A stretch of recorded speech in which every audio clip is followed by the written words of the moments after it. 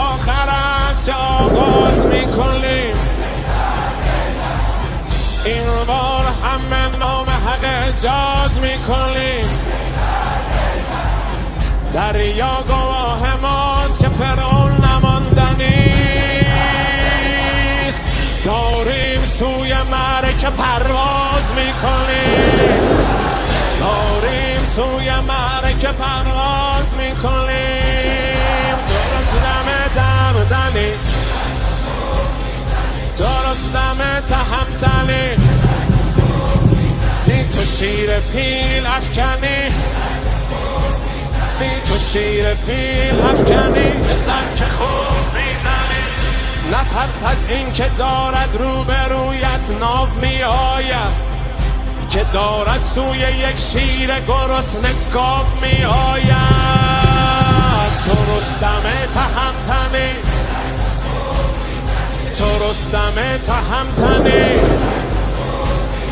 تو شیر پیل افکنی، تو شیر پیل افکنی.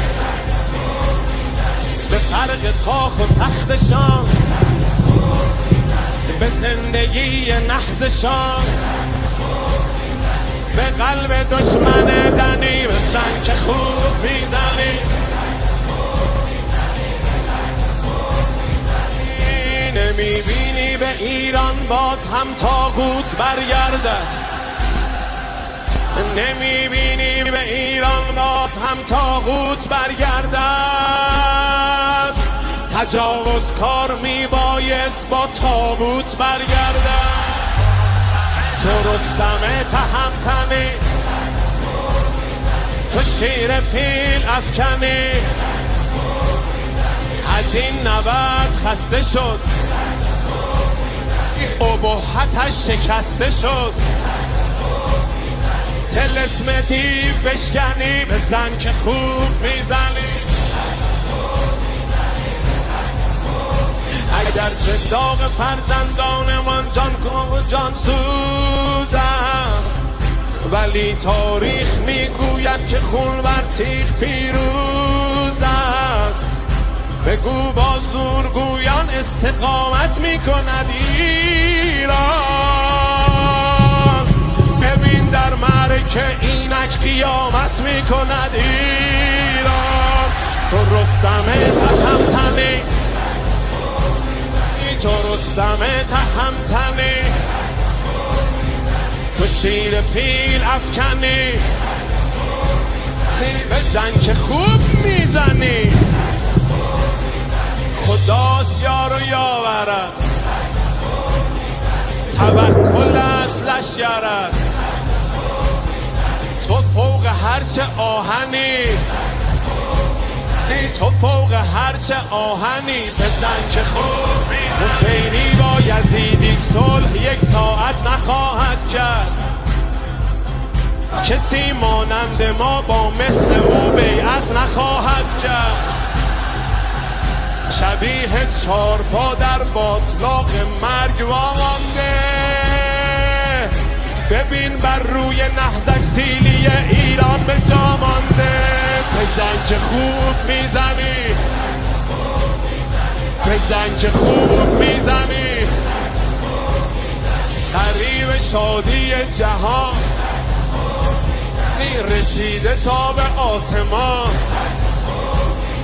تو آن امید روشنی، بزن که خوب میزنی. تو رستم تهمتنی، تو شیر پیل افکنی. به قلب دشمن دنی، طلسم دیو بشکنی. تو فوق هرچه آهنی، بزن. تو رستم تهمتنی، تو شیر پیل افکنی.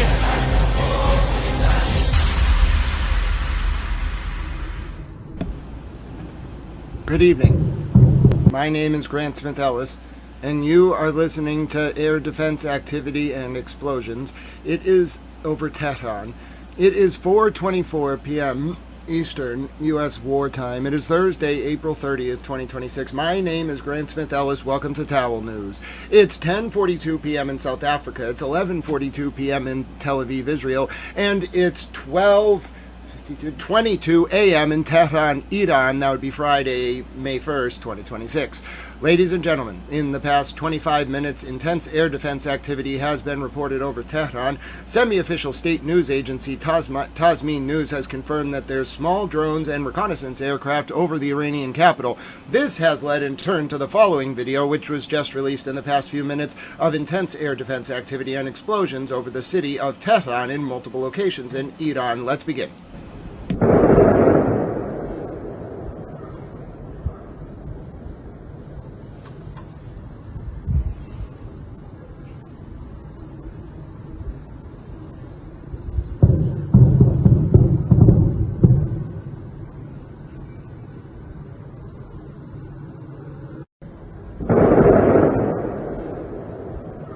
Again, the latest pictures from Tehran tonight. You are looking just 20 to 30 minutes ago at an intense burst of air defense activity over the Iranian capital of Tehran.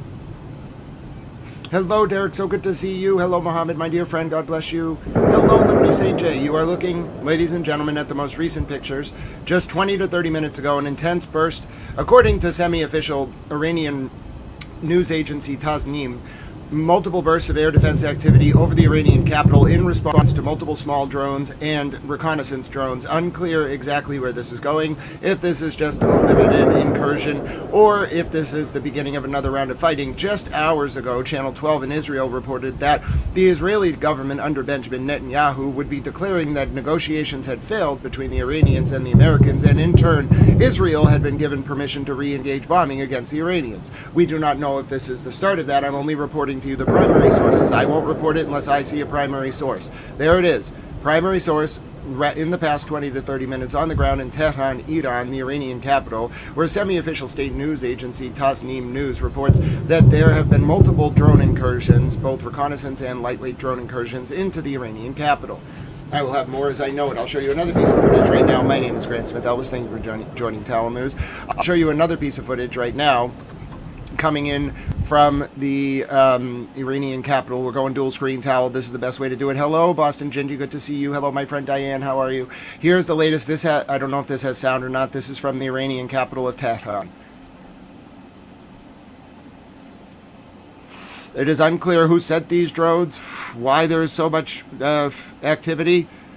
Drone activity over Tehran and anti-aircraft activity. There have been no missiles fired at Israel as of yet, nor anywhere else. My name is Grant Smith Ellis. You are looking at the latest pictures from the ground in Tehran, Iran, just under 30 minutes ago, where there has been, both according to semi-official state-run Tasnim news agency, both an incredible incursion of both a reconnaissance and lightweight drones into the Iranian capital, coupled with an intense burst, multiple intense bursts throughout the west, north, and east regions of Tehran of anti-aircraft fire, some of which I just played primary source video for you of. You're now looking at further primary source video from on the ground in Tehran of that anti-aircraft activity. I do not have further updates for you at this time. My name is Grant Smith Ellis. That is the latest. That's also why we started our broadcast day about 20 minutes early. Thank you for tuning in. I will have as much information for you as I possibly can as I know it. There have been flare-ups over the past 3 days, what were called tests of the Iranian air defense activities. This, however, is a little bit different because about an hour before this, per Reuters National Security Bureau Chief Phil Stewart, the United Arab Emirates banned its citizens from traveling to Iran, Lebanon, and Iraq and urged all those citizens of the UAE in those three countries to leave immediately. So that was a little bit abnormal. Obviously, if you've been following this coverage, you know that we monitor this every day. So we have a pretty good sense on this channel of what's going on, and I would say that that was abnormal from the Reuters bureau chief, followed by the anti-air defense activity in Tehran also being a little abnormal, coupled with the complete sort of dearth or lack of serious bombardment towards Israel by Hezbollah over the past 3 days, notwithstanding rounds of bombing that can best be described as grotesque grotesque, but that's probably editorializing a bit. I think massive in scale is a better, more apropos term, by Israel in the south of Lebanon.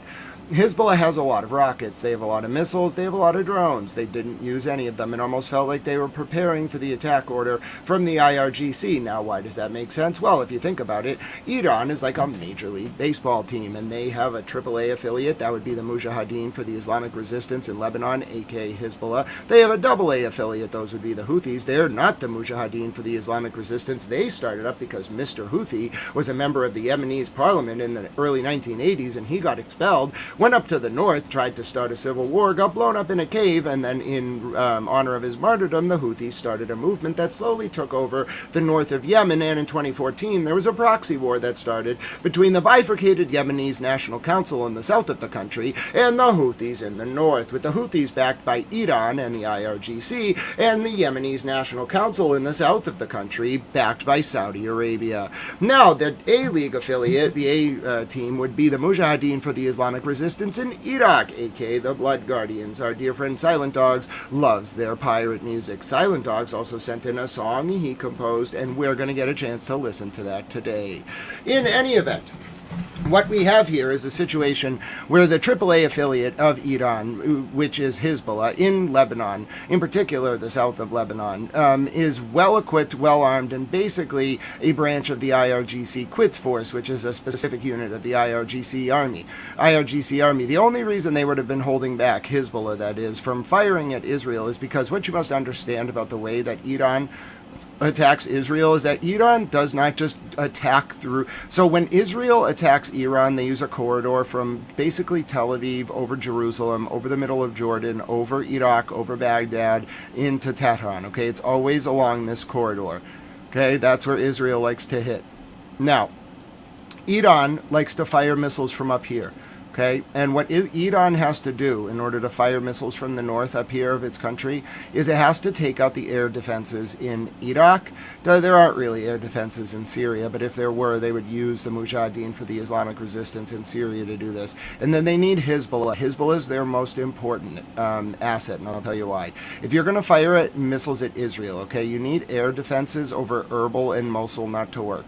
So you need the Islamic Resistance in Iraq and the Popular Mobilization forces to bomb the hell out of American positions in Mosul and Erbil to take down their air defenses. Then you don't really have to worry about Syrian airspace. It's just there's not a lot of air defenses. And then what you don't have to worry about up here in the north of Lebanon from Tripoli to Beirut, but you absolutely have to worry about south of Beirut and the south of the Litani, like Sur and south. Why? Because this is where Israel has the best chance of intercepting the Iranian missiles. So what you need Hezbollah to do is send over a lot of drones and missiles across the border here, forcing Israel to use up all of its interceptors in the north, allowing the Iranian missile using a circumlocuitous path, which is actually the quickest way for something to travel across the earth, just due to the way the earth is a sphere and the way that things travel. It's better to go in a curve like this, it's quicker.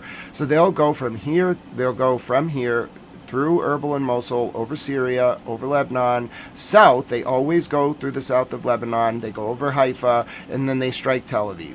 That's how Iran does its bombing. So what I believe to be the case is that Iran has been waiting to give the go signal. I don't know if this is going to be the go signal. There have been air defense activations over Tehran over the past few days. This does not mean this is going to be the moment that they decide to unleash this coordinated wave. But if Israel does make the ridiculous decision to attack Iran, and then Mr. President comes out and says, well, the talks collapsed and we're not bombing them, Israel is, all hell is going to break loose. And I can absolutely see that kind of thing happening. If this is the moment, I don't know. I'm monitoring very closely. I will keep you up to date on other things that have been occurring today, including the press conference Mr. President gave at the Oval Office just minutes before all of this started, where he said, to put it lightly, some quite absurd things about Iran. We can listen to those absurd things now. I clipped them and recorded the best of the press conference for you. It was about some kind of health care bill. Let's take a listen to what Mr. President had to say. Them. Yeah, please go ahead. This was maybe an hour ago in the Oval Office, right before all this activity military started. Has decimated them. Yeah. Okay. military has decimated them. Yeah, please go ahead. Mr. President, two questions for you. Alina Shrazi from the Daily Mail. You have called this the new regime before in Iran, but I speak to Iranians on a daily basis, and they tell me that these are the same people that have murdered them, executed them, repressed them. I talked to them through the blackout, and they wanted me to ask you this question. And second of all, Secretary of State Marco Rubio, how come he's not involved in these conversations? Oh, he's very much involved. Marco is he's negotiating with them all the time. Now look, Iran killed 42,000 people over the last 2 months, protesters.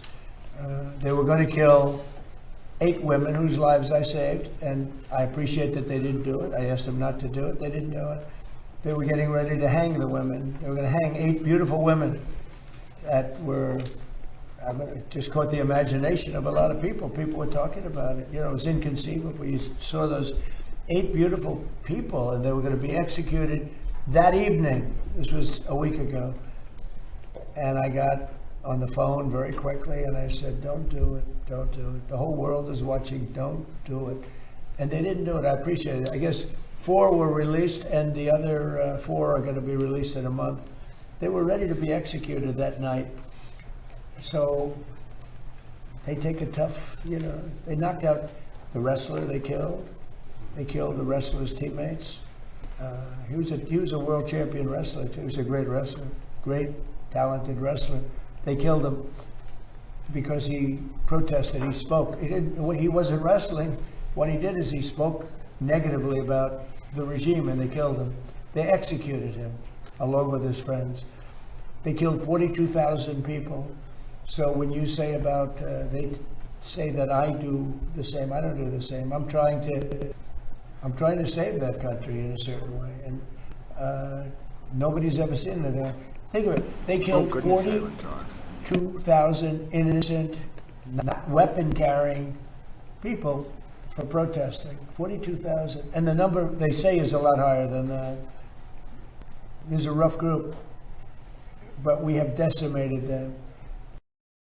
Taking you now to Erbil, where the Koya district in northern Iraq, almost on cue, Iran's opposition, although they have done this the past few nights, almost on cue, Iran's backed groups have struck American/anti-Iranian positions, whatever you want to call them, American-backed positions in northern Iraq. This is right now.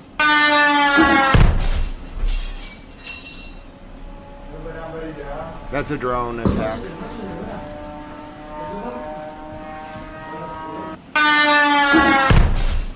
Wow. This is right now in Erbil. This is right now in Erbil.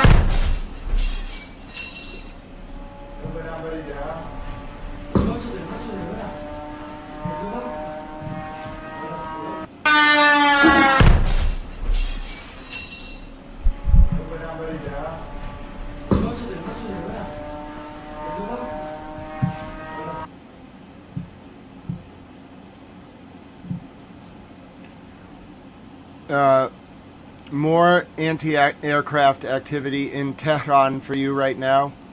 This is in southern Tehran.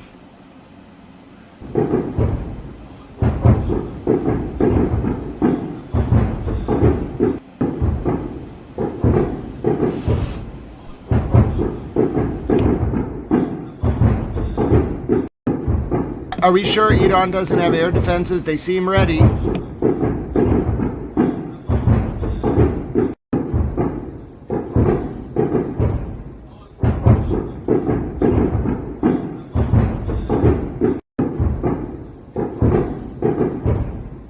That's a lot of air defenses. Whatever Israel has planned, I don't think it's going to work. I don't know if they're actually going to go through with this attack. I think they were testing. That was the test. I think Iran has a lot of air defenses. Let me show you what else Mr. President Trump had to say today at the White House. Something we talked about a couple weeks ago. There's all these missing scientists who had access to classified material. A bunch of them have turned up they're either missing or they've turned up dead. Have you been briefed yet about whether or not these cases are connected? Yeah, I have. And can you tell us if they are connected? Well, so far, I mean, they're individual. We have a lot of scientists, so when you see, you put together 10, it's a lot, but it's, a very small number compared to what overall. We have a lot of scientists. I was asking that question with thousands, hundreds of thousands of scientists. So, some of them that we looked at are very sad cases in some cases. Some were sick. Some left this earth self-inflicted. Some had other things. So far, there's not a major. There's sometimes a little bit of a connection anyway, and you say, "Oh, this is a terrible thing." But so far, we're finding that there's not much of a connection. We'll let you know. We're going to be doing a full report on it. It's very serious stuff. Okay, that was the latest from the president on the developments regarding the missing scientists. Here's more from Erbil, where there are multiple attacks ongoing right now against against Iranian opposition camps. Oh goodness, this could be a precursor. Oh goodness.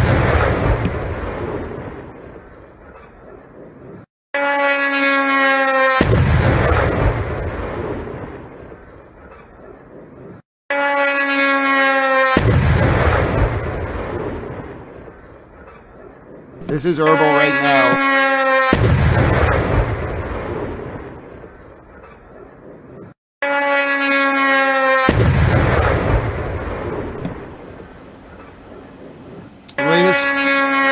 This is Erbil now.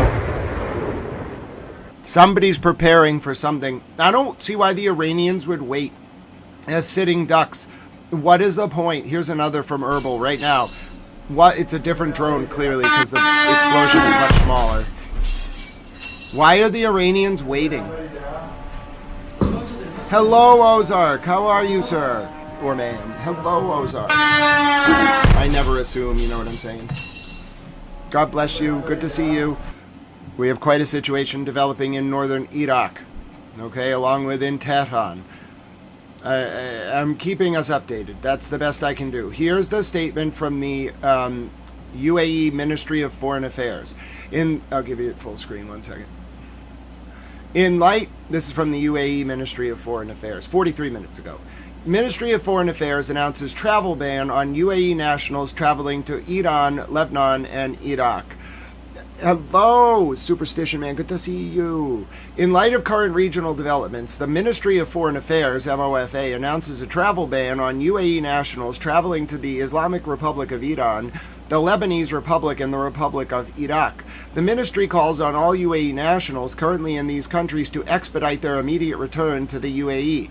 As part of the UAE's commitment to monitoring the well-being of its nationals abroad and ensuring their safety, the Ministry of Foreign Affairs underscores the importance of adhering to all instructions and advisories it issues. Furthermore, the ministry urges UAE nationals in Iran, Lebanon, and Iraq to contact the ministry via number provided as part of the precautionary measures taken by the UAE to safeguard the well-being of its citizens. My name is Grant Smith Ellis, and that is the latest from the UAE Ministry of Foreign Affairs. Now Mr. President Trump gave a very rambling answer about the war. This was the last thing he said, ladies and gentlemen. This was the last thing. I'll show it to you full screen. This was the last thing Mr. President Trump said before we moved on to, before this press conference about 45 minutes ago ended. This was the last thing he said. Then air defenses started activating over Tehran, although it seems to have just been a, quote, test of the air defenses. Although I don't know if you can call like an incursion into Iranian airspace with drones a test. It's an attack. Here's what Mr. President said in a rambling 7-minute soliloquy about Iran at the end of his press conference just about 45 minutes ago. Sit in there and just do it and take a negative vote and do it again and again like the Democrats do. They go again and again. The war power. I'm negotiating a deal with Iran.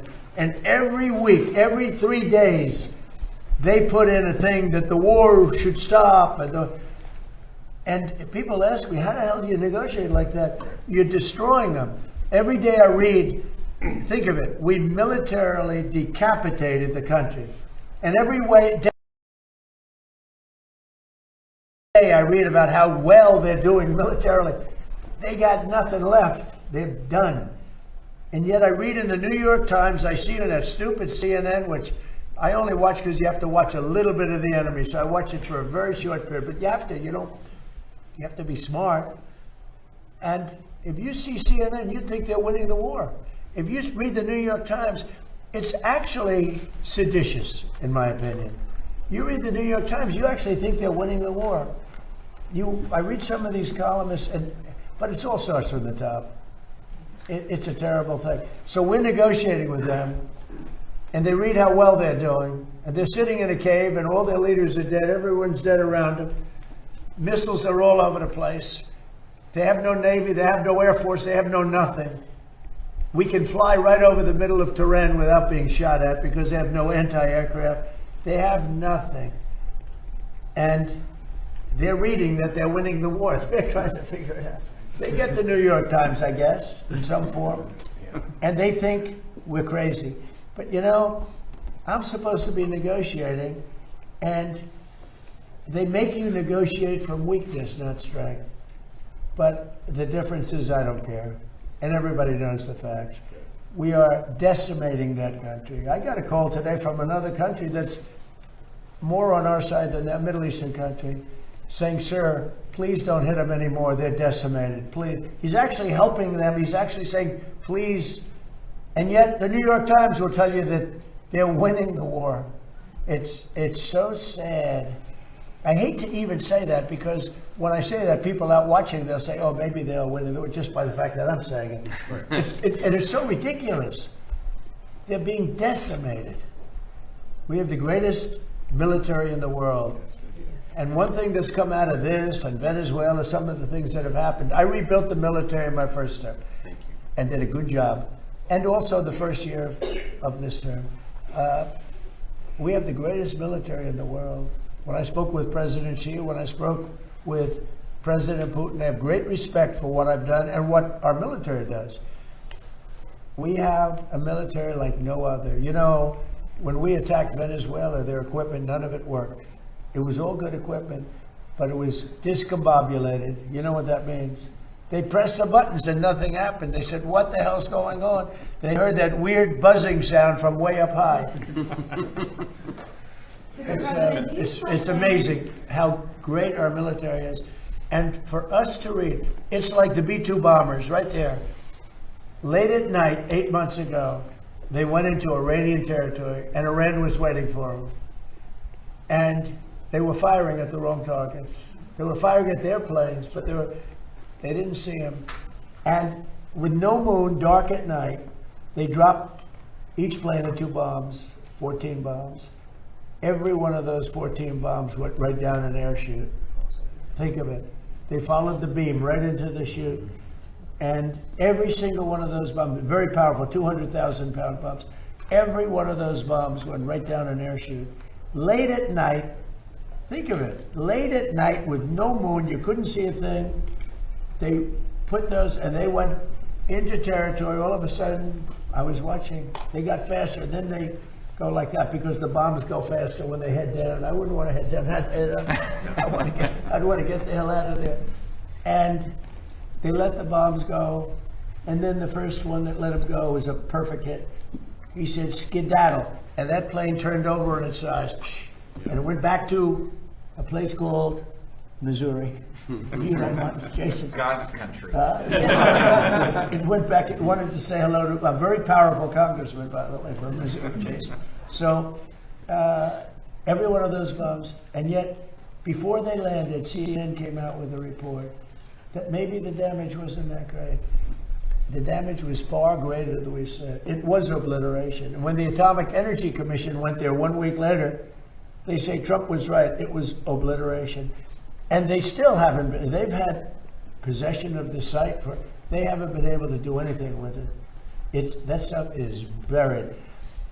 And the reason I took I was angry about it was because it's disrespectful to those pilots and those incredible people, including the people that maintain the planes.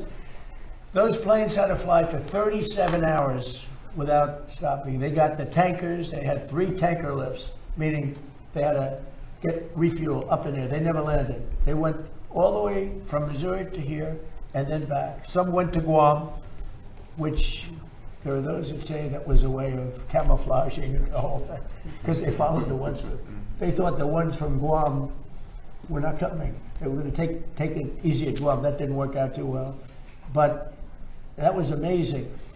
And the New York Times and CNN, they said, well, maybe the B-2 attack wasn't so good. Even to this day, I hear it, because we want to get the nuclear dust. It's way down there. You need excavators and everything to get it, but we want to get it. We'll take it one way or the other. We'll get it. We'll either get it or we'll take it.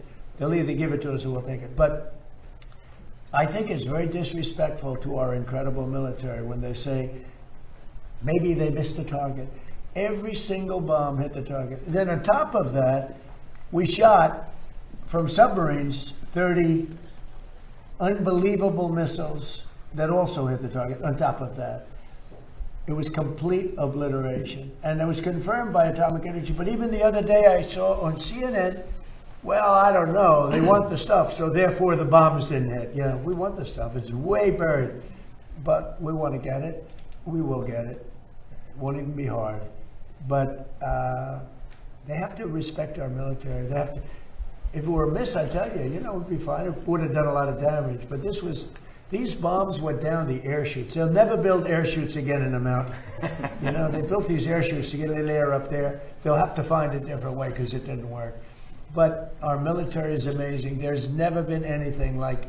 We have the most powerful military on earth, and it's too bad we have to use it, but we're doing really well. So we'll see how that all works out. Thank you very much, everybody. Okay, here's what I have for you on the ground. I have a few things going for you. Firstly, Sit in there and just there is do it definitely and take some it. activity in Iraq, around Erbil in particular. Here is a report I have for you from Tehran. Take it away, British reporter Tao. Conversation. According to Iranian channels, 2 hostile drones flew from southwest Tehran towards central Tehran. The images allegedly show the projectiles flying at relative high altitude. AD activity stopped minutes ago. I'm not in Tehran right now, but friends in Tehran said the ad was very loud. Anti-aircraft defense. Here is the drones. I'm showing you a picture of the drones that just flew from southwest Tehran towards central Tehran. I don't know where they came from. They appear to be hostile. If it was a test of the Iranian air defenses, they are very active and very real. No, the Iraq situation is separate standing stones. I'll show you what's going on in Iraq now. In Iraq, you have Iranian militias bombing their opposition. So I'll show this is the video we just looked at. I'll play it again. This is loud. This is a video of the Iranian-backed militias bombing their opposition, which would be the American-backed militias. That was in Erbil about 15 minutes ago. Hello, Mr. Monk's understudy. So good to see you. And then I'll show you another video from Erbil. Same area, so multiple drone attacks, because this is clearly not the same drone. It's a much smaller attack. Very scary for those people in that house, though. This is a more ferocious pace than we've seen in recent nights. And it all happened very quickly in the past 40 minutes. Maybe it'll stop. I'm not exactly sure. Maybe some like tit for tat, or like you test me, I'll test you kind of thing. I'm not really sure. I think a lot of people are on edge. Hello, Motorhead. Well, Motorhead, a lot of people, I think, have a difficult time discussing anything because of the polemical nature of modern discourse. To actually talk about the fact-specific analysis of any given situation requires so much of a totality of the circumstances that modern language, in particular English, isn't very well suited to discuss nuance. We could change that, though. Just gotta break things down into individual issues, examine who's doing what, when, and why, and where, and then you can sort of break through that generalized polemics and get people to actually communicate. It's like an applied methodology. You have to do it all the time, though. All right, let me take you. So this is just what's been happening in Tehran. Let me take you to the. Wait, what is that? What's that? What is that? Over Iraq. That. What is that? محمد نيزك والله. What is that? What is that? What is that over Iraq? That is a strange object. By strange, do you mean missile looking? What is that? محمد نيزك والله. God bless you, Motorhead. You are very kind. Good to see you. I don't know what that is. Is it something like that got shot down? Is it a missile? It's just from the ground in Iraq. I'm not an expert in, burning things falling to the ground. So I could use some help here.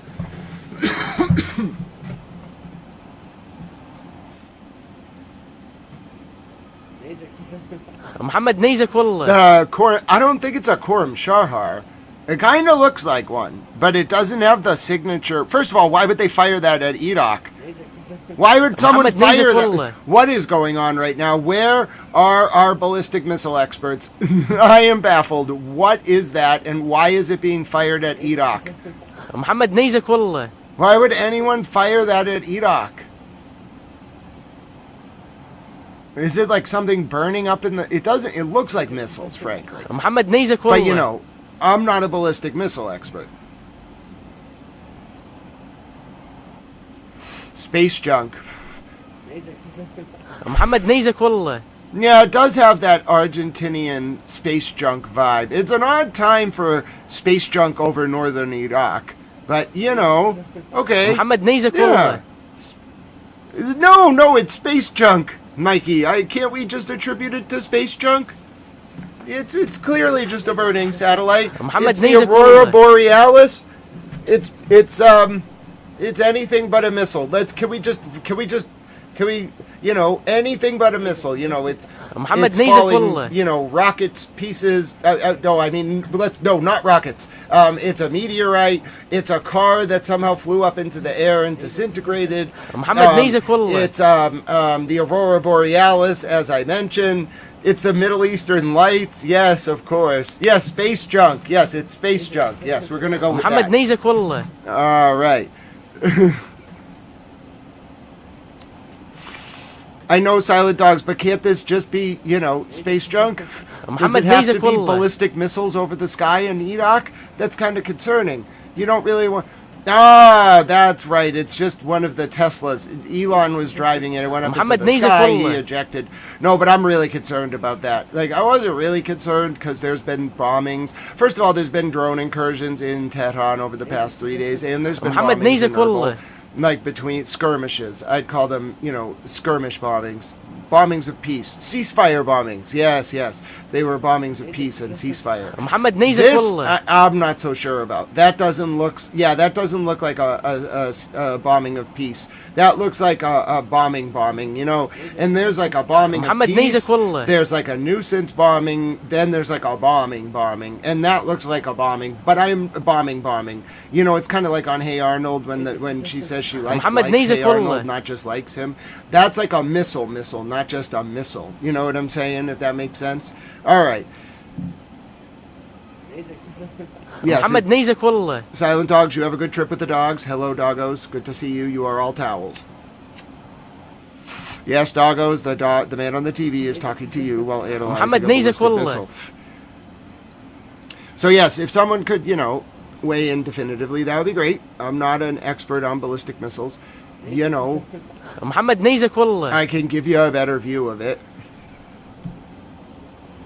Give me 1 second here. محمد نيزك والله. All right, let me give you a better view. Ready? Real-time towel editing. Here we go. محمد نيزك والله. Yes, this is why you turn into Towel Network, so you can analyze falling objects in the sky. Okay, there it is. What is it? محمد نيزك والله. I don't know what it is. I don't know how to speak Arabic either, so I have no idea what they're saying. محمد نيزك والله.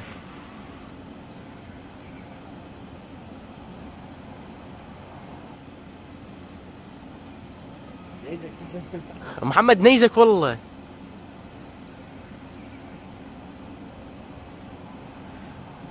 God bless you, Johnny. محمد نيزك والله.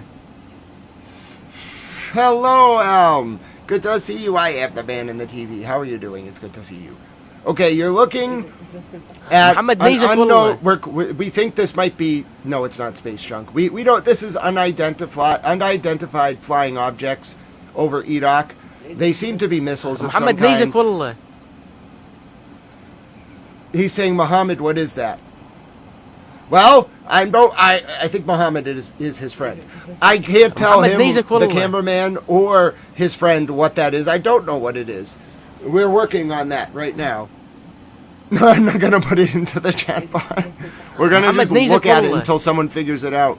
Oh, that's right. It's clearly flying goats. Nope, I'm actually concerned now.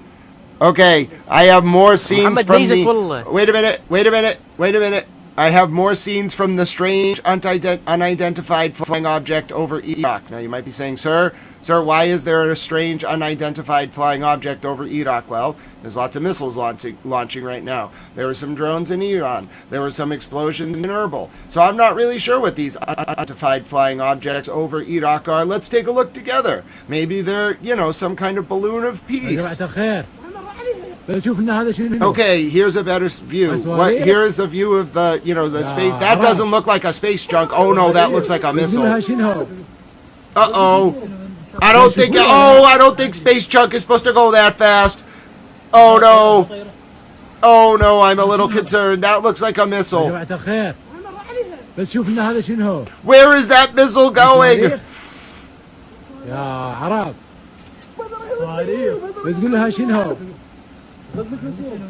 Oh my God, who just fired a missile over Iraq?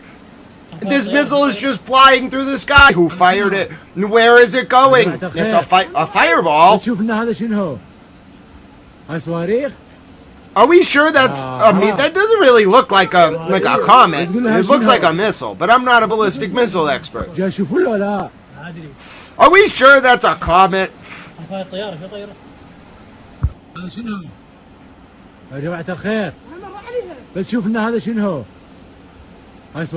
I'm not really buying that this is a comet.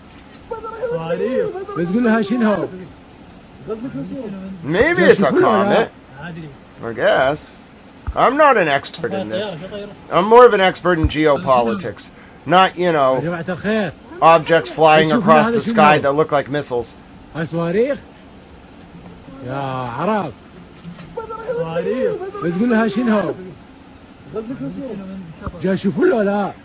Oh, it's Rudolph the Red-Nosed Reindeer, I see. Alright, you all have created some great guesses, but I'm a little concerned. This is right now, Kitty Kobo. This is literally right now. It's just flying across the skies in Iraq. We don't know where it's going. We're a little bit unsure what it is. We're all a little confused and quite concerned. It's just an object flying over the sky of Iraq. Oh, it's a clown that got fired out of a cannon. I should have known that. Oh, Aladdin! That's right, it's a magic carpet. Listen, all of these are wonderful guesses. You all have just done a great job. We've put a great number of guesses up on the board. One of them is bound to be right.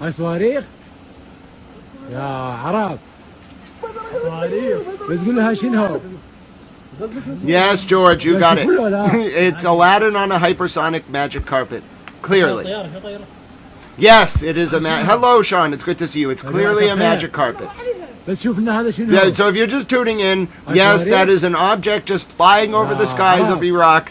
All of the media are, the only really people who have connections in Iraq and people who upload it and then they find out about it even know this has happened. But that's just an object, kind of looks like a missile. We probably should find out where it's going, who it's aimed at, who fired it. Why it's over the skies. Someone probably should go do something about the missile. We're not really sure where it's going or what it means. It's just kind of flying through the sky. Oh, yes, a lot of us, we don't really know where it's going, you know? Johnny, I really would love to know where it's going. I'd love to know who fired it, but as of now, all I have for you is a video of it flying through the sky about 7 minutes ago. And that's a little concerning, you know? Hello, Illy. I did see that. The IDF intercepted a flotilla attempting to reach Palestine, and multiple countries have declared the intercept a war crime. Drop micro. Richie, how are you? Microdots, it's so good to see you. I do not believe that I believe this is over Iraq, not anywhere near Massachusetts, but I'll keep you updated if I have any reason to believe this missile heads over the Atlantic Ocean. I don't believe it would have to go across a lot of oceans. I think we're good, at least here, but I'm a little concerned about the people in Iraq and on either side of Iraq, because that seems to be a missile. I don't know who fired the missile. I don't know why they fired it. It just seems to be going across the sky. You know, we're just kind of tracking it. People are filming it as it goes through the sky.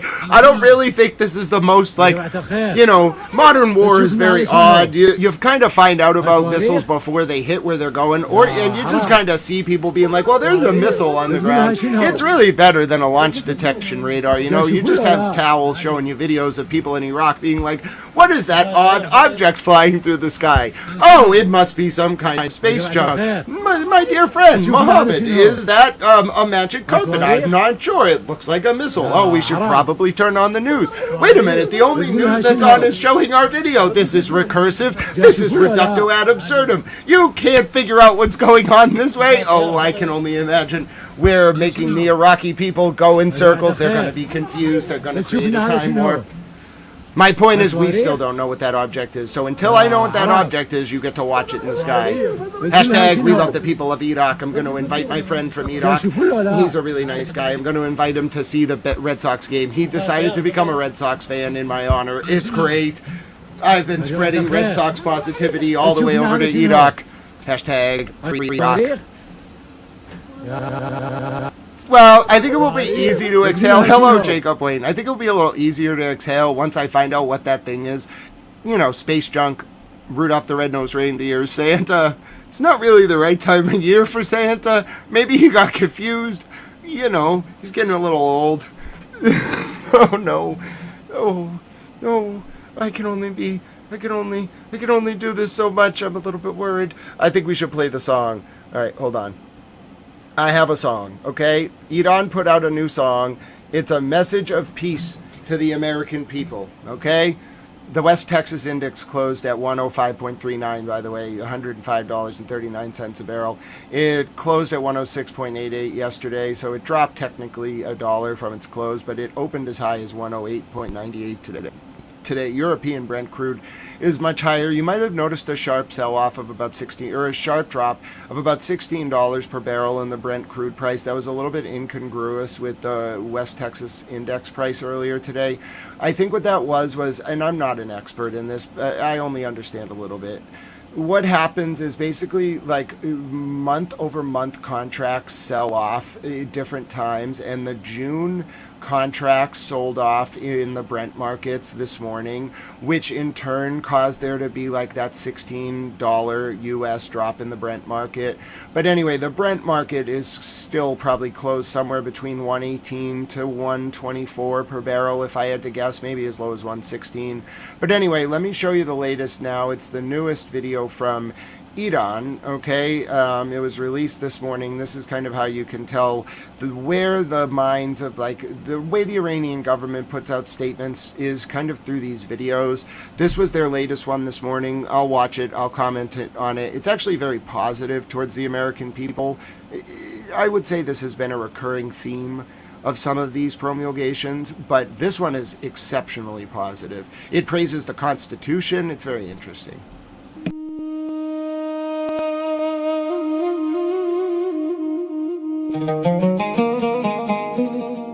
From the streets of Tehran to the avenues of DC,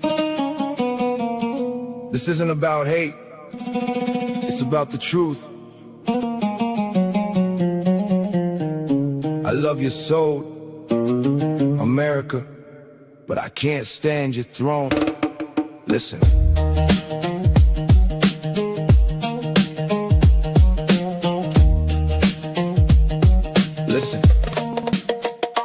I wake up in Tehran, but I'm wearing your brands. Listening to Wu-Tang while I'm washing my hands of the propaganda fed by the man in the suit. I love the fruit of your culture, just not the root of your foreign intervention. I grew up on your...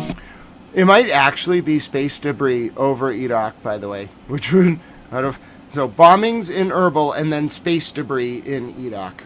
Okay, it might actually be space debris. Films, dreaming of NYC, the lights in the realms of freedom you preach. I love the jazz and the blues, but I hate how your leaders put my brothers on the news as a target, a number, a threat in a folder. Well, we're just... No, there's heavy... no, I'm seeing heavy air jet, like air war jet activity, like air fighter activity over Koya and Erbil in Iraq. So I think the space debris might be an anomaly because there's definitely fighter jets over Erbil right now. Two kids getting older and colder. I love the land of the free, but not the man in the halls. I love the spirit of the street. Oh, Iran shooting down satellites. I didn't consider that possibility. Excellent job, First 48. I think that's a great possibility. Good analysis, dear sir. Not the height of your walls. Between your flag and my home, there's a bridge made of gold, but your leaders keep... Or the other way around, exactly. Keep burning every story we've told. Yeah, I love the stars, but I hate the stripes they draw on my skin. You talk about liberty, but you lock the gate with sanctions that don't hit the elite. Only the plate of the mother and nice behind trying to buy bread. Your leaders aim for the crown, but hit the worker instead. I love the American dream, the work in your rise, but your Senate's maximum pressure is just slow motion demise. Medicine scarce and the currency's floor bound. How can I cheer for the eagle when it's pinning me down? I love your people's heart, their drive and their grit, but your White House pen, I got no love for it. I love the land of the free, but not the man in the hall. I love the spirit of the street, not the height of your wall. Between your flag and my home, there's a bridge made of gold, but your leaders keep burning every story we've told.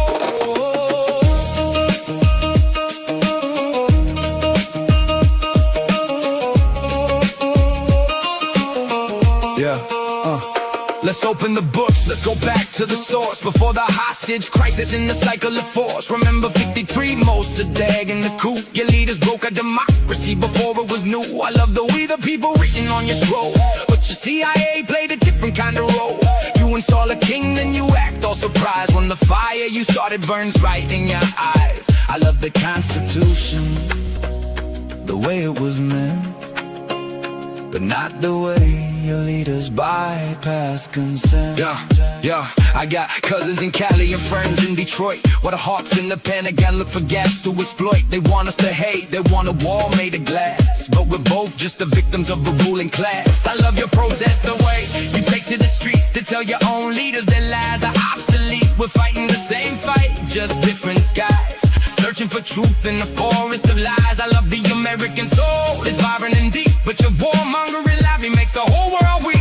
So this ain't a death to, it's a life to the core of a bridge built on art, not a vessel for war. Keep your drones in the hangar, keep your threats on the shelf. I love your land like I'm learning to love myself, but to the men in the high chairs, the brokers of pain, your legacy's rust and your profit is stained. I keep the hip-hop, the poets, the Pacific shore, but your imperial shadow, we don't want it no more.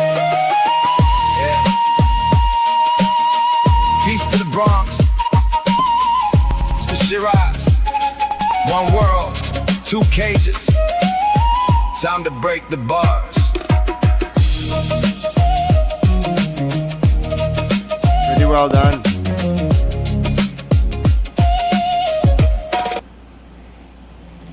Pretty well done. Let me save that link just in case we want to watch it again at another point. Ode to American people, Lego. I gotta show you something now. There's no weapons involved in this, but I'm gonna give you a content warning. Yesterday, there was what can only be described in the holy city of Jerusalem as a disturbing attack on a French nun. Now, the Israeli police have and I did confirm that this was released by the police of Israel. So it was released by a government. I'm going to play it. It does not involve weapons. It does not involve blood. But you are going to see something that's going to make you upset. So before I show it to you, I'm going to give you a sort of an emotional content warning. You are going to watch what has been described as an extremist, a Jewish extremist, attack a French nun. The French nun was injured. She suffered head injuries in the attack. I saw a picture, in fact, of her head injuries, so I can tell you that she suffered head injuries. I don't know how this has happened. I don't know why this has happened. I'm showing you this video because it was released by the Israel police. I did go to the actual IOF account in Hebrew and confirm, and it has the Israeli police logo. There are no weapons involved in this. There is no blood.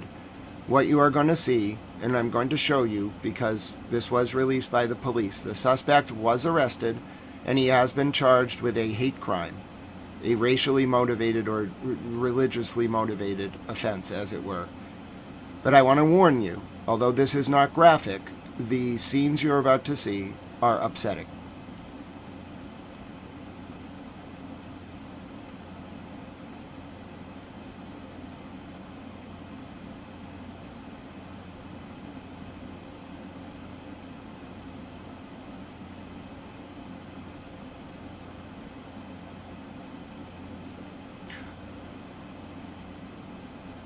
Thank God, a bystander did come in and save the nun.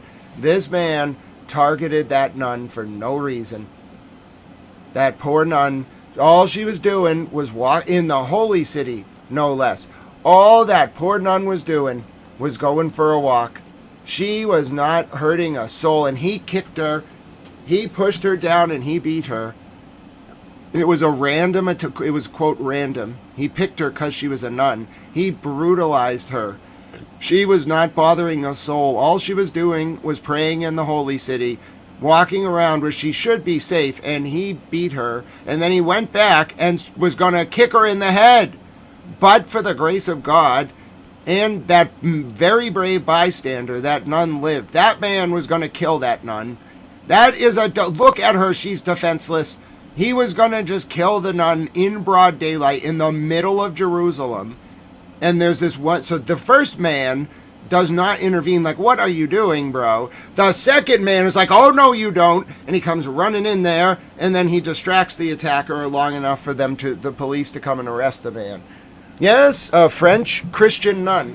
I didn't see the exact denomination.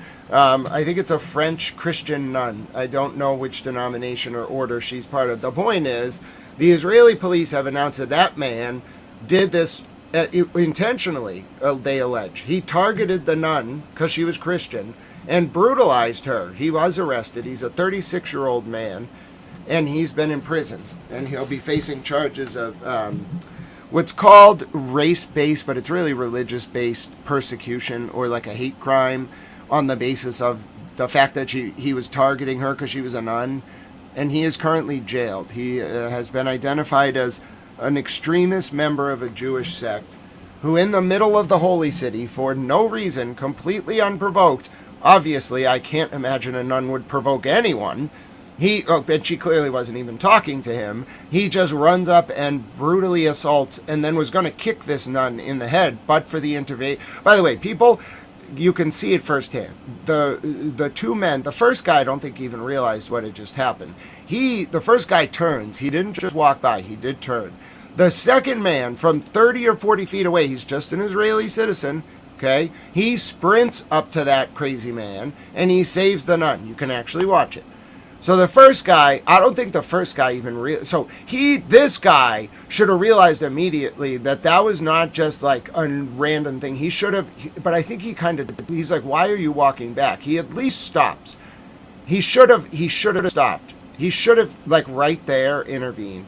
This guy, At least he didn't keep walking. I mean, it could have been worse. You don't, I mean, you really would be putting your life on the line. So I'm not, like, the reason you call people heroes is because they intervene.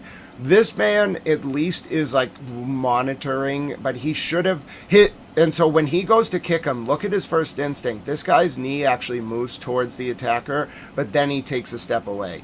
He keeps his hips turned towards him. I think he's considering intervening, but he's like trying to run, but his body's pulling him to protect her. It's actually fascinating. But now this man, this is just a random man. He's not a police officer. He's just a random dude, citizen of Israel and all. He sees this Christian nun being brutalized by this extremist who is Jewish, and he just sprints up. He doesn't care. He doesn't care what happens to him. He just intervenes. It cuts off, but I saw the end earlier. He just pushes him away from the nun. Yes, that's correct. There were multiple interceptions over Tehran, and then there was a lot of activity in Erbil, and then there was clearly a satellite that was downed. Here's the latest from the King of Bahrain as I monitor with adrenaline halfway through my, skull, but I'm trying to keep calm and just pray nothing happens. Conversation. King of Bahrain. Whoever betrays the homeland does not deserve the honor of belonging to it, nor the generosity of living on its pure soil. Citizenship is not a paper that is granted, but a covenant and a pact, and whoever breaks the covenant has forfeited his right by his own hand. All right, so that's the latest from the King of Bahrain. Now I'll show you a summary from Courtney Boneo of all of the bombings in Lebanon today, of which there was very little response by Today's Hezbollah. Israeli attacks on Lebanon were relentless. Summary of Israeli attacks on Lebanese territory on the 30th of April 2026, asterisk. Airstrikes, Adchit, Jebchit, Haruf, Toul, Froun, Barakat, Sultaniya, Burj Kalawi, Kirbet Selm, Kafra, Zortar al-Ghabia, Al-Maidane Kafar Rumman.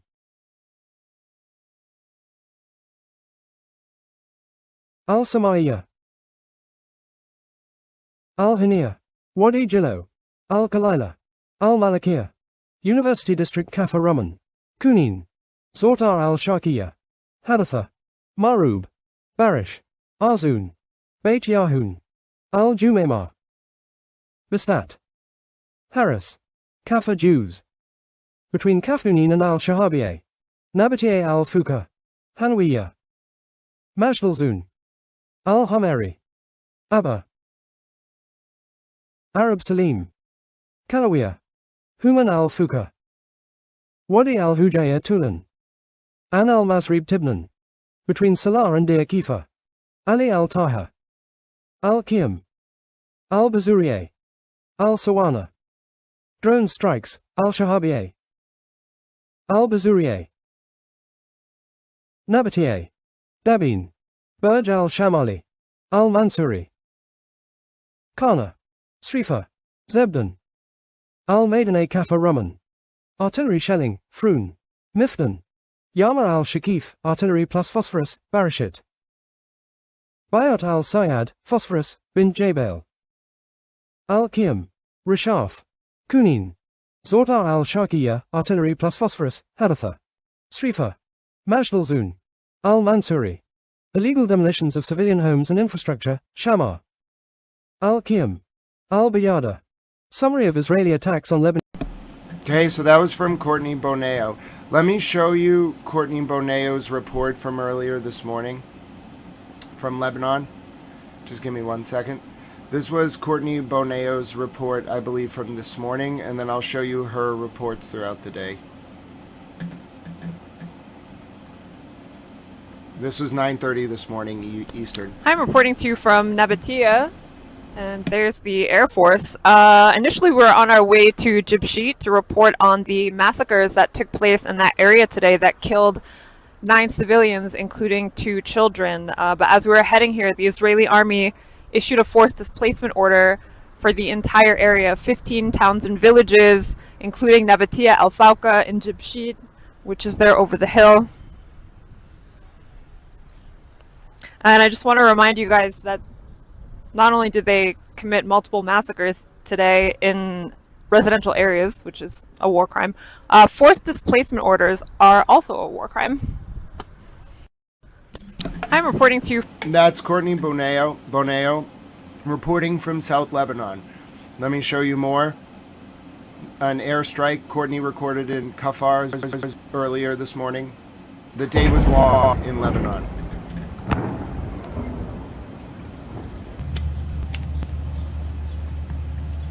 And there was very little, if any, Hezbollah retaliation. You're looking at an airstrike earlier in South Lebanon.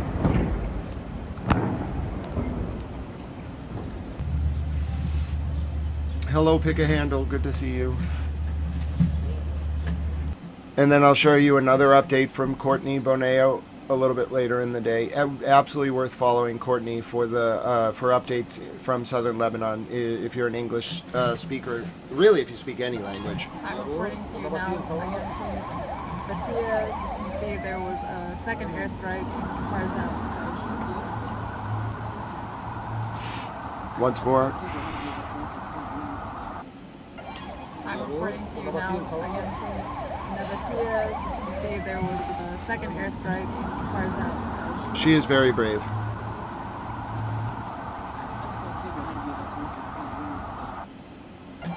I'm reporting to you now again from Courtney Boneo is very brave. I think her partner works for Al Jazeera Arabic. I could be wrong. I don't want to say that as a fact. I just believe I read that somewhere. She's an incredible journalist. She's up there with Heidi Pett, and then Zena Kaddour, I think, is the dean of the journalist corps in the English-speaking journalist corps in Lebanon. But Ali Hashim obviously is in that journalist corps as well, but he reports from Iraq. Now, this was, by the way, confirmed as space debris over Iraq. Here's a better image of it. The question is why. First 48 Gaming thinks it was from a shot-down satellite, which makes a lot of sense. I'm showing you the latest pictures of, quote, space debris falling over Iraq in a very low orbit. So it's not a missile. It is space debris.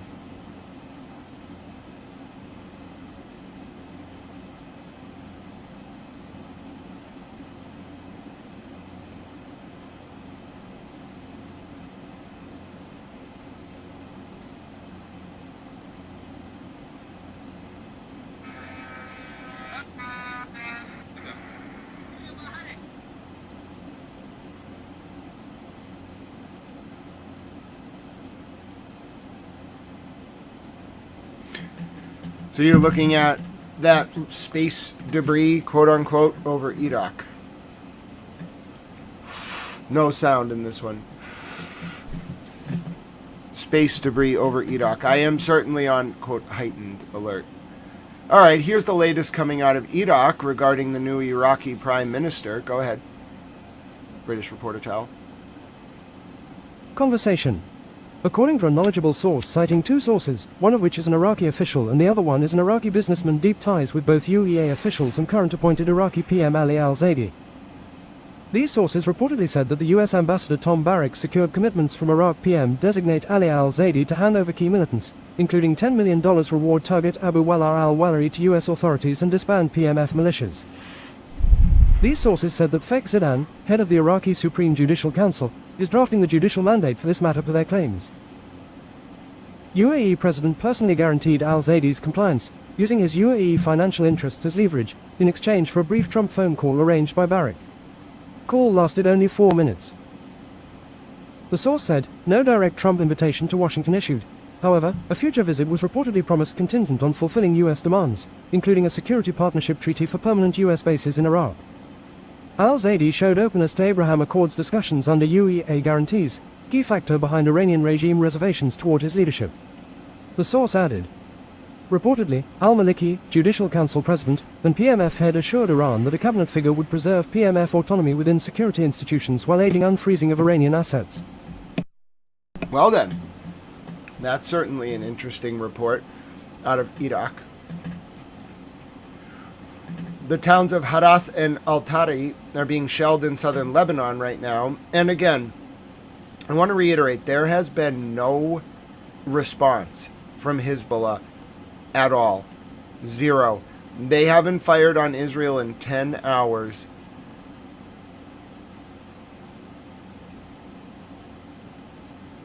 There's either a complete collapse of the command and control structure in Iran, or they're saying wait until we tell you to fire, which I think is more likely. Save your missiles. There's no way. I have watched Hezbollah and Israel attack each other for 50, 60 something days. I know the pattern to a T. Hezbollah is very militant about attacking people in southern Lebanon. If you bomb Hezbollah in southern Lebanon, they might tit for tat with military targets. If you bomb civilians, like Israel has done for 3 days straight, Hezbollah can and will shell civilians. They haven't done it once. Once. They hit an army target in the north of Israel today. That was the first major hit that Hezbollah struck inside Israeli territory in 3 days. They haven't bombed once. They haven't fired a missile or a drone in 10 hours.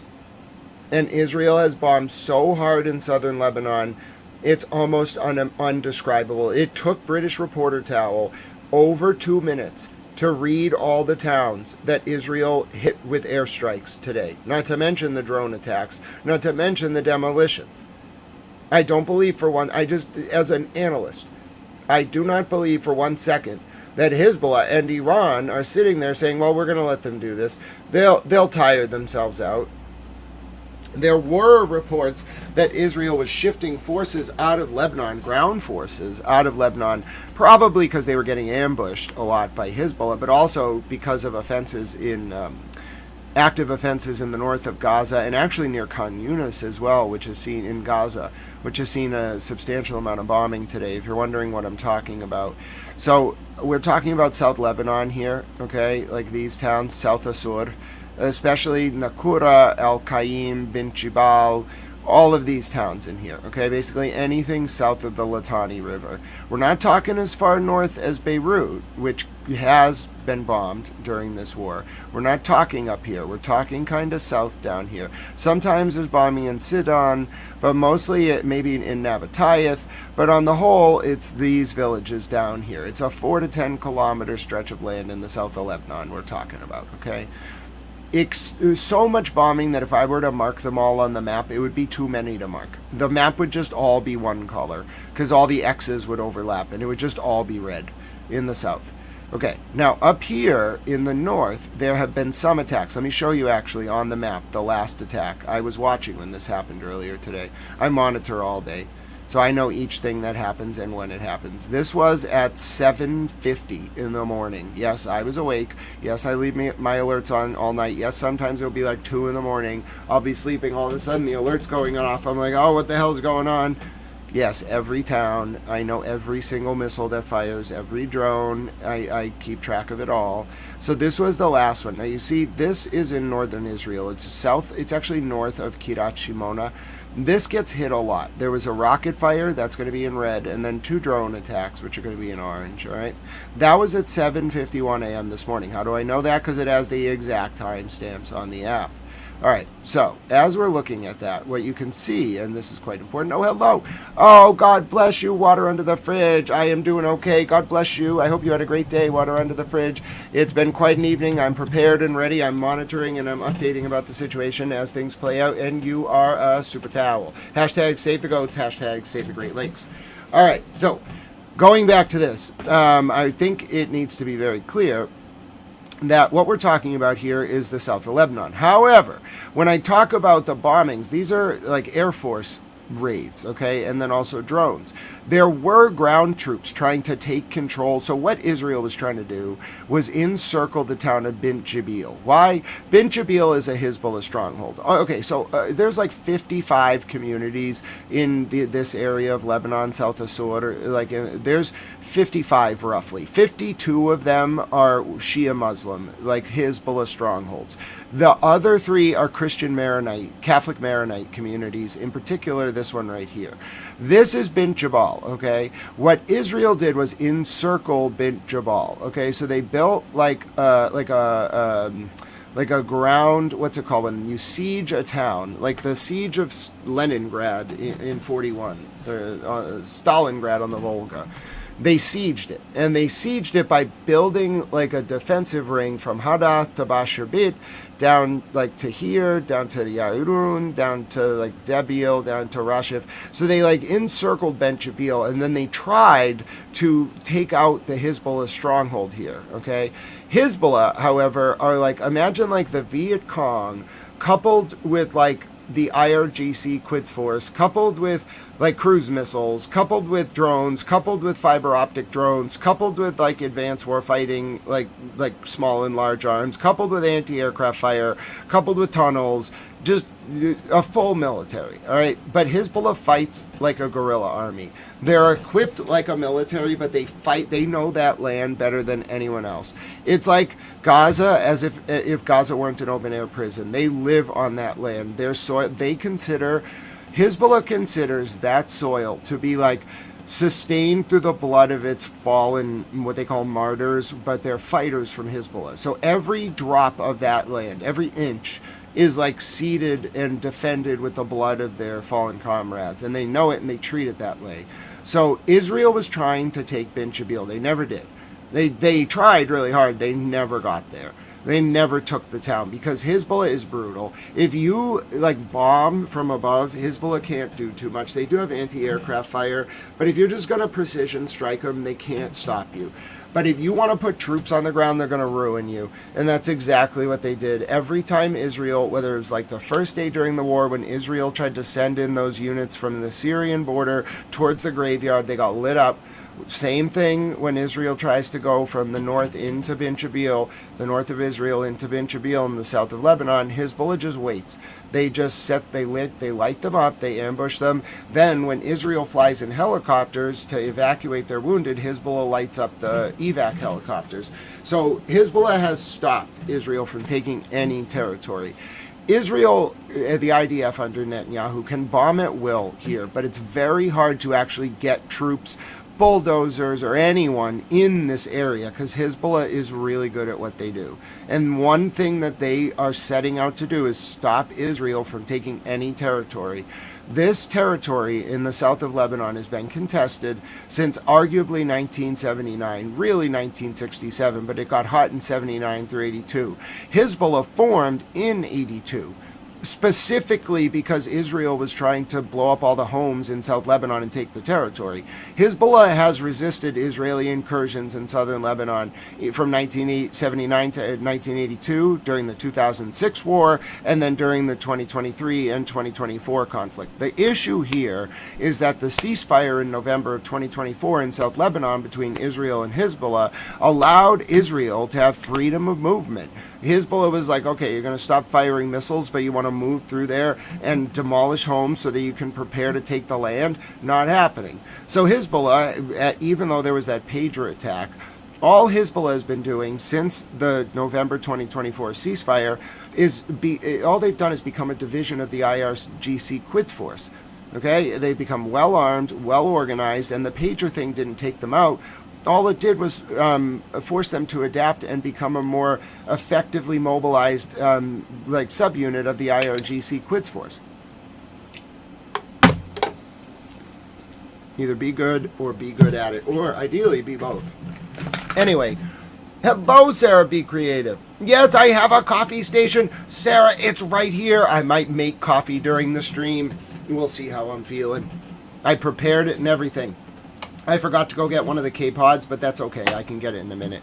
I have a caramel one, caramel crazy, and a cinnamon bun one. It's great. They're both from Dunkies.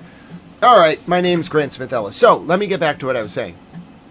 Because it's so hard to move troops at all in the south of Lebanon for Israel, what they've done is Israel started a new offensive down here in what's called Gaza. So you might know of the occupied Palestinian territories. They're like part of Jerusalem, and then there's also the West Bank. Where's the West Bank? That's somewhere like up towards like here.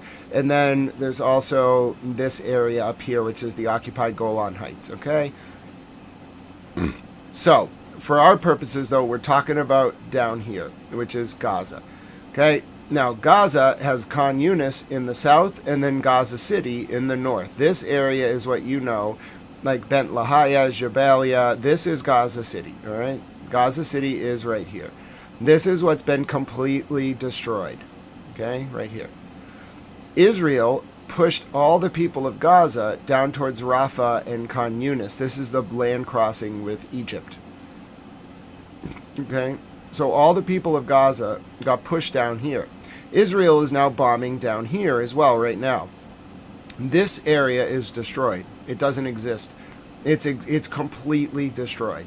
It's completely flattened. This whole area.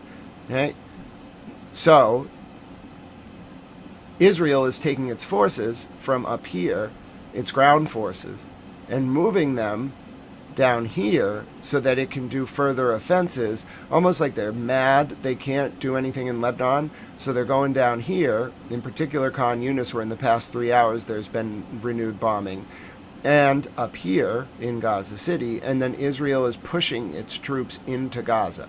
So it's now, I think that's not what they're actually doing. That's what they're saying they're doing. I think what they're doing is preparing to attack Iran. Now, the way Israel attacks Iran, if you're getting ready or refreshed, Israel flies mostly, well, it has two big air bases. One of them is down here. It's called like Navim or something, Navatim Air Base. It's south of Beersheba. It's like right here. This is Navatim Air Base. Yeah, Navatim right here. They fly a lot of sorties out of here. But their actual route for bombing, the most important route that they have, is out of Tel Aviv. So Ben Gurion is, I want to say like around here, it's the airport. It's a military airport. It looks like a civilian airport, but it's a military airport. What they do is they fly due west. So they fly over Jordan. They go, Jordan's friendly to them. They fly over Jordan. Then the safest route for Israel is to actually fly this corridor over Iraq. They fly over Baghdad, and then they fly directly. This is where they cross the border, and then they fly over this part, the eastern part of Iran. They hit this city. So if you ever hear about bombings in this city, that's your immediate indication something's wrong. Khorramabad. And then they'll fly the corridor like over Iraq, which also gets hit, and then they'll fly right into Tehran. They'll fly in from here. They'll either cross up towards like Charabad, and then they'll go up and sweep in through from due west into Tehran. This is their preferred flight corridor. Or they'll come up through here. They'll come up through Qom, because this is a very holy city, Qom. So they'll hit Qom. Then this is where Fador is, the major it's right off Old Combs Road at this specific turn-in. This is the salt field. This is where the uranium mining is done. Okay, right here, this specific area, that's where the mines are. This is where Fador is. It's under a mountain. That's the actual enrichment facility. And then over here to the southeast of the salt flats, yeah, right here is another enrichment facility. It's above ground. I think it processes some kind of hard water. I'm not sure. So you got this is the Fador complex. This is called Old Combs Road. This little thing right here that links the capital of Tehran and Combs. This is a holy city.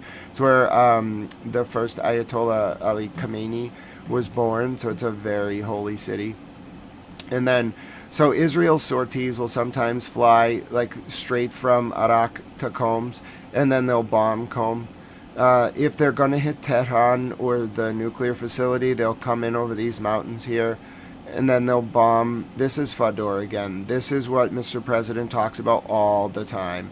It's right on the line between Tehran and Qom's province. See this little kick out in the road here? That is literally where you pull off the highway to get into Fador. There's a lot of tunnels and underground entrances to this sort of artificial mountain that's right here. This is the nuclear enrichment facility south of Tehran. It's the main one. Now, after this got bombed, they took all the nuclear enriched material out to Isfahan, south, I mean. So now it's over here, and there are two areas, okay? This area right here is a big hotbed of underground activity. This is to the west, northwest of Isfahan. And then over here, this one is a really big area. Let me show you. It's not the airport. It's right here. It's between this road. I don't know what that road is. It's Route 7 and the Friday market. Whatever is in there, is very important. That got absolutely lit up right before the ceasefire went into effect. It's in this quadrant of the city, so I'd call it the northeast quadrant. So that's another bombing route. And as you can see, if you come in the corridor through Baghdad over the Iranian border near Elam, you can go south to Isfahan, north to Tehran. Their bombing corridor runs from Baghdad to Tehran, but they do go north and up to Tabriz. They have bombed up there, and then they will also go as south as Isfahan. They bombed in Shiraz, they bombed in Bandar Abbas, but then you're talking about like flying over the Persian Gulf. Like, that's not necessarily the land corridor. If they want to bomb Tehran, they'll go Tel Aviv to Tehran, and it takes a decent amount of time. I'd say 6 to 8 hours for bombers. In Mach 2.5, the fighter jets probably closer to, I don't know, 3 to 4 hours. But anyway, that's the full overview of where we're at. The air defenses were activated all through here. There were 2 drones. We're not really sure, nobody's really sure where they came from. They flew out of this part of Tehran. They flew towards like this part. They were shot down. There was intense air defense activity throughout the capital about an hour ago in Iran, and the drones were shot down somewhere around the center of the city. They came from the southwest. That's all I know as of right now. So that's your overview. I haven't been in what would you call it, war reporter towel mode for however many days it's been, but you know, I'm ready. I'm good to go. If things happen, I will bring you the latest update. Taking you to Erbil now, which is in Iraq. So if you, as I mentioned earlier during this broadcast, if Iran fires, they will fire from the north of their country. The missiles will go over Erbil and Mosul, over northern Syria, come through Lebanon, go through the south of Lebanon, and then head towards Tel Aviv. All right, so let's take a look at the latest footage from Erbil. Okay, so this is the north of Iraq, between Iran, Syria, Lebanon, and Israel.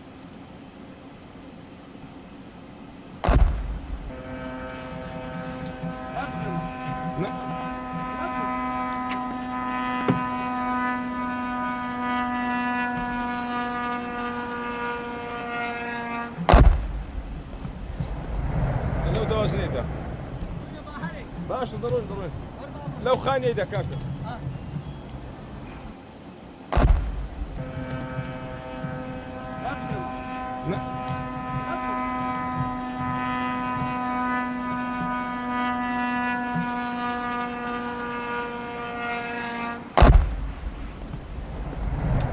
This is the latest. It's the closest footage I could get of the latest round of bombings in Erbil. God bless you, Sarah. Be creative. You are a super towel. Thank you for being with us tonight.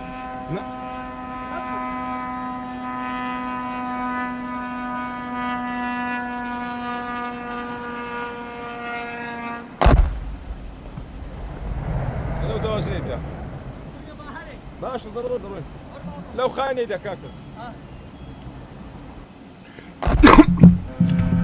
Oh God.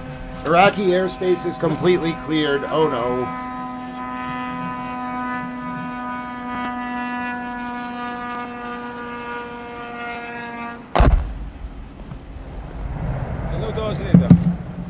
I am on towel alert.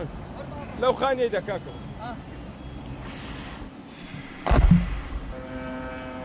Hashtag towel alert.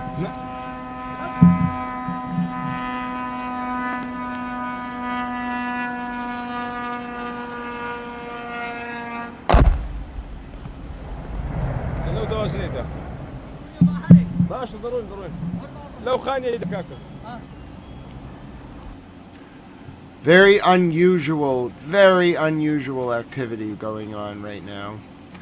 Now let me just take you through the day. Okay, I think that's the best way to do this. When did I wake up?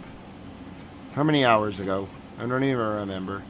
13 hours ago? Oh yeah, I remember that. Oh, I remember that. That was today? Oh, goodness, this has been one hell of a day. Oh goodness, yeah, that did happen earlier. Oh, yes, that happened too. Oh, yes, that did happen. Oh, right. Oh, that's right. That happened as well. Oh, yes, that's right. That also happened. Oh, goodness. So many things happened. First of all, somebody's got to clip this. Melanie Little. Attorney Melanie Little. I know we don't speak but through streams, but Laura or someone must clip this. Okay, listen. Attorney Melanie Little, as I have extended you my profuse apologies multiple times, I have now been presented with the definitive proof that Jason Broyles set you up to take the fall for being the Haley account. Yes, reading a quote that is allegedly attributed to Mr. Broyles, let Grant have fun chasing his behind.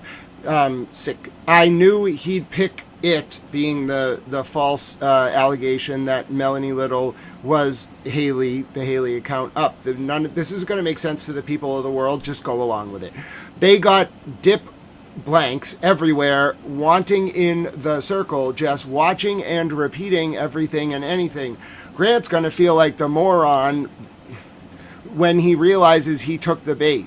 Well, no, you maliciously used Melanie Little, I think, to help Kate Peter for some reason, Jason Broyles. So I think people are going to have more questions for you than for me. Like candy from a baby. Breadcrumbs. Let him thinks he hit the jackpot. Keeping his dumb blank busy has become an effing sport. Yeah, well, that also revealed to me, Mr. Broyles, exactly who your people were, because I know who came to me trying to tell me that the Haley account was Melanie Little. So I know exactly who did it. I know who's been around you for a long time, and I'm even on to the people who all blocked me at the same time as Chris Koala, including Purplehead. I'm on to Alia. Melanie Little will understand. Someone clip this and tell her I'm a towel. So again, sorry, Melanie Little. Jason Broyles is clearly, in my opinion, a dangerous man who set you up. He made people, including me, think you were the Haley account. No one is going to understand. These are the various countries of the world. I don't have time. It's a long story. Hashtag save the goats. Anyway, I just thought I would cover that. Yeah, it was really bad. Somebody tell Attorney Melanie Little. She already was on to this. I think now we have our proof. Okay, let me begin. Okay, so the day started about, I'd say 14 hours ago, 16 hours ago. There were a bunch of UAV attacks towards the north of Israel. That was roughly, what time did I wake up? Oh yes, 1:25 a.m. Ah yes, good old 1:25 a.m. Eastern time. Okay, then there were reports of the Israeli Air Force flying over the sky.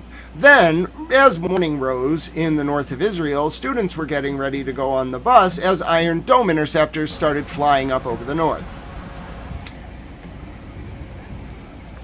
Not exactly sure why anyone was going to the school when it was very clear there was ongoing shelling, but there you go. So those were those drone attacks. Then Hezbollah scored a huge hit. When I mean huge, I mean the size of the explosion on an Israeli military vehicle in Israeli territory. This was earlier today.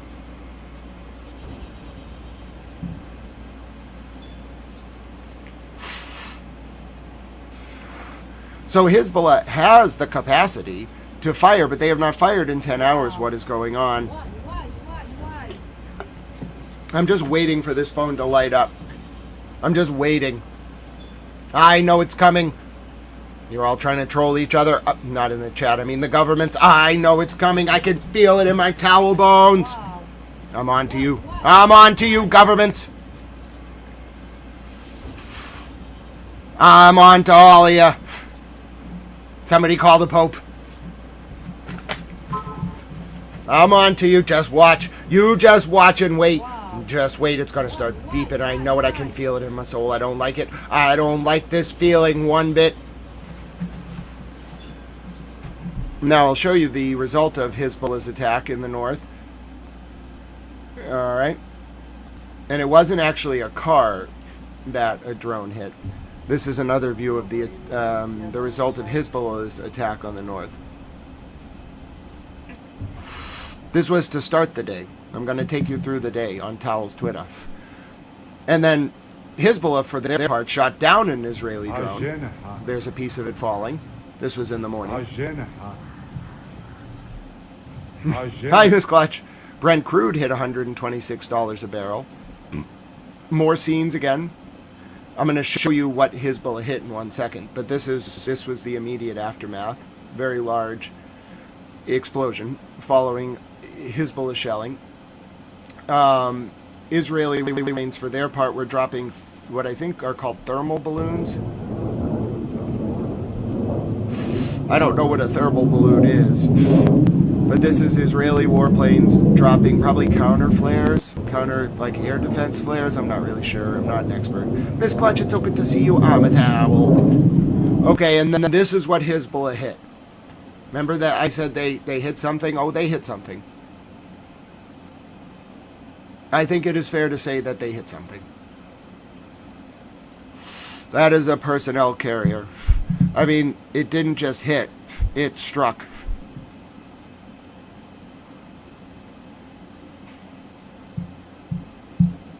So what you saw from afar, this is the picture on the ground.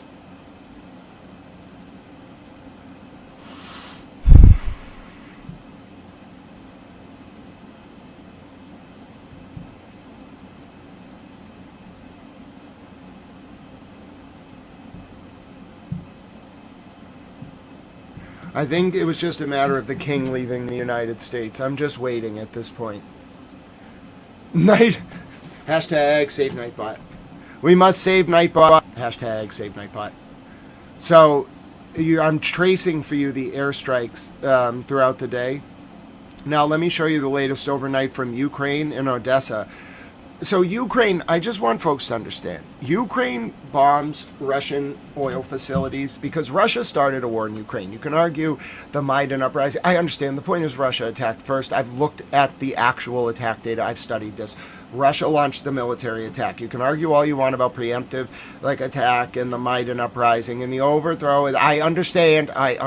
They still use military force first. Etc., etc., etc. So Ukraine, first of all, Ukraine doesn't really need the West money anymore. They have a lot of money from the Middle East right now. Okay, so what Ukraine has done is they've created this impeccable drone defense apparatus and drone warfare apparatus. Impeccable. Better than almost anything that any other country has. You might say how, why, I don't really know. That makes sense, Soul Controller. They're the aircraft's way of fighting air defense. Hezbollah has anti-aircraft. So this is from Odessa. And I want to explain that Ukraine, throughout it, first of all, no one expected Ukraine to last this long against Russia. No one. I don't care what military circle, what policy circle, I don't care where you were when that war started. No one thought Ukraine would be fighting Russia 5 years in and fighting them well. Here's the thing, though. Ukraine likes to, and does, successfully attack energy infrastructure, oil depots. They try to economically isolate Putin, the Russian leadership. Russia, Putin, is a madman and just bombs civilians. How do I know this? I'm not just saying this. I want folks to understand he's like Bibi. He gets mad when Ukraine pulls off an impressive attack, and then he just bombs civilians. How do I know? These are not military officers that he's bombing. I'm telling you. He just shells civilian homes in Ukraine because he gets mad at Zelensky for Zelensky so successfully isolating the Russian oil exports, which, by the way, are being used via the Shadow Fleet. So it's not even like Russia's supposed to be doing this. So this was Odessa last night. Now I'm going to take you to Tupas just minutes ago when we get to our update. Ukraine has hit back. Ukraine doesn't just take it lying down. They hit hard. When Ukraine hits back, they hit back very hard. But first, let's go to Mali, where earlier in the day, the Malayan army published footage of strikes that they conducted by Bayraktar TB2 drones, which targeted sites affiliated with the Jamaat Nasra al-Islam wal Muslimin group, JNIM, and the Azawad Liberation Front, FLA, in the city of Savara and several other towns. This was released by the Malayan government, but viewer discretion advised. It is war footage.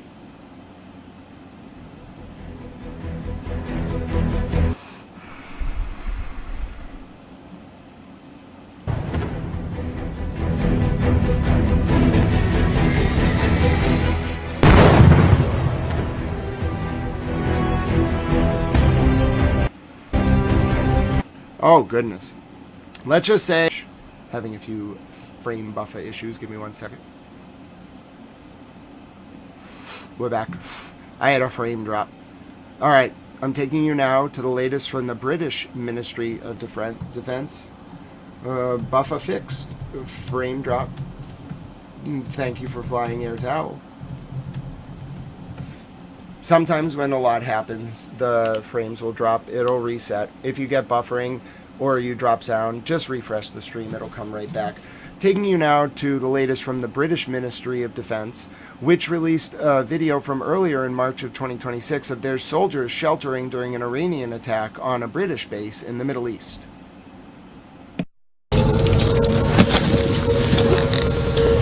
Okay, so I'm in a position to brace, so lads. Yeah, make sure you're ready to brace. Yeah. Boys, get ready to brace.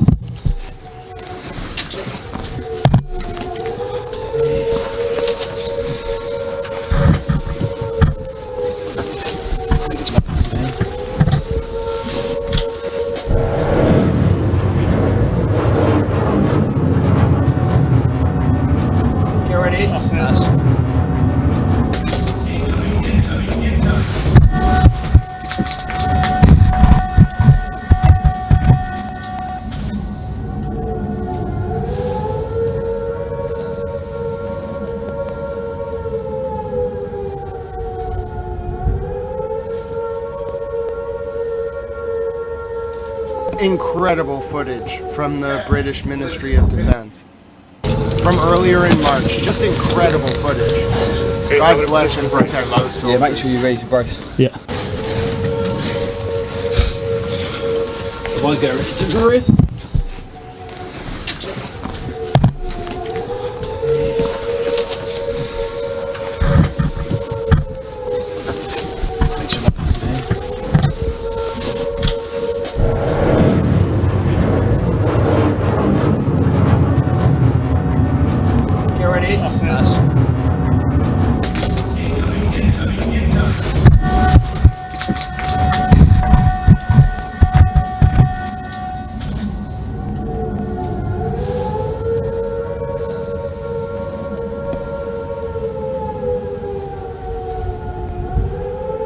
Scenes from March of 2026.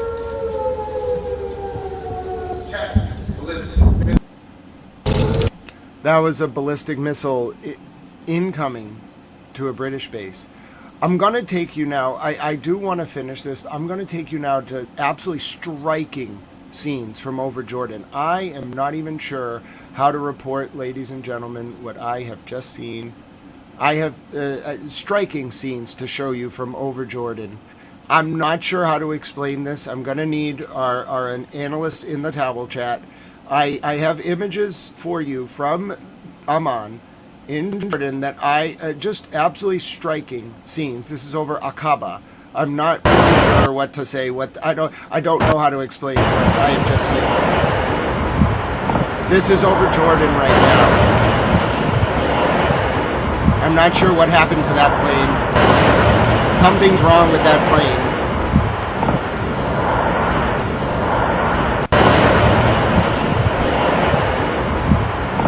I think something has happened to that plane.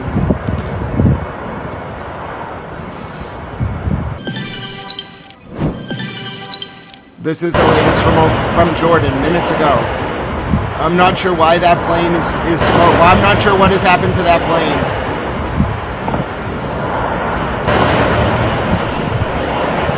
I'm gonna need some expert at towel analysis.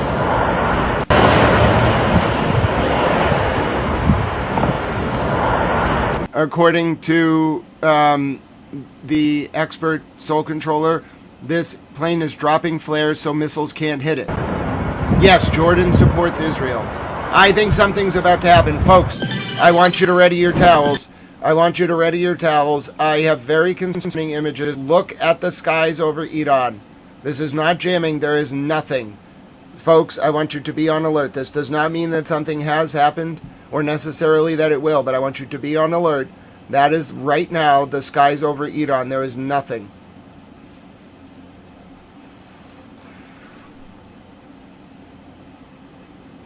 Oh goodness. Oh goodness. The world is on high alert. I am not saying anything has happened or necessarily will happen, but I am taking you now to Iraq. I'm taking you now to Iraq. The Iraqi airspace is empty. I repeat, it is 6:21 p.m. Eastern, U.S. war time. It is April 30th, 2026. You are looking at pictures of Iraqi airspace within the past, I'd say 30 minutes, completely empty. That is a real time within the past 25 minutes, as real time as I'm going to get for you. Image of Iraqi airspace. It is empty. There is nothing. I repeat, there is no air traffic in Iraqi airspace. The entire country. I repeat, it is 6:21 p.m. Eastern, U.S. wartime, Thursday, April 30th, 2026. It is 12:21 a.m., Friday, May 1st, 2026, in South Africa. It's 1:22 a.m. in Tel Aviv, Israel. It's 1:52 a.m. in Tehran, Iran. There is no air traffic of any kind whatsoever over Iraq. You're looking at the latest map, maybe 20-minute delay. There is nothing. There's not a single piece of, at least transponding, air traffic over Iraq right now. None. Zero. Not one plane. The same goes for Iran. This is all within the past 20 minutes. There is not one airplane in Iraq. Now, this one is a little bit outdated. The Iran airspace cleared first. There were still 2 planes over Iraq. Then maybe 5 minutes later, they're both countries completely gone. There is no air traffic that is at least transponding. That's what you're looking at over Iraq or Iran. I don't know if this means that something is going to happen. I have no clear indication. All I am telling you is that this is a map. This is a real-time map, maybe 20-minute lag, 30-minute at most. There is no traffic with transponders on, no air traffic, over the entire country of Iraq, and frankly, pretty much the entire country of Syria. There's one plane near the south of the country and one plane rushing to Turkish airspace in the north. It looks like that's Turkey, I believe. And then that's it. And Lebanese airspace has nothing. Oh no. Something's about to happen. My towel spidey senses are at 12. This is completely abnormal.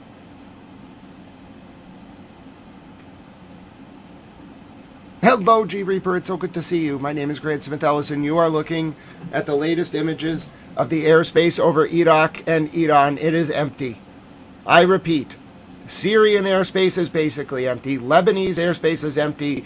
Iraqi airspace is empty. Iranian airspace is empty. I repeat. Oh, we're with you, G Reaper in spirit. God bless you. Ladies and gentlemen, batten down your towel hatches. Prepare your comfy towel brace vests. Say your prayers. Save the goats. Prepare. Ladies and gentlemen, this moment calls for one song and one song only. You know exactly what's coming. I think Silent Dogs and Soul Controller might well lose it. We started with this song, this eerily, ominously premonition, my eerily omniscient premonition. If it comes true, then this song will have been the hallmark of its manifestation. Let's do it. You know what it is.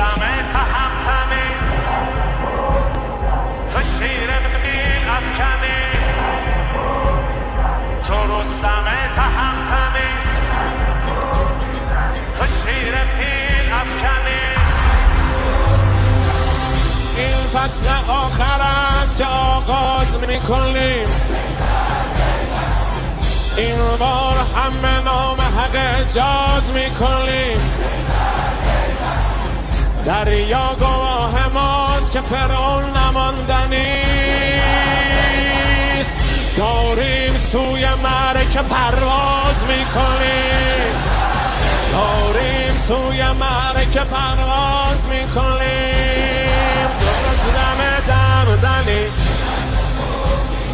درست دم تهمتنی نی تو شیر پیل افکنی بزن که خوب میزنی نترس از این که دارد روبرویت ناو میآید که دارد سوی یک شیر گرسنه گاو میآید تو رستم تهمتنی تو رستم تهمتنی تو شیر پیل افکنی تو شیر پیل افکنی به فرق کاخ و تختشان به زندگی نحزشان به قلب دشمن دنی بزن که خوب میزنی نمیبینی به ایران باز هم طاغوت برگردد نمیبینی به ایران باز هم طاغوت برگردد تجاوز کار میبایست با تابوت برگردد تو رستم تهمتنی تو شیر پیل افکنی از این نبرد خسته شد ابهتش شکسته شد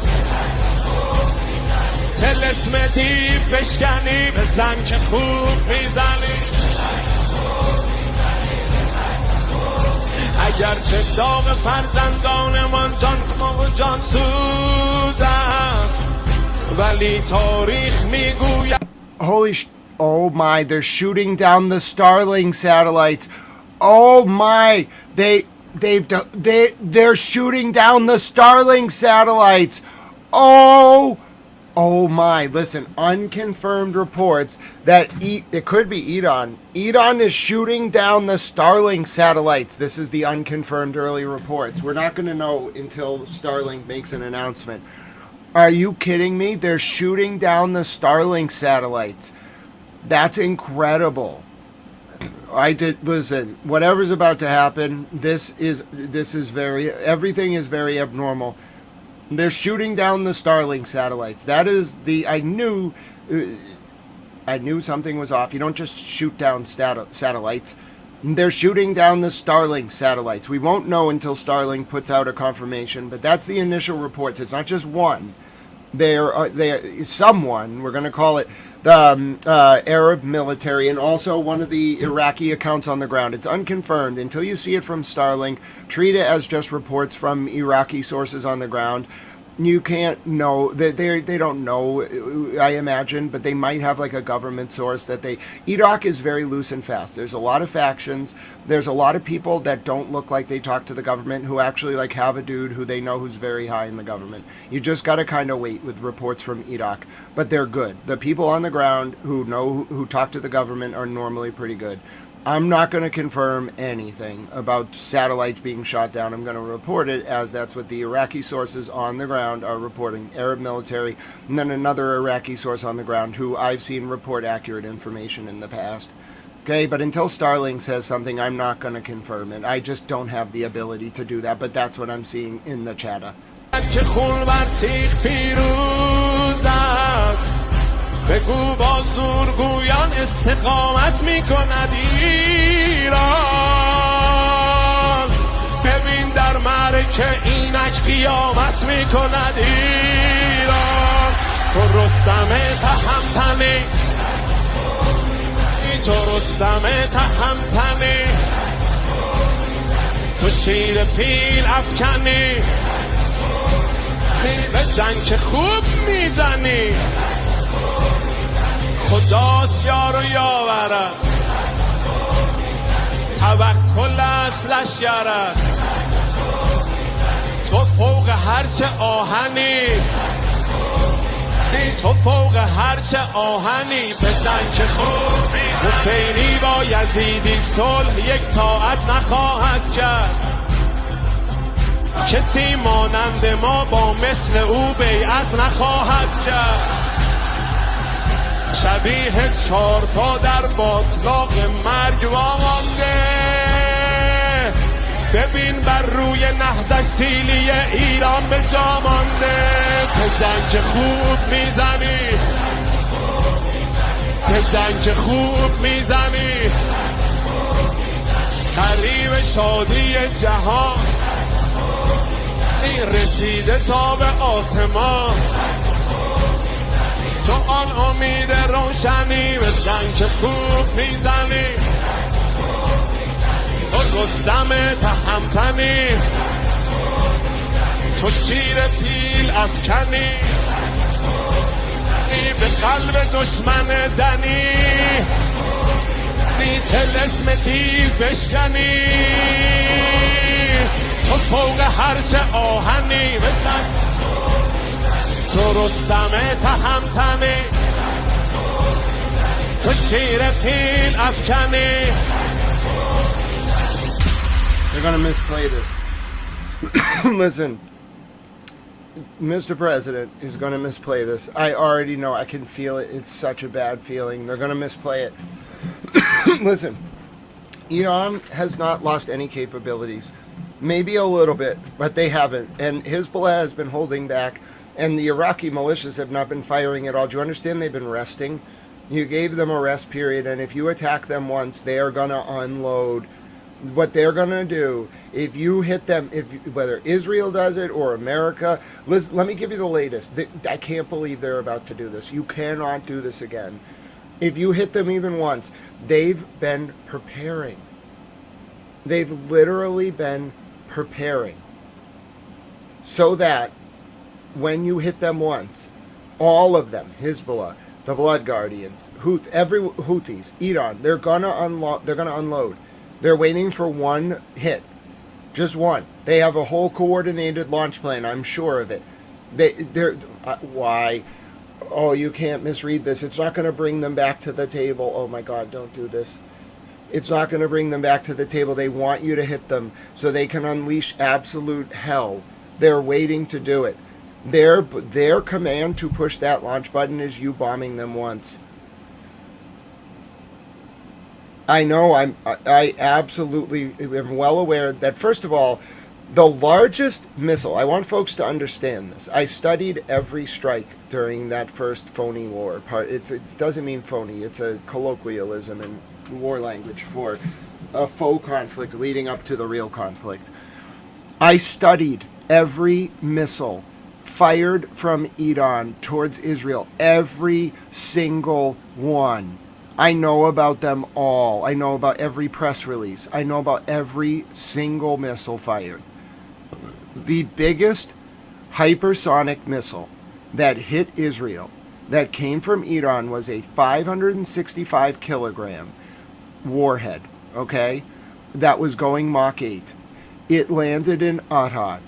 It caused an ungodly, I don't mean ungodly because that's impossible, unimaginable amount of damage. Iran, okay, 565 kilograms is about 1,000 pounds, okay? Iran has bombs that are 10,000 pounds. Okay, so 10 times as big as that missile that hit in Arad. They fired none of them. They didn't fire the 1,000 kilogram bombs. They didn't fire the 2,000 kilogram bombs or the 3,000 kilogram bombs or the 4,000 kilogram bombs. People don't understand. And Mr. President has, Bibi or someone has told him that you can just bomb Iran back to the table. Are you out of your mind? They're going to destroy. Do you understand that what the entire axis of resistance wants to do is unload on Israel? They want an excuse. They have the missiles, they have the bombs, and it won't be one, it won't be two, it won't be three, it will be hundreds. It will be 24 hours of the most sustained bombing on civilians you have seen to this point in this war. They want to do it. They're ready. They saved all their missiles for this moment because they knew someone was going to be stupid. You cannot bomb them back to the negotiating table. This is the stupidest possible thing anyone could do. I can't believe this is even on the table. If they do this, they are inviting mass civilian death. And Iran will be fully within its rights because they're allowed to, quote unquote, defend against an aggressive attack. And they're going to say, well, you bombed us. Well, tell that to the innocent civilians who have to live right now with the worry that one stupid mistake from a president of the U.S. who doesn't know what he's doing, frankly, and a prime minister of Israel who just wants to avoid going to jail means that they will get bombed. And not only will they get bombed, they're going to be put under psychological torture because their alarms will go off every hour for 40, 60, 100, 200, 300 days until it stops. This is ridiculous. We made no progress. We got absolutely nowhere. It's outrageous. I'm mad. I'm all mad. I couldn't even read this damn report. I can't even believe that this is what is being reported. It's outrageous. Conversation. New. The Trump administration has determined that, for war powers resolution purposes, the hostilities that began on Saturday, February 28th have terminated, a senior official tells NBC. This comes on the eve of a 60-day deadline for congressional approval of the Iran war. Both parties agreed to a 2-week ceasefire on Tuesday, April 7th, that has since been extended, the senior admin official said. There has been no exchange of fire between U.S. armed forces and Iran since Tuesday, April 7th. Outrageous. This appears not to include recent naval blockade action. Outrageous.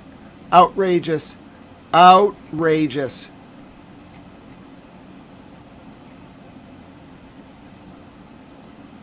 And these are the reports about the Starlink satellites falling from orbit. They are unconfirmed. They don't fall from orbit. Somebody shot them down. Hi, Miss Clutch. You're a towel.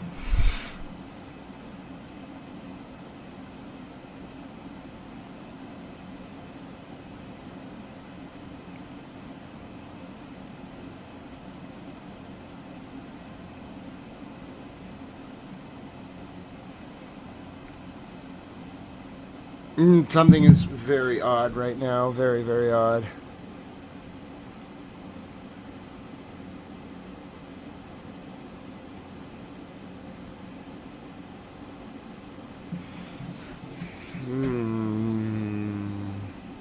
Yep, Penny, it's unconfirmed, but initial reports, they are Starlink satellites being shot down. Until you hear it from Starlink, though, or we see it from Starlink, I wouldn't take it as confirmed, but that's initial chatter from the Iraqi sources on the ground. Now taking you to Saidun, Kuzastan province. Something got shot down. This was 13 minutes ago. Let me figure out what Saidun, Kuzastan province is. I don't know where that is. 1 second. I can't know everything. I'm a towel. Oh no! This is Iran! Something has been shot down 13 minutes ago in Iran. Oh goodness, I did not want to see that. I don't know what was shot down, but something has been shot down.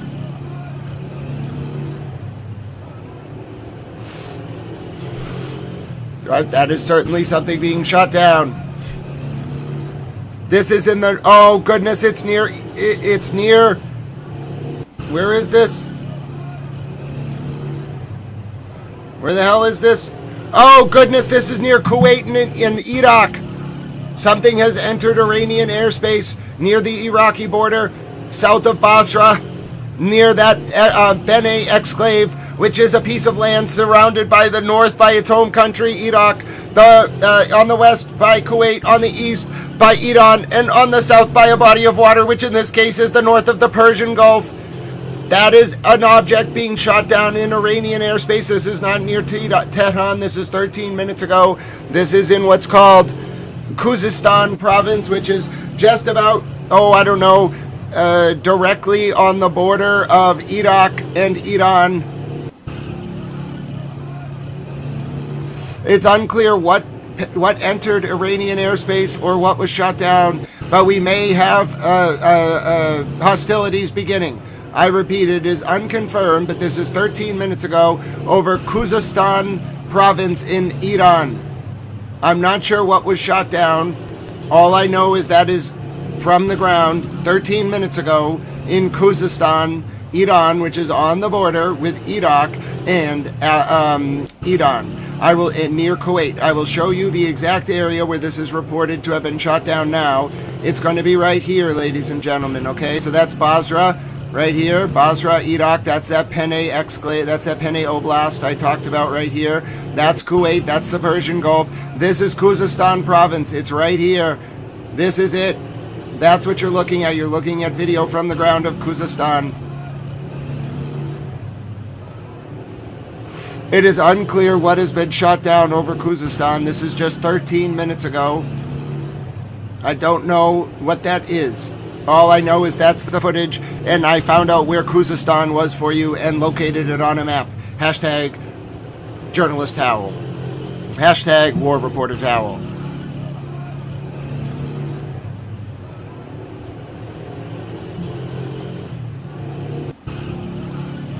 I repeat, there seems to have been an incursion into Iranian airspace in the past 13 minutes in Kuzastan. The object has been shot at. Happy feet, gal. It's so good to see you. I've always wanted to share an emoji of a dancing penguin, and now I have an excuse to do just that. Okay, ladies and gentlemen, I have no idea what's going on. Yes, well, that's actually completely incorrect. I know exactly what's going on. I'm just disturbed, upset. This is a travesty. It's a sham. It's a mockery. It's a Travis shamockery. I don't know what to tell you. I've played the war song. Don't make me play the boom, boom, boom song. I'll do it. I will play techno music. I'll do it. I will make the governments, I'll make the Pope listen to techno music. Don't make me do it. I'm getting all mad. How has this happened? They were so close. American intransigence. All they had to do was not blockade the blockade. You can't blockade by blockade. Gentlemen, you cannot fight in here. This is the war room. This is outrageous. I object. I'm gonna play the techno song. Don't make me do it. I'm not gonna play the Boom Boom Israel song yet because Israel has not bombed Iran yet. If Benjamin Netanyahu bombs Iran tonight, I'm playing that song. But for now, I'm gonna play a short 2-minute techno song. Alright? Yes, we're not playing the Boom Boom Israel song. If Benjamin Netanyahu bombs Iran, alright, I'm gonna breathe through my nose. I'm gonna keep myself composed, but for now, you're getting techno music. And if you object, well, you'll have to come back in 2 minutes. I don't know what to tell you. Times are intense. The soul sometimes needs techno music. Now listen, my dear friend Mimi. Mimi has a baby goat named Ellie. Ellie likes techno music. Are you gonna tell me and the baby goat that we can't listen to techno music? Do you think that that is legal under the international laws of goats listening to music? Absolutely not. Goats are entitled to listen to techno music, and I am not going to deprive Ellie of her statutory goat-based right to listen to this song. I agree, Soul Controller, but I have to be proportional. You get this for now. Let's go.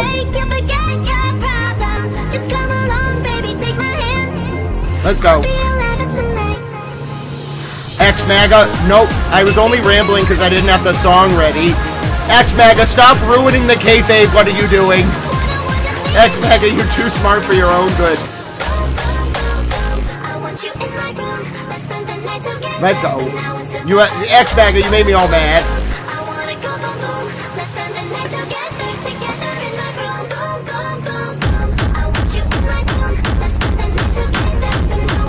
You get techno music and you're gonna like it.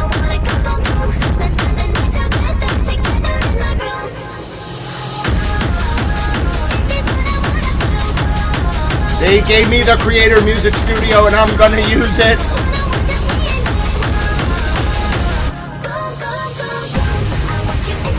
Mimi's having a great time. The baby goat's dancing. If you can't dance under stress, you have no soul. Often imitated, never replicated. Alright?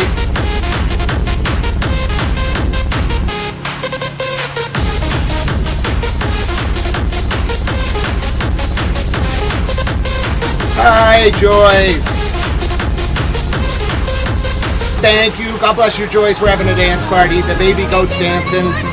Mimi has a baby goat named Ellie who loves this song. Hashtag save the goats.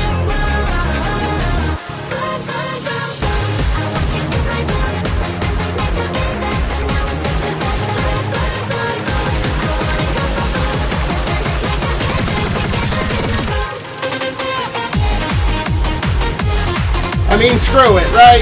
Screw it. If you can't dance your way into a war, are you even alive?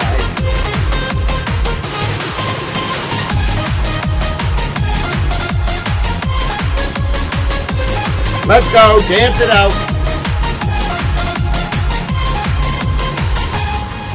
Thank you, Justina. You're very kind. Your latest update is that the bombs are falling. The objects are being shot out of the sky. The Lebanese people are dying at the hands of the IDF. Chaos reigns. Iraqi airspace is empty. Iranian airspace is empty. The Pentagon pizza tracker is going out of its way to sort of indicate intensity. I'm dancing to techno music. The baby goats are running around frantic. Mimi doesn't even know what to do with them. She's trying to herd them all. The baby goats are in an uproar. They're mad. One of the baby goats started eating the bed. You don't understand. This has become a serious problem. Chaos reigns, ladies and gentlemen, and we are dancing. I don't know what to tell you. There has been an incursion into what is this called again? Kuzastan province in Iran. It's next to the Pene exclave south of Basra, near Iraq. It's east of Iraq. It's a problem. It's a very big problem. We're not sure what caused the incursion into Iranian airspace. It caused me and the baby goat to start dancing to techno music, though. Oh goodness. Oh, the adrenaline is running. It's coursing through your veins. It's coursing through my veins. The energy is heightened in the world. I am War Reporter Towel. I'm reporting for duty, and I'm ready to go. Let's go! With this adrenaline is going to be used to inform people about the developments, to ensure the cogency of discourse, such as to engender whatever the hell people do when they're informed. I'm ready. Hello, God Manners. It's so good to see you. God bless you, my friend. This is in Kuzastan province. 17 minutes ago, something caused an incursion into Iranian airspace, and it was shot at. Hashtag War Reporter Towel. Oh no. Oh no, I haven't felt this way in like 17 days. Oh no. Oh no, this is bad. This is not good. When Towel talks 380 to 400 words per minute, something is incredibly wrong. Oh no. Oh dear goodness. Oh no, I don't know what to say. Oh no! Oh no! I don't know what to say. I am concerned. I am perturbed. I'm upset. I'm all sorts of things. I should breathe. Maybe I need more music. Oh goodness, we're here. I'm just waiting at this point. I know it's gonna ring. I know it's gonna ding. Why must you torment me? Who's gonna jump? Who's gonna act first?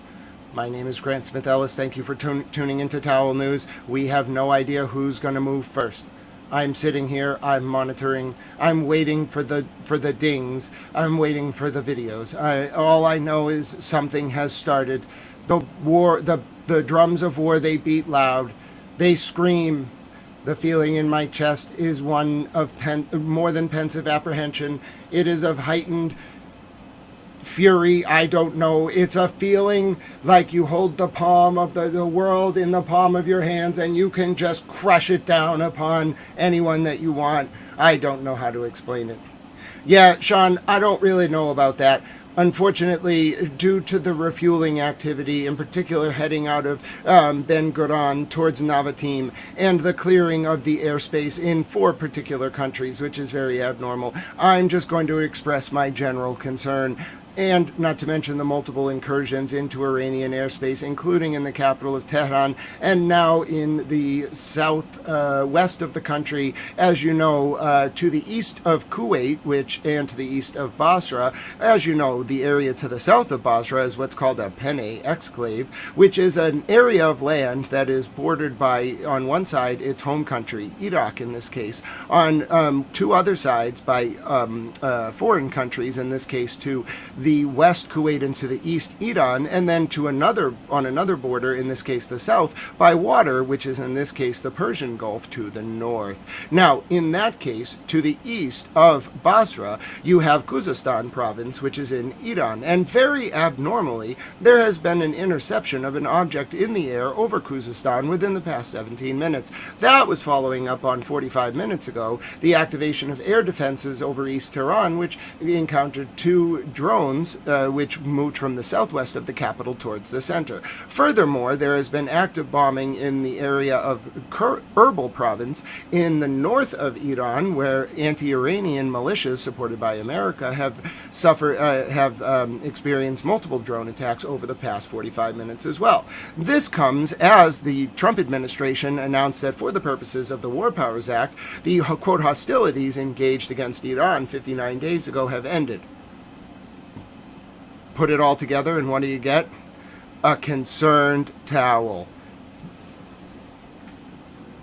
I can stay calm, I just have to talk really fast. That's what War Reporter Towel does. I'd rather talk really fast and have nothing happen, which means no one has died, you know. But in this case, I can feel the energy in the air and I'm ready. My name is Grant Smith Ellis, taking you to Russia now. Excuse me. Yes, to the city of Tupas, where another night of Ukrainian drone strikes against oil facilities has begun. This is the latest from Tupas in Russia now. God bless you, Andre King. Good to see you, my dear friend. You are a super towel. Mimi, you protect those goats. Hashtag save Ellie. Mimi's gonna protect the baby goats. This is the latest from Tupas now, taking you to Russia, where Ukraine has burned the night sky with oil. Mimi, for her part, is saving the goats. Good job, Mimi. Mimi has a baby goat named Ellie. We love that baby goat. We love baby goats. Baby goats are great. Bombings are not so great. You know, you're looking at the latest now from Tupas, Russia, as I monitor very closely.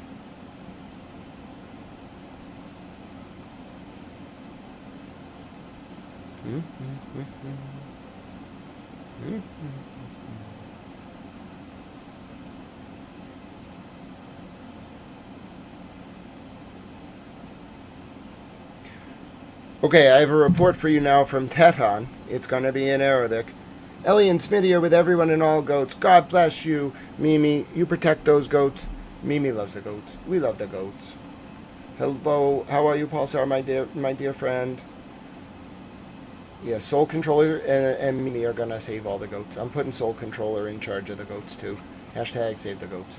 All right, I'm going to take you now to the latest from Al Arabia's man in Tehran. Let's learn a little bit. This is going to be in Arabic. I hope interpret towel and washcloth. I hope you're doing well. We don't have English translation. I don't have time. We're just going to listen to the man talk in Arabic about air defenses in Tehran. تطور لافت قبيل هذا الحديث المطول لإسماعيل بقائي كان رصد طائرات مسيرة في سماء العاصمة الإيرانية طهران تصدت لها منظومات الدفاع الجوي الإيرانية قبل نحو 3 ساعات من الآن. تحدثت وكالة تسنيم عن أنه سمعت أصوات في غرب وجنوب العاصمة الإيرانية طهران. جرى أيضا مشاهدة وميض لمنظومة الدفاع الجوية في السماء في عدة نقاط من العاصمة الإيرانية طهران. تم الحديث لاحقا عن أنها طائرات استطلاعية صغيرة لم يتم تحديد هويتها إن كانت أمريكية أو إسرائيلية، ومن أين خرجت هذه الطائرات من داخل الجغرافيا الإيرانية أو من بلد قريب لم يتم تحديد هذا الأمر حتى الآن. لكن هذا المشهد يتكرر للمرة الثانية بعد أن جرى مطلع الأسبوع الماضي بالتزامن مع مسيرات حاشدة قام بها الشعب الإيراني في مختلف المحافظات الإيرانية. أن تتحرك الطائرات الاستطلاعية بحسب الرواية الإيرانية في مثل هذا التوقيت بالتزامن مع إحاطة قدمت للرئيس الأمريكي دونالد ترامب عن الوضع الأمني والعسكري حاليا بالنسبة للجانب الإيراني، وفي مشهد مماثل لما جرى قبيل الحرب الماضية حرب 40 يوما قبل يومين تقريبا. براد كوبر قدم هذه الإحاطة للرئيس الأمريكي وعلى أساسها تم التوجه للقيام بعمل عسكري ضد إيران. هذا يعطي الكثير من الانطباعات الاندفاعات ربما قد يكون هذا بحسب قراءة البعض أيضا هنا في إيران ربما محاولة للإشارة للجانب الإيراني بأن أمريكا وإن لم تقم بعمل عسكري سريعا لكنها مستعدة وترصد جميع تحركات الإيرانيين. عمل الدفاع الجوي بهذه السرعة للتصدي لمثل هذه الطائرات أيضا يعطي إشارة للداخل أو الخارج حتى بالنسبة لإيران عن أن منظومة الدفاع الجوي ليست غافلة عما يجري في السماء، وأن بالفعل اليد على الزناد كما يتحدث قادة الحرس الثوري الإيراني والقوات المسلحة الإيرانية بشكل مستمر. Reports that they're going to try to seize the islands. I can translate the words Israel, America, and Iran. Hello, Tao Mom Lin. Oh, goodness. Oh, Tao Mom, you in her robe. Hi, Tao Mom Lin. You are wonderful. Tao Mom Lin is a super Tao. You know, Tao Mom Lin loves penguins. If you ever want to make Tao Mom Lin smile just for no reason, I mean, she is a chat mom. So just post penguins. She loves penguins. Hi, Tao Mom Lin. How have you been doing? I'm a Tao. I hope you got to meet Nikki. She's wonderful. I can't wait for Tao Mom Lin to meet Nikki. She's wonderful. That's Tao girlfriend. She is beautiful and wonderful, and I'd love to extol her virtues to the entire world, but I must focus. Focus, Tao. Okay, I'm going to show you the latest now from what appears to be American refueling aircraft over Karg Island. I'm hearing reports that the UAE may attempt to take one of the islands. Oh no. Yeah, no, I don't think anyone's done. I think they're about to take the Iranian islands. A senior official tells Fox News Israel and the U.S. are close to resuming fighting. Thanks for letting me know. I think I figured that one out. Oh, goodness. Oh, goodness. Oh, goodness gracious me. Okay. Here is the refuelers patrolling near Karg Island. Karg Island is like right here. Okay?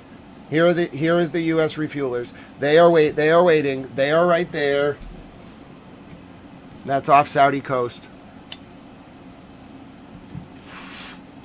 All of the airspace is empty. I think they're going to try to take those islands. I really do. I think they're going to take them by force.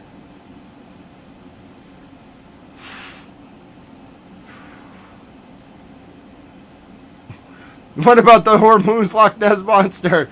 Oh yes, you have to take into account the Hormuz Loch Ness Monster. Everyone knows about the Hormuz Loch Ness Monster.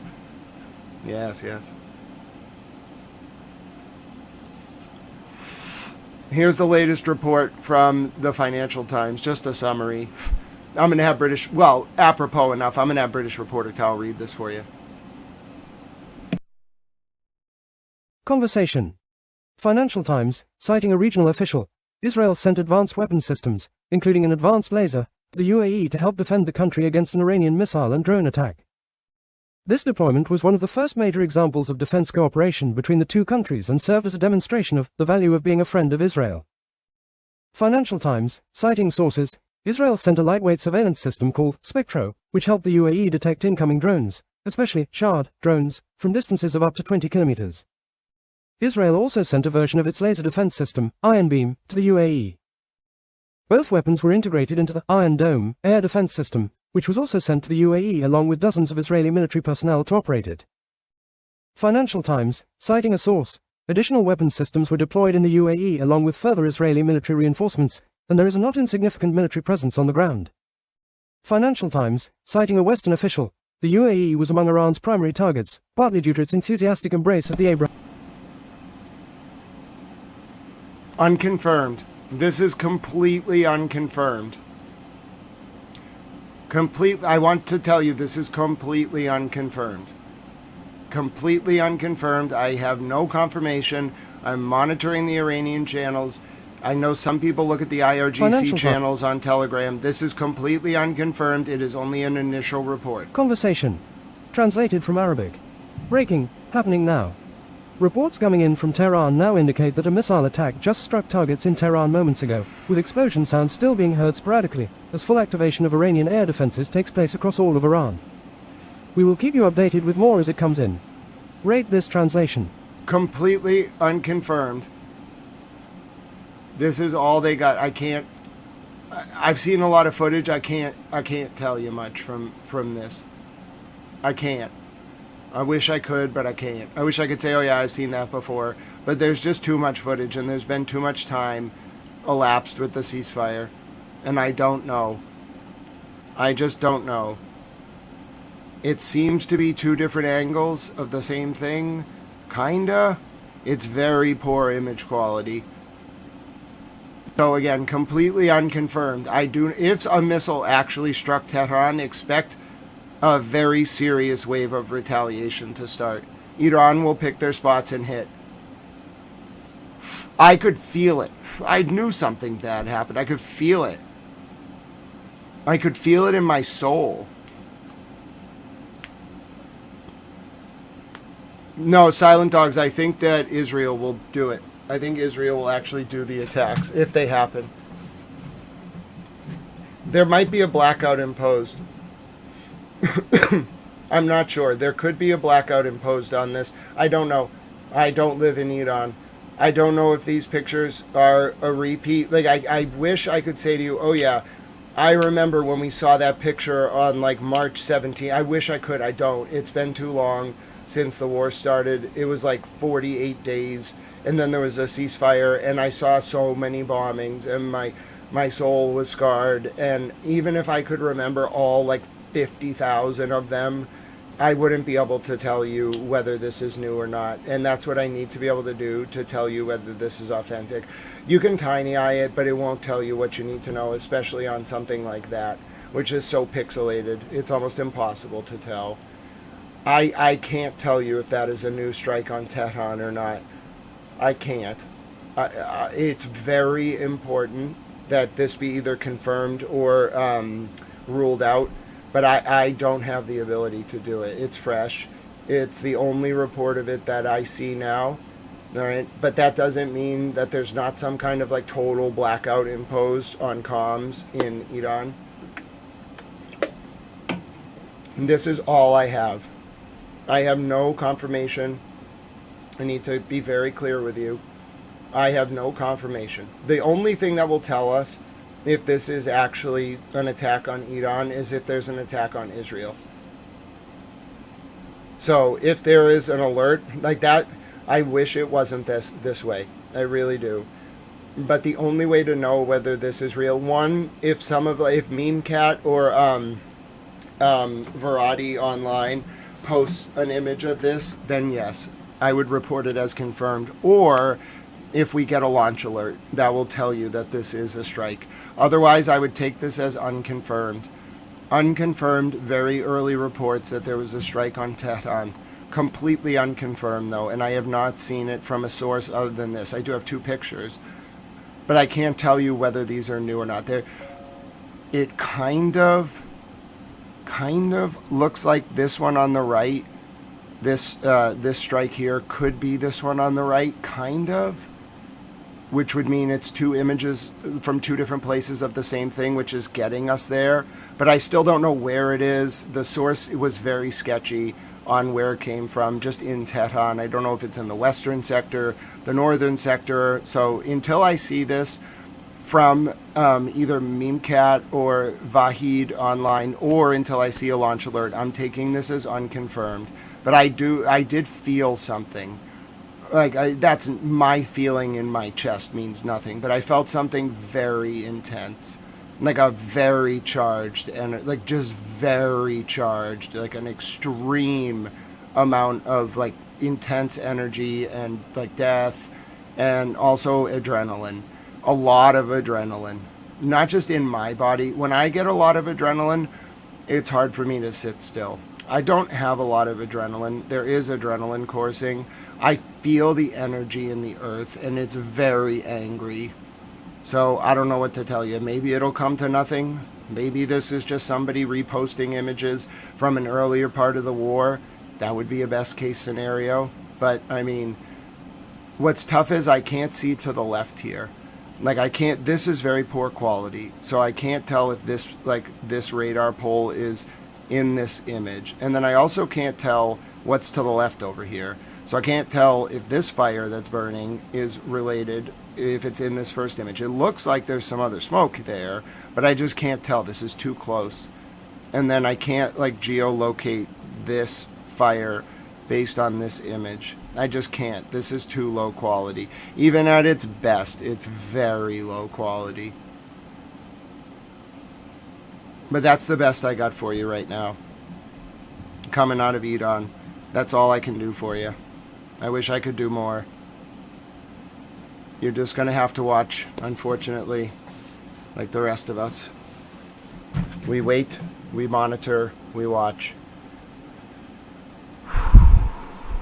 And more importantly, we breathe. Breathing is important.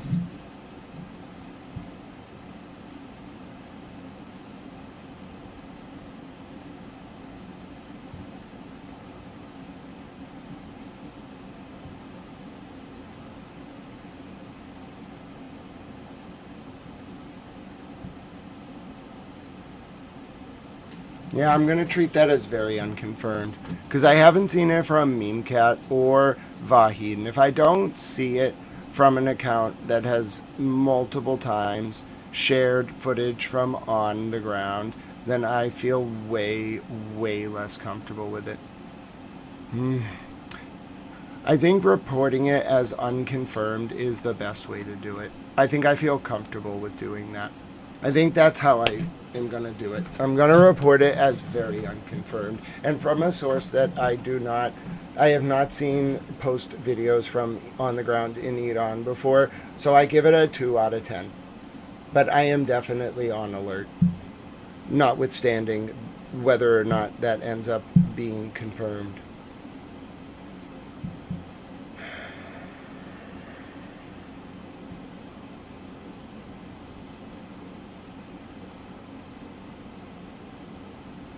It's just so quiet.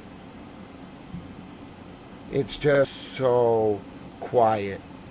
Like, it's wrong. Something's wrong. I'm telling you. Other nights, I think we were close. Tonight, I'm very concerned. I'm going to show you. I showed you the latest from the skies over Iraq and Iran. I showed you the latest from Erbil, where there was some intense drone activity.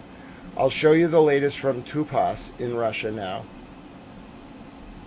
where Ukraine has struck again in the past maybe hour. This is the latest from Tupas, where Ukraine has hit the oil facilities again. Latest from Tupas in Russia.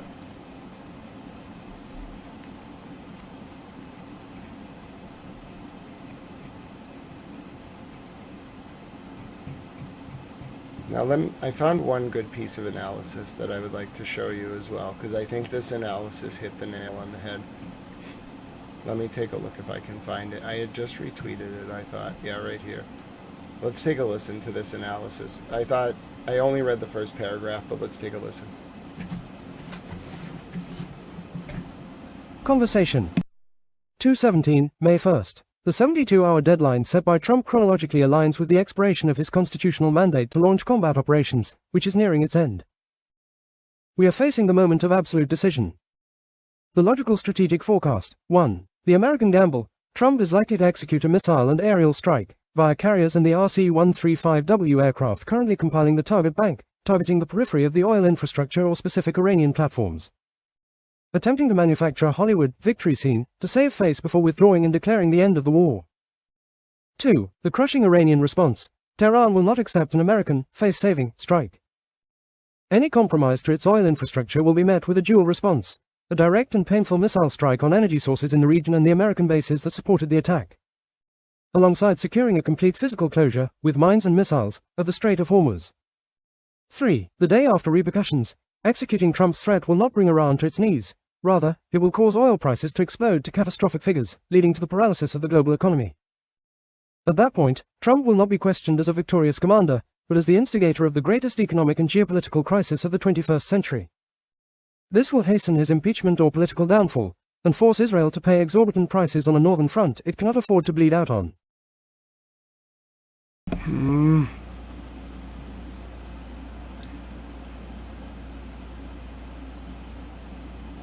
I'm not sure how it all plays out.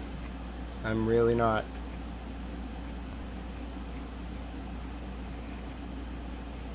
What time is it? It is 7:10 p.m. Eastern, U.S. war time. It is Thursday, April 30th, 2026.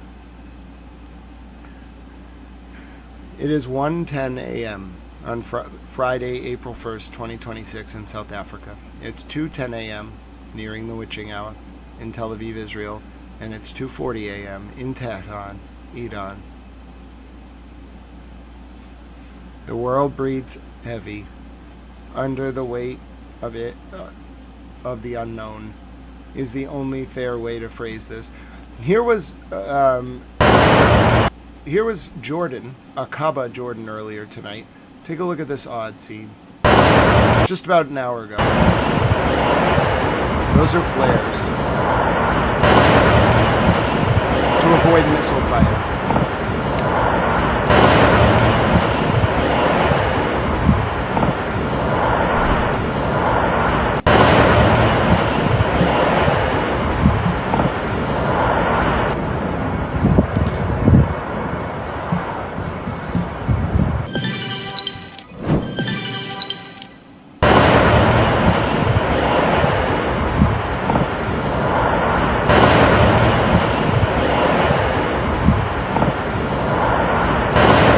Unclear why this plane was doing that.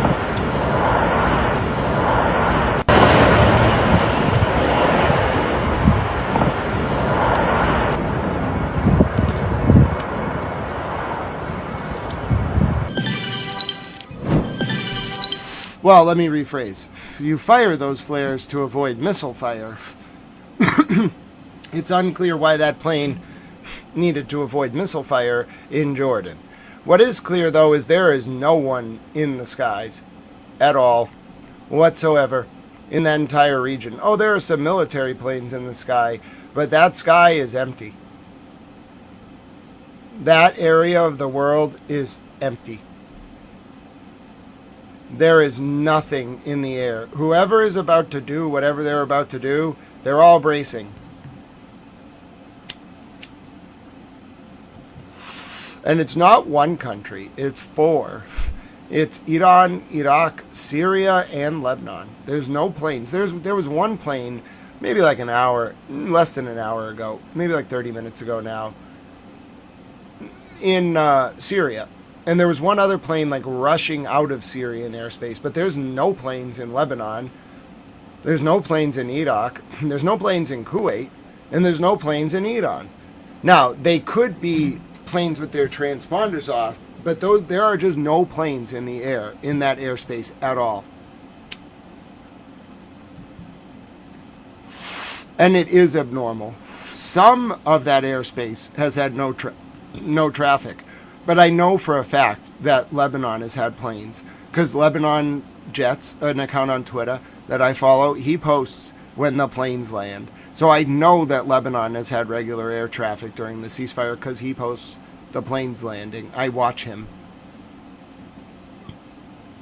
I can't tell you about Iraq airspace because I haven't monitored it the whole ceasefire, and I haven't monitored Syrian airspace. But I can tell you that at least Lebanon, it's very abnormal for there to be no flights in the air. Oh, it's a C-17. That makes sense, Motorola. How are you doing, my friend? Good to see you. God bless you. It's just a question of what's going to happen and when.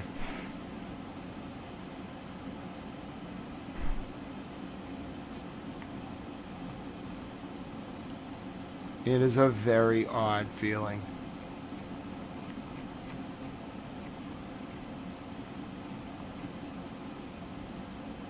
And then here's that U.S. refueler right near Carg Island.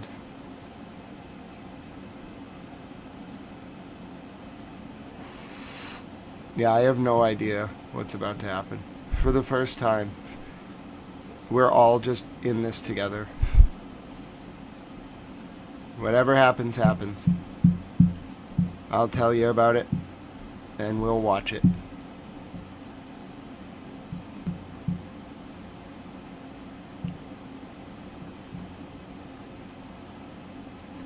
If you missed the footage earlier, I'll show you footage of British troops sheltering in early March during an Iranian attack This was on one of the bases in the Middle East. This is British troops earlier in March of 2026 taking shelter during an Iranian missile attack.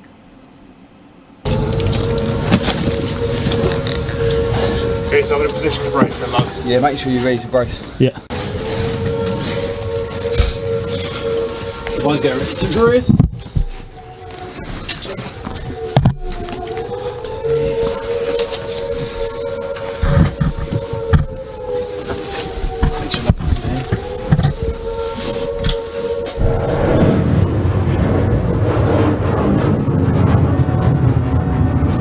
Get ready.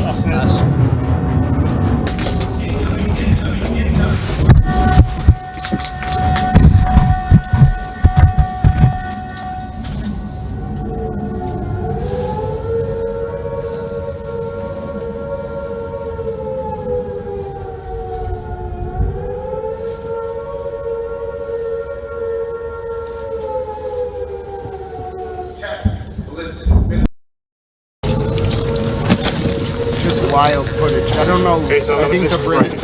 Yeah, make sure you... I think the British MOD released this earlier today. Okay, so I'm in a position to brace then, lads. Yeah, make sure you raise your brace. Yeah. Boys, get ready to brace.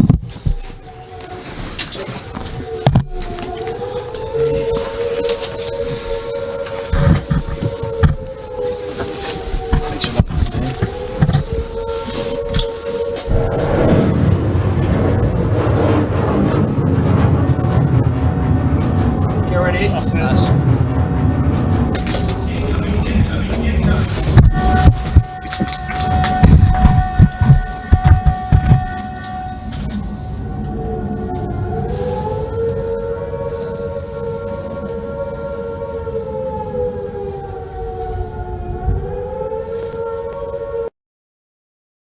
So that is footage the British MOD released.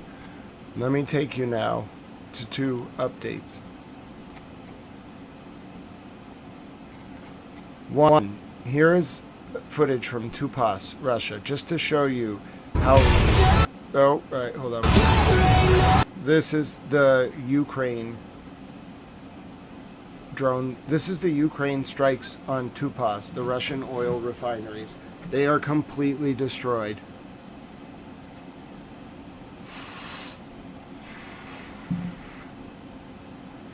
I'm so happy to hear the trees are real. I knew the birds aren't real. Hashtag birds are actually real. But you know, the trees, I knew the trees were real. I knew it. I knew it.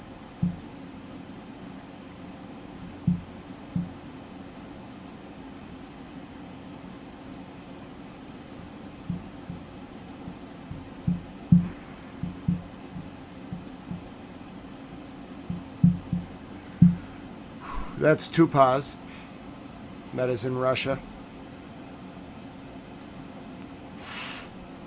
Quite extensive damage from the Ukrainian strikes. Now let me show you Lebanon, where the Gondor hospital in Nabatayth was damaged extensively by Israeli airstrikes. This is Nabatayth, Lebanon, where a hospital was damaged by Israeli airstrikes earlier today.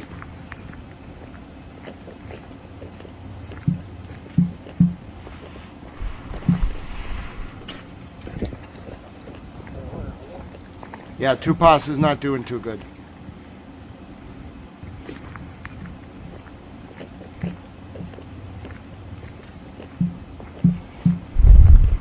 This is Nabatayth in South Lebanon, where Israel bombed a hospital today.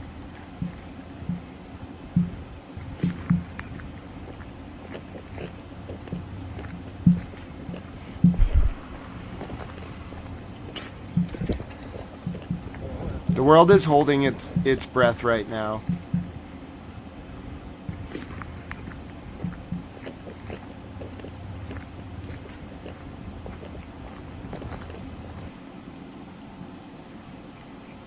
From the IDF now, who claims that they are blowing up Israeli tunnels. Hello, Fred. Well, God bless you and welcome to the channel. I agree with you 100%. Enjoy your towel wrench. This is the latest from the IDF, showing explosions of Hezbollah tunnels in South Lebanon. Latest from the IDF.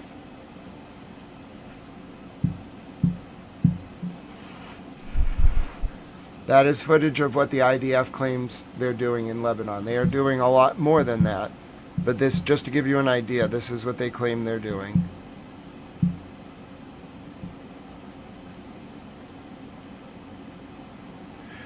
To Istanbul, Turkey now, where Al Arabiya reports that their protests have broken out in front of the Israeli consulate after Israel stopped an aid flotilla from arriving in Gaza. Taking you to the latest from Al Arabiya now, just a short clip regarding the protests that have broken out right now in Turkey, in Istanbul, in front of the Israeli consulate. مظاهرة حاشدة أمام القنصلية الإسرائيلية في مدينة اسطنبول تنديدا بالهجوم على أسطول الصمود العالمي أثناء محاولته كسر الحصار عن قطاع غزة وإيصال المساعدات الإنسانية إلى المدنيين المحاصرين هناك.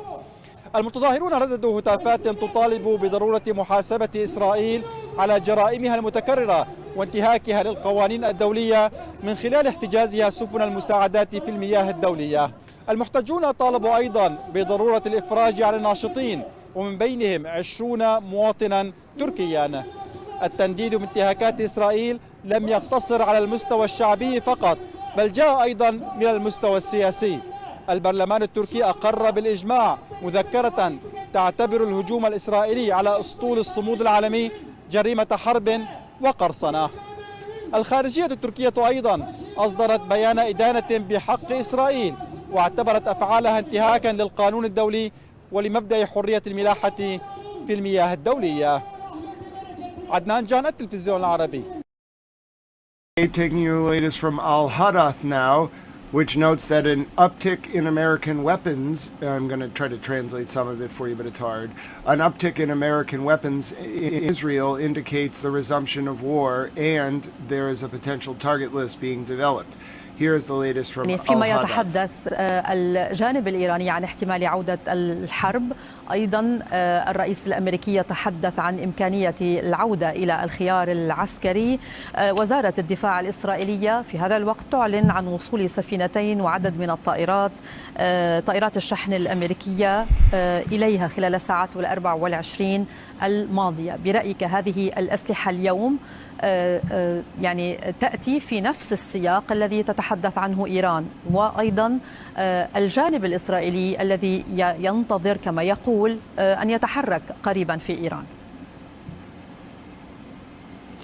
تحياتي لحضرتك. أولا الإعلان عن وصول هذه الشحنة ده مش تسريب، ده إعلان رسمي.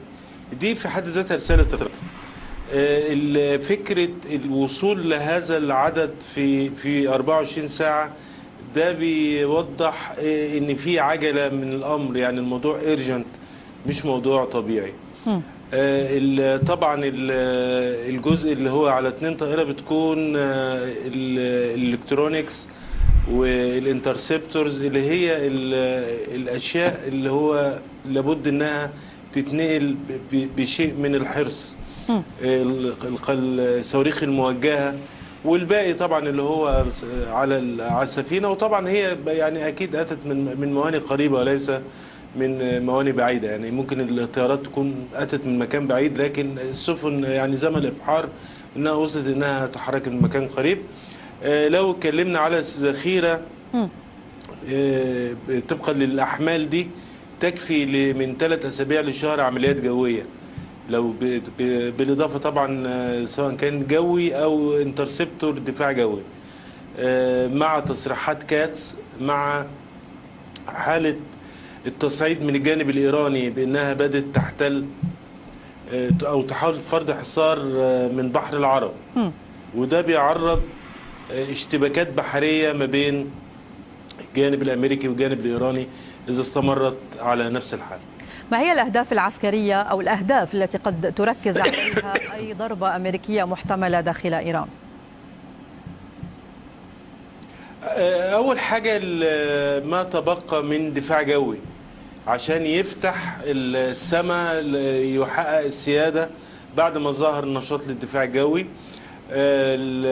ما تبقى من أو ما تم إعادة إنتاجه من منصات صواريخ، من مستودعات صواريخ، مدن صواريخ اللي تم فتح، كان تم غلق الفتحات اللي هي المدن الصاروخية اللي في الأنفاق أو في المغارات، تم فتحها بالمهندسين، يتم يعني إحداث دمار آخر فيها، استهداف أكبر البحرية.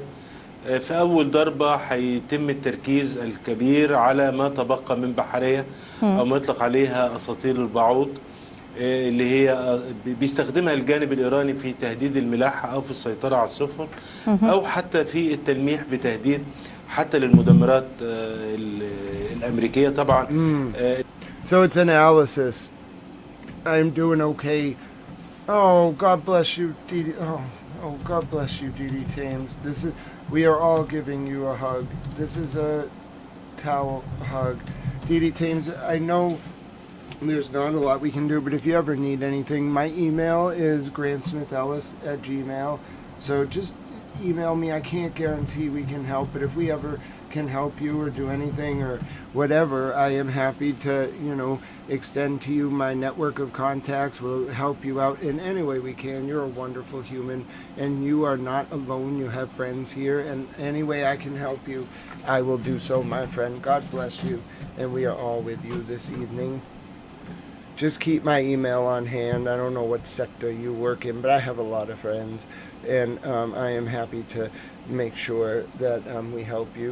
We can do anything that is in my power. So God bless you, my dear friend. I want to take you now. You're wonderful, Didi Thames. You always have a friend in towel.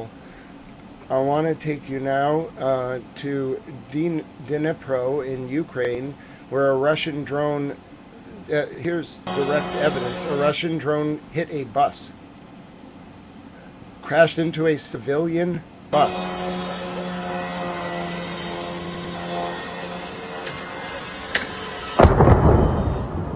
That is from Ukraine earlier today, where a Russian drone crashed into a civilian bus, targeted and hit a civilian bus.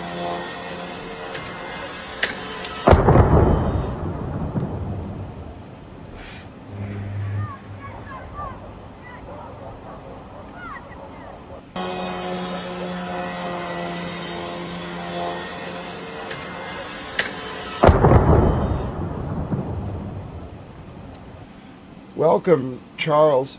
Charles reports, Charles Harrison, CENTCOM Commander Admiral Brad Cooper and Chairman of the Joint Chiefs General Dan Kane were at the White House today briefing President Trump on a newly finalized package for immediate military action. Yeah, I don't think it was a civilian drone. I think that's a Shahed.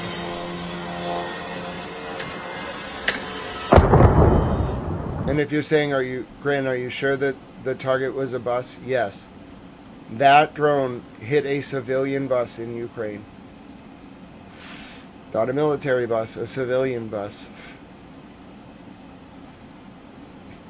Of course, just like every hospital or piece of infrastructure that gets hit, the other side will say, well, no, you don't understand. It was there was military equipment under the bus, or etc., etc. And so it goes. Truly, and so it goes. That's the meaning of that phrase. There has been more death. Taking you now to Perm in Russia, where which is over 1,500 kilometers from Ukraine. This was the result of one Ukrainian drone wave in Perm, Russia, earlier today. It is unclear if there were injuries from the strike in Ukraine. I will attempt to find follow-up reporting.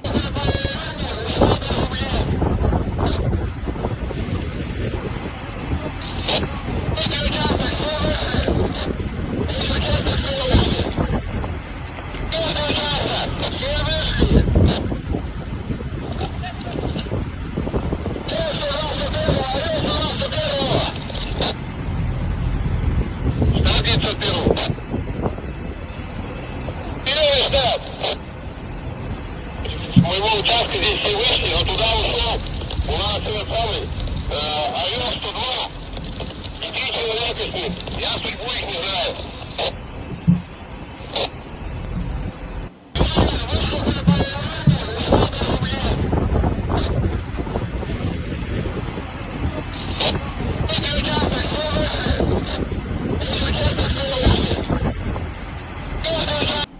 You're looking at the latest from Russia. Oh, I showed you the latest from Tupaz. Let me take you a little bit earlier, but before, God forbid nothing, God forbid, but I pray nothing happens, but before anything happens, let me try to finish our update from earlier. I'm sorry we got interrupted as I was reviewing the day. So I showed you the drone being shot down. I showed you the result of the Hezbollah attack in northern Israel. I showed you the Russian attack on Odessa. I showed you the footage from Mali. I showed you the footage. This is more from the drone attack. Hezbollah attacked and successfully targeted an Israeli army vehicle in Israeli territory. There has been no attacks from Hezbollah on Israeli territory, shockingly, in over 11 hours. And it is approaching the witching hour.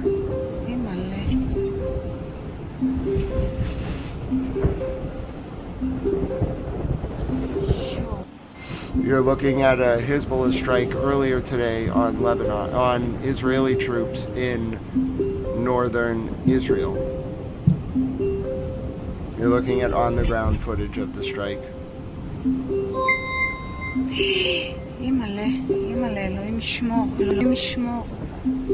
I have to brew a coffee, I think.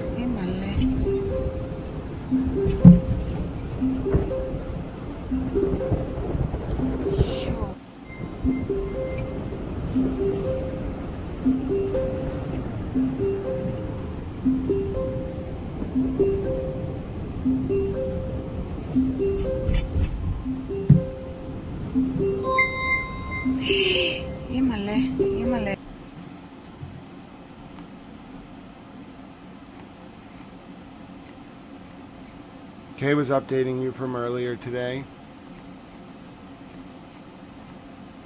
Here's a feel-good story. In Mississippi, this is from the Associated Press, middle school students saved their teacher who had an asthma attack unexpectedly on their bus. And, again, this is aired by the Associated Press, the students saved the bus, all of their classmates, and the teacher. The teacher was found to have reached for her inhaler, which she carried for emergencies, but was unable to activate the emergency inhaler before that medical incident. The students, the heroic middle schoolers, were able to save all of their classmates and their bus driver, and I am sure that their parents are rewarding them with whatever it is they celebrate with in Tennessee. So as a nice moment of levity there. Congratulations, and thank you to those students who saved their teacher. It really was a medical emergency. The teacher had an emergency inhaler. She did everything right. The bus driver. She went to reach for the emergency inhaler. The attack happened so fast. Who knows? Maybe there was an allergen in the air. Who knows what caused it? But before she could actually activate the inhaler, she blacked out. The students noticed she had a medical emergency. These are middle schoolers, by the way, so they're between maybe 8 and 12 years old. They rushed to the front of the bus. One of them controlled the steering wheel. The other went below the teacher's feet, applied the brake. They brought the bus to a stop. They all got off the bus. The teacher recovered, woke up. I'm sure she was very scared, but thank God none of the students were harmed. In fact, those heroic students saved probably 50 lives and the life of their bus driver.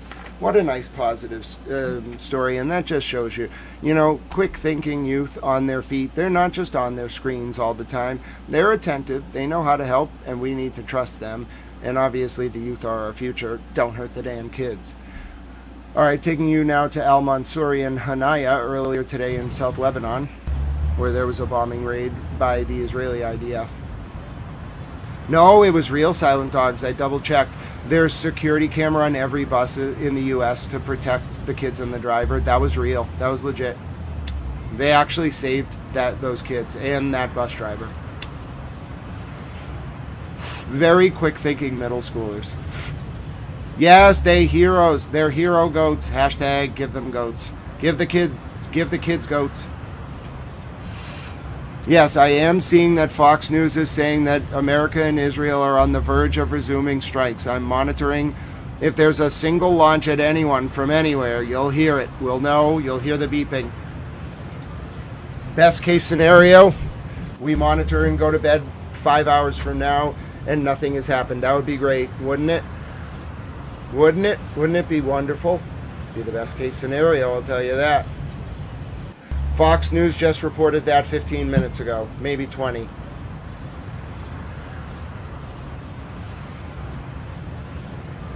This was earlier today in southern Lebanon. Also earlier today, this was shelling in the town of Kafar Ruman in southern Lebanon. It damaged severely a civilian home.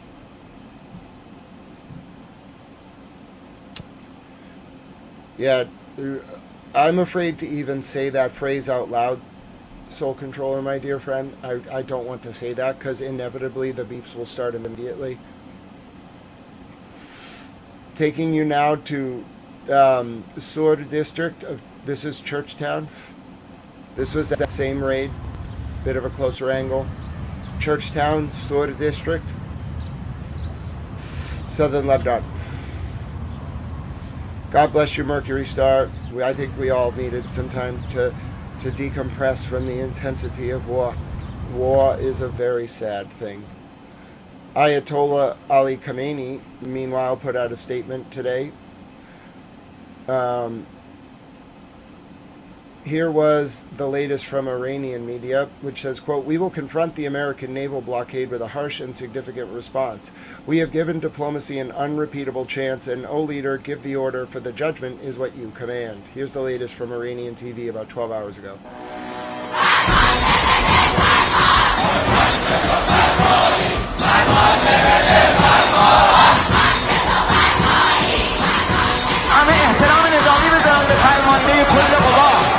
رهبر معظم انقلاب اسلامی ایران آیت الله سید مجتبی خامنه‌ای در حادثه در طوفان فرمانده بده فرمان فرمانده بده فرمان ماییم و خیابان‌ها آن نیز به حکم تو آن نیز به حکم تو در معرکه در میدان فرمانده بده فرمان فرمانده بده فرمان فرمانده بده فرمان. Does anyone speak Farsi? I have no idea what that says. You have to read it right to left. I don't speak Persian. I understand a little bit of Persian, but I can't understand written Persian at all. First of all, it's really hard to speak. And I know some words in Persian. I'd say I know like a very small amount of Arabic, and I know even less Persian. Like very small amount. Maybe like 5 to 10 words. I've listened to enough like Iranian military leaders and spokesmen speak while watching English translations that I know what certain words mean, but only like really obscure military phrases, and very aggressive military rhetoric. Arabic, I listen to a lot of news reports in Arabic, so I know a lot of Arabic. It's kind of like French. There's a little bit of French in Arabic, or maybe there's Arabic in French. I don't know. The point is, I understand more French. Here are the languages I speak. I speak English fluently, natively. I speak Spanish, I'd say intermediate to expert. I speak a little bit of German because I read a lot of Kant and Hegel, so I have to be able to understand convoluted German waffling and like compound German verbs. Otherwise, the way those philosophers speak doesn't make sense. I understand, I think a little bit of Russian, but only because when I was very young, my mom used to always speak Russian around me for some odd reason. And then I speak a little bit of like going into like descending order. I speak a little bit of French because I dated a Lebanese girl many, many moons ago who spoke French, so I wanted to learn how to speak French to woo her. Never really picked it up, but I understand, like, je m'appelle Grand. Je m'appelle Soviet.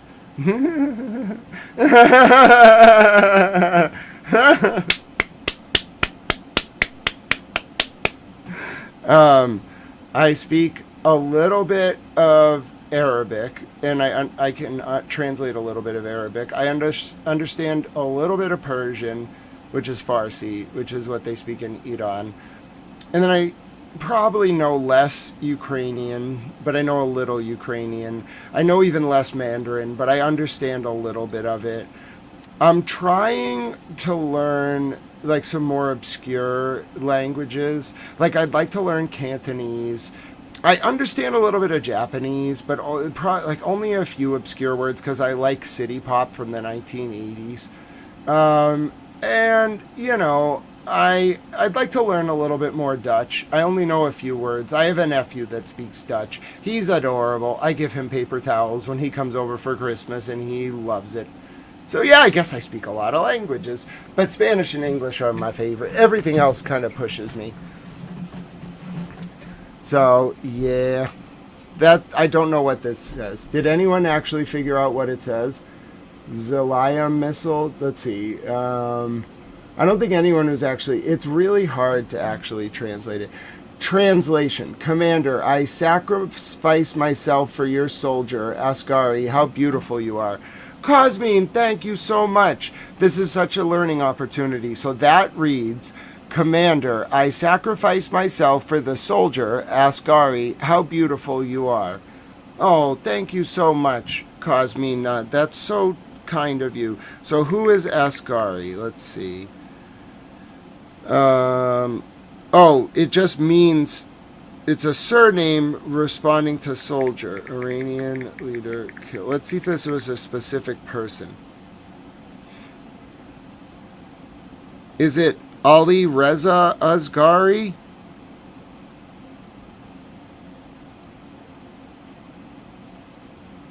There's also Abu Ali al-Askari, the security chief of Kataib Hezbollah. There's two of them.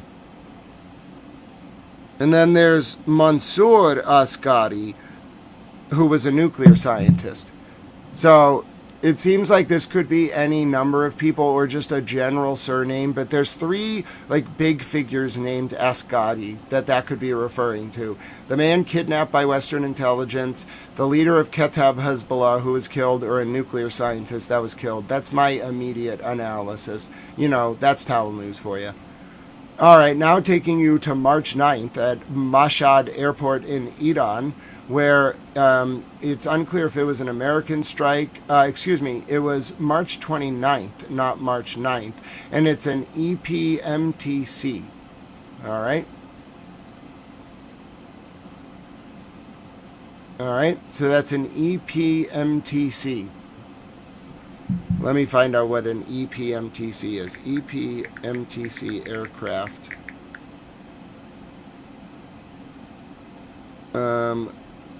Iran, what is it? I want to know what it is.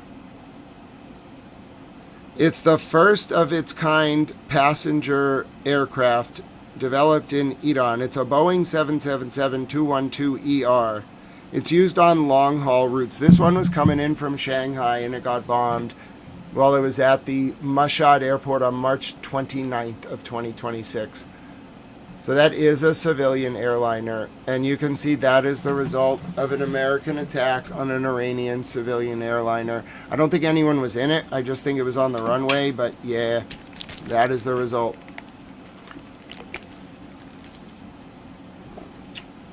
My name is Grant Smith Ellis. Thank you for tuning in. We're approaching the witching hour, which will be 8 p.m. U.S. war time.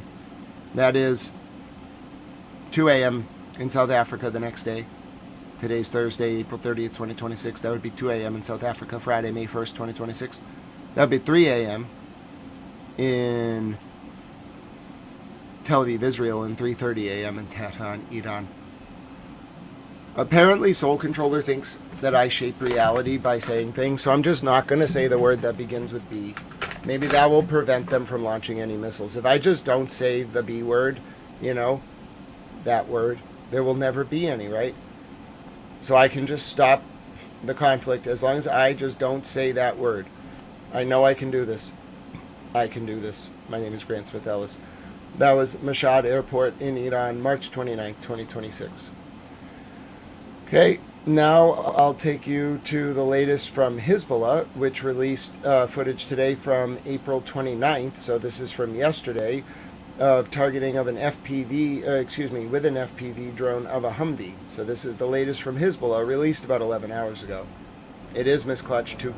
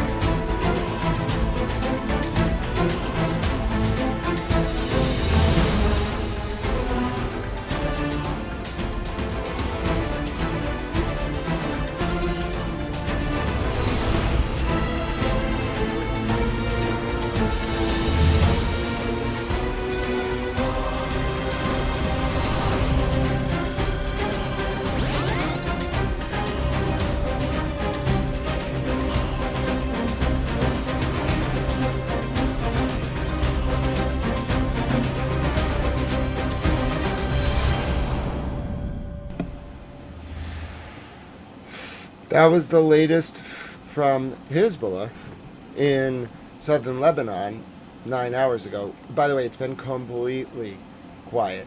Completely quiet. And it is approaching the witching hour. Here's the latest statement from the leader of Iran earlier today to mark Persian Gulf Day. Conversation. URGENT. Leader of the Islamic Revolution, the Iranian people, owners of the longest coastline on the Persian Gulf, have made the greatest sacrifices for the independence of the Gulf and resistance against foreigners and aggressors. Starting from the expulsion of the Portuguese and the liberation of the Strait of Hormuz, which serves as the basis for naming the 10th of the month of Ordubehesht as the National Day of the Gulf. Through the struggle against Dutch colonialism and the epic resistance against British colonialism, and more. Yet, the Islamic Revolution marked a turning point in this resistance, as it severed the hand of the arrogant powers from the Gulf region, and today, 2 months after the largest military campaign and amid the aggression of the world's bullying powers in the region, and the shameful failure of America's plan, a new chapter is being written in the Persian Gulf and the Strait of Hormuz. Okay, so that was the latest from the leader of Iran. That was released earlier today, a statement to mark Persian Gulf Day. Okay, I showed you the latest from Hezbollah. Now I'll show you the latest from Mohsen Razi, an Iranian military commander. These rumors they create about Iran's leader are because they want either him or his entourage to show some reaction so the Israeli regime can locate him and strike him. Here's the latest from Iran. This was about 12 hours ago. اولا مسئله وحدت رو من تواضع میکنم همطور که امام شهیدمون بنیانگذار جمهوری اسلامی و مقام معظم رهبری جدیدمون گفتن اتحاد محکم حفظ کنیم. آینده درخشانی وجود داره. بریم به سمت این آینده حرکت کنیم. این بدون وحدت، بدون اتحاد امکان پذیر نیست. البته اتحاد تحمل پذیری میخواد و انتقادات هم انتقادات منصفانه باشه. موضوع دوم در مورد شایعاتی که در رابطه با رهبر انقلاب یا نیروهای مسلح میشه به هیچ وجه گوش نکنه. رهبر انقلاب ماشاءالله یه جوان بسیار پر انرژی هست. این شایعاتی که درست میکنن چی شد این به خاطر اینه که یا ایشون یه عکس العمل نشون بده یا اطرافیانشون محل ایشون رو رژیم موساد و اسرائیل پیدا کنن بخوان بزنن. نه، ایشون الحمدلله سالم پرقدرت با درایت دارن کشور اداره میکنن. گوش به این چیزا ندید. موضوع Iranian military commander speaking there earlier on Iranian TV. I don't speak Persian, I didn't have time to translate. Going now to South Lebanon, where Nawaf Salam, the prime minister's representatives, were expelled from a funeral procession and accused of being responsible for the death of Lebanese civilians.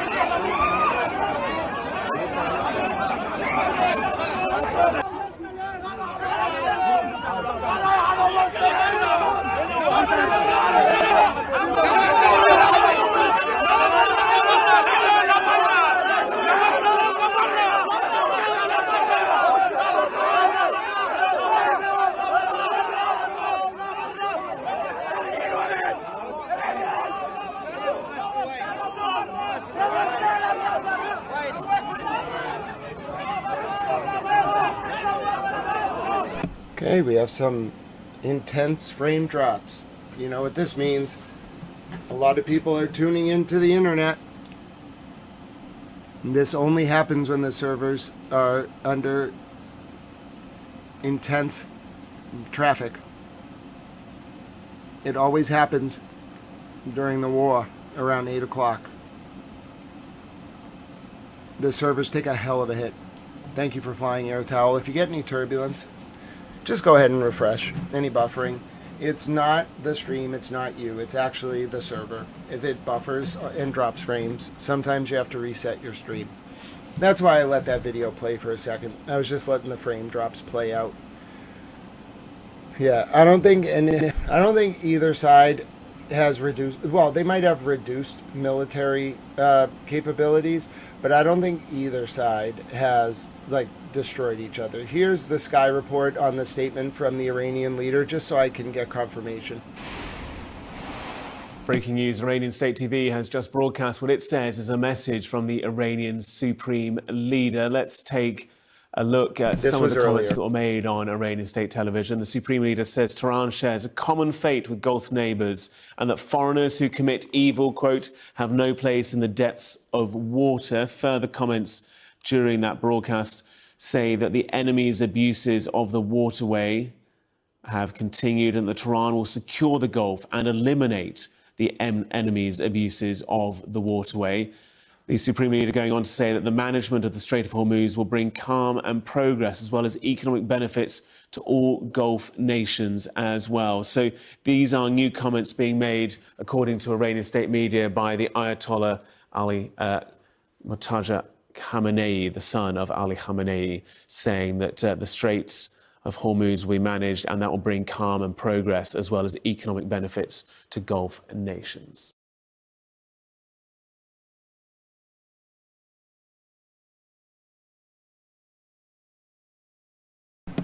Oh. Hello, Larson. It's good to see you.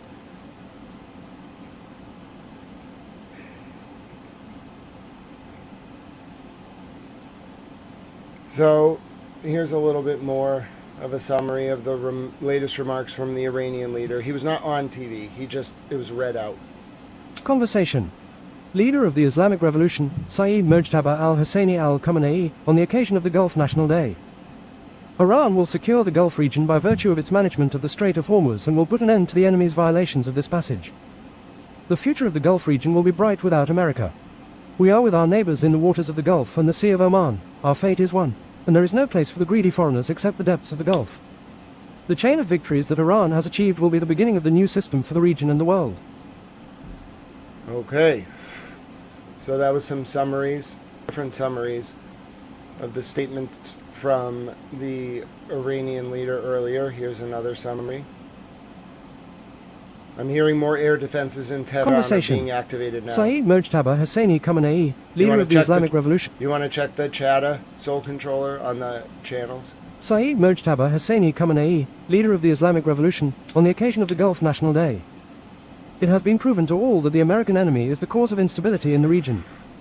We share a common destiny with the countries overlooking the Gulf. Today, the equation of the Strait of Hormuz will serve the interests of all countries.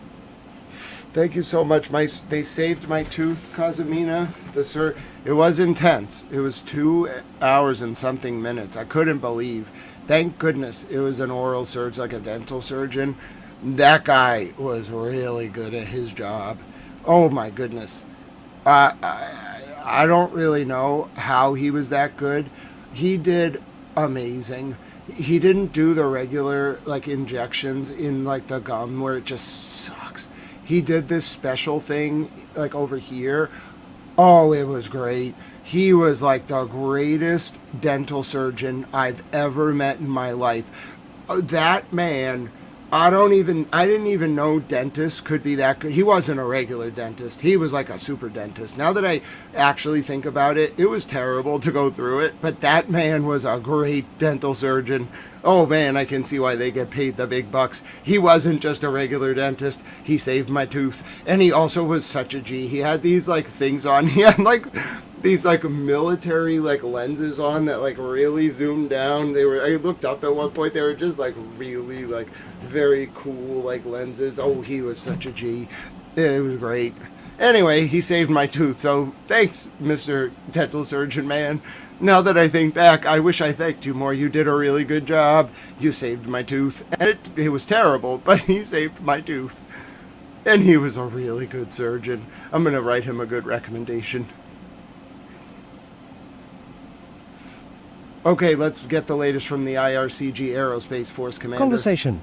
The IRGC Aerospace Force Commander wrote in response to CENTCOM. We saw the fate of your bases. We will see the fate of your aircraft carriers too. With prolonged and far-reaching painful strikes, we will respond to the enemy's operations, even if they're sudden and short, by the grace of God. Thank you, Kazamina. Yes, I was definitely worried the whole month going into it. Little did I know I had a great dental surgeon, and I didn't need to be worried. Okay, showing you the updates from today. I'm hearing that, listen. I'm hearing that something is going on in Tehran. There's an intense internet blackout. The best I can get is air defenses may be active now. We all just need to monitor, take deep breaths. As soon as I hear an alert, I haven't heard any of the, you know what. I'm not saying it. It's about to hit the top of the hour. This is the witching hour. This was earlier in South Lebanon. This was after Hezbollah struck an Israeli position. Hello, Christmas. There is very intense activity in the Middle East tonight, including no commercial flight activity over Iran, Iraq, Syria, or Lebanon at all. There have been no attacks from Hezbollah in 11 hours. It's unclear. There was a interception in Kuzastan province of an object in the sky an hour ago near the Iraqi border. There were 2 interceptions of hostile drones coming from the southwest of Tehran towards the center of the city 2.5 hours ago, maybe 2 hours ago. It's unclear what's going on right now. Mr. President has declared the initial conflict that started the 60-day timer for the War Powers Act over. Does that mean there's about to be another strike? Is Israel going to strike? Why hasn't Hezbollah struck in 12 hours? Why hasn't anyone done anything? No one knows. Israel bombed 70 times today. There was very little, basically no response from Hezbollah, almost like they were told to wait.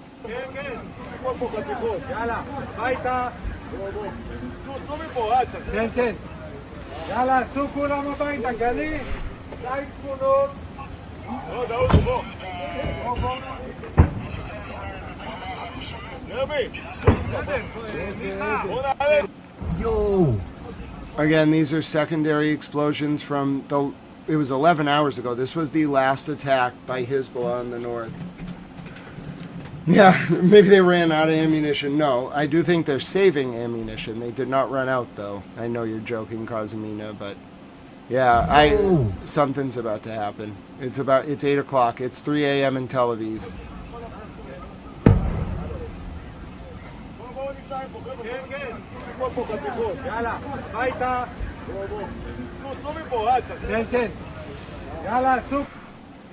What are you going to do, IRGC? The world's looking at you. I think the world expects the IRGC to move. Why would anybody wait? Why would you let Mr. President, if your goal is to inflict economic harm, Why would you let Mr. President wait till the stock market closes on Friday? Why would you let him help? Why would you help him? No, something is afoot. I have no idea what. Hi, Mimi. You're wonderful, Mimi.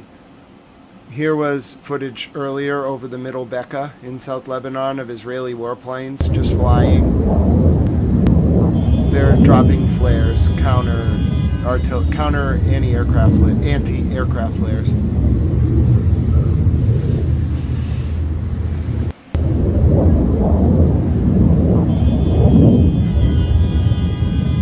Yes, Mimi. Yes, she does. She has a beautiful accent. Wait till you hear it, Mimi. She's wonderful. Mimi, maybe Nikki and I will do a special call just with you because you're so wonderful, you know. And you can hear Nikki. Yeah, I agree, Soul Controller. But they already struck. Soul Controller, launching drones into another country's airspace is striking. So I don't understand. I'm not talking about Lebanon. I'm talking about in Iran.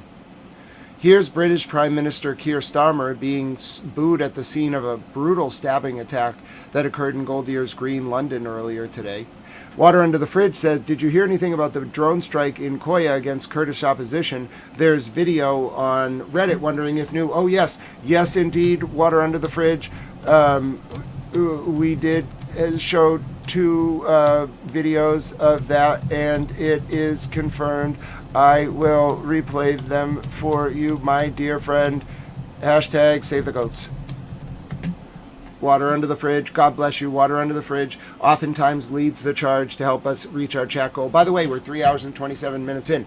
Did you know this is a public information service? It's the last day of the month. So if you've been thinking, oh, I want to super chat Grant and help the channel, today's a great day to do it. You can help us reach our super chat goal. Hold on. Do I got to start a new goal? I do have to start a new goal. All right. It's a great day. Hold on. Before you do that, let me reset the goal. You can help us reach our super chat goal. I will play goat videos and say, God bless you. Today's the day. If you want to send super chats, it's a great way to help the channel. This is a public information service. It's run by one man. I source the clips. I try to translate. I educate, inform. I try to entertain you a little bit as a buffer between the trauma. I keep you up to date on the newest news from the ground. There are ways you can donate through PayPal, Cash App, and Venmo. You can also send super chats. You can the video. You can subscribe. You can tell your friends about Towel News. A super chat's a great way to help, though. And if we reach our 10 super chat goal, we will play goat videos and maybe a song. Who knows what I'll play tonight? I always am in a different mood. It depends on what's happening and whether or not missiles are falling. That really depends on my musical stylings. In any event, my name is Grant Smith Ellis. You can donate through Cash App, # Grant Smith Ellis. There's a Venmo at Grant-E1. There's a PayPal, paypal.me/Grant Ellis. I'll go ahead and pin those links right now, and you can use them if you want to help support Little Towel. God bless all of you. Thank you for your support of Towel News. I could not do this without you. Your support makes this independent reporting possible. It's really given me a new meaning in my life, and I'm so grateful to all of you. I can't wait to go visit Towel Girlfriend and travel the world. We're going to do Towel travel videos, and all of your support will make that possible. You know, we're going to visit some of you. I'm going to see Mimi and the goats. We're going to personally go visit Mimi and the goats. We're going to visit George. George is going to come to a baseball game. I'm going to go see Bunny Towel Mom and Towel Mom Lynn, and so many of you. It's going to be great. I'm going to visit Soul Controller and go punting in Oxford. I have plans. I'm going to visit Paul Star if they want. GrantSmithEllis@gmail.com if you want to be added to the Towel travel list. You don't have to be in the video. We can just meet you, Towel Girlfriend, Nikki, and I. Just email me, GrantSmithEllis@gmail.com. I'll forward it to Nikki. It'll be great. Anyway, okay, let's take a look at Keir Starmer being viewed. Thank you for being booed. Thank you for listening to that donation read. I only do them once every 2 hours. It's actually been 3.5 hours. Let's go.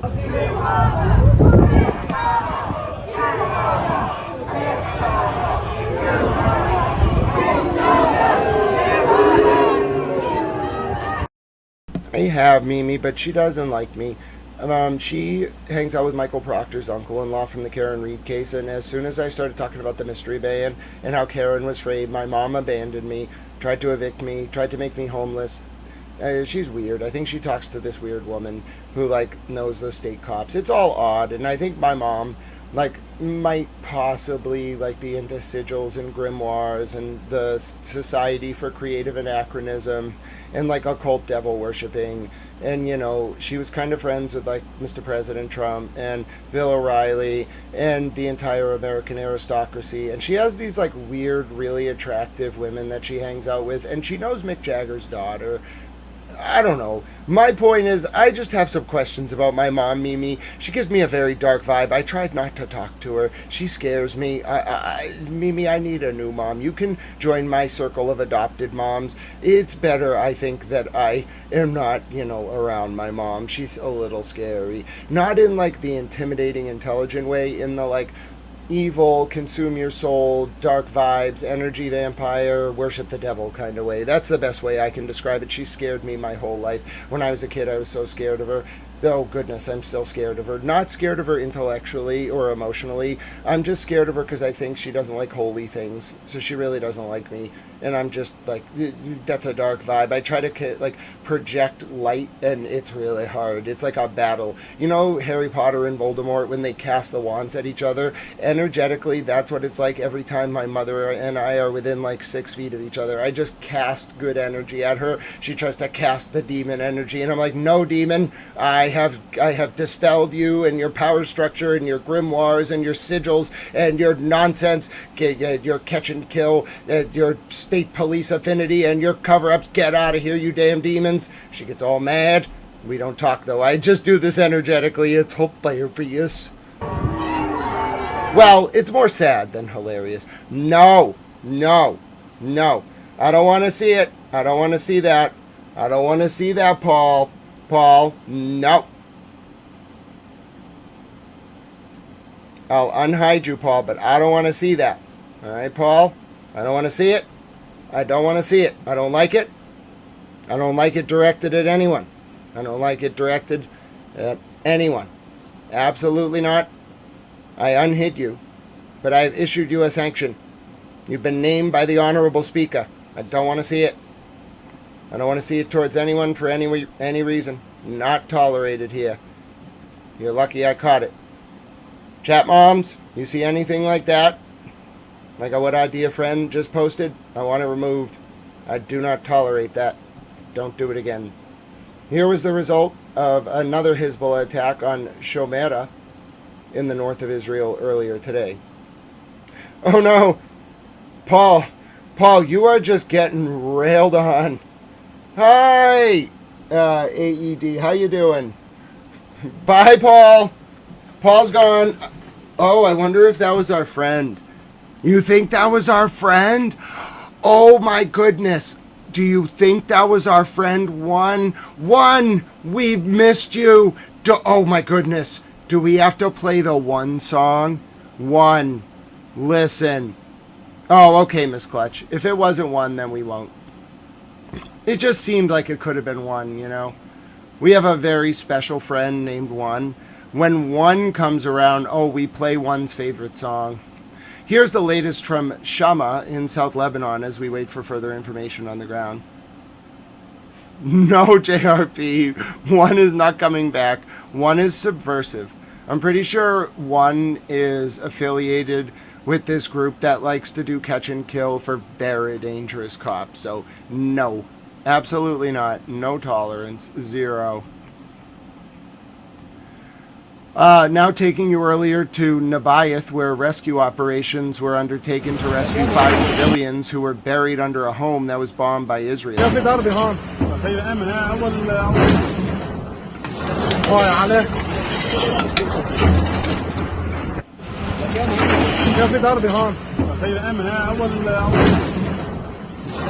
again, what tells me that something's off is there's been no response.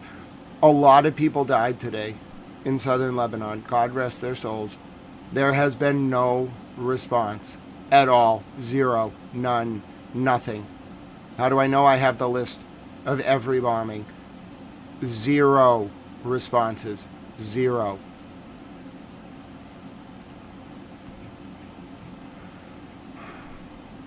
Taking you now to the German advisor and his comments towards Iran earlier, translated to English. Oh, God bless you, Dee Dee Thames. Sending love your way too, my dear friend. You know, in this world, no matter what circumstances confront us, it's the people around us that help us persevere, and that's true for both you and I, my dear friend. God bless you.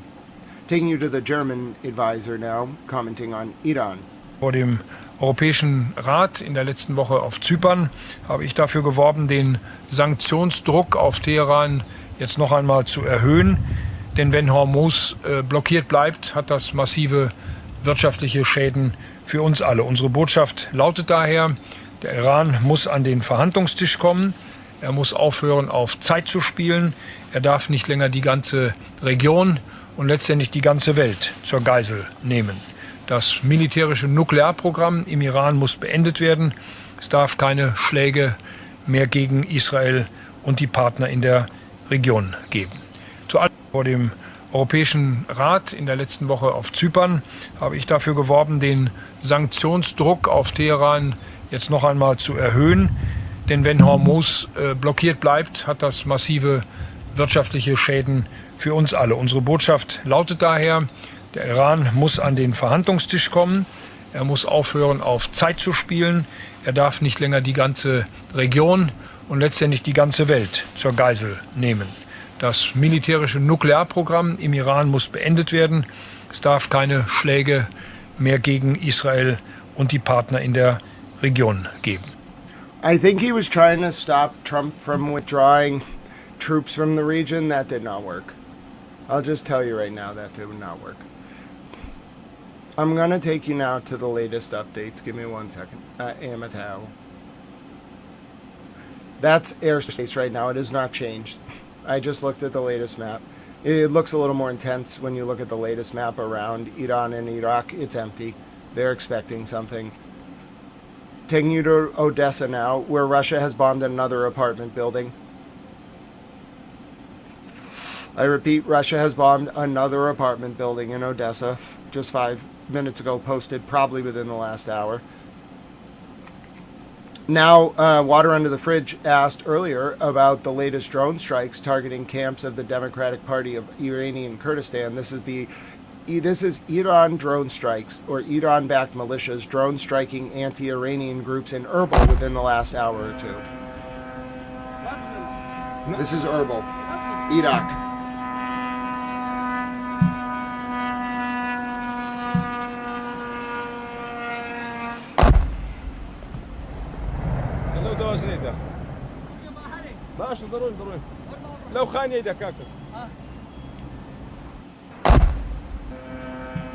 This is Erbil.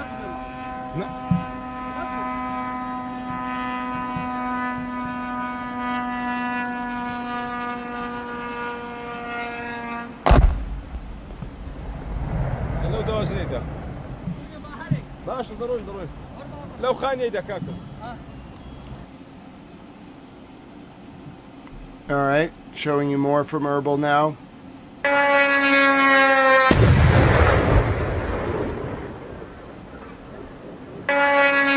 Hi Pete, how are you? Intense night.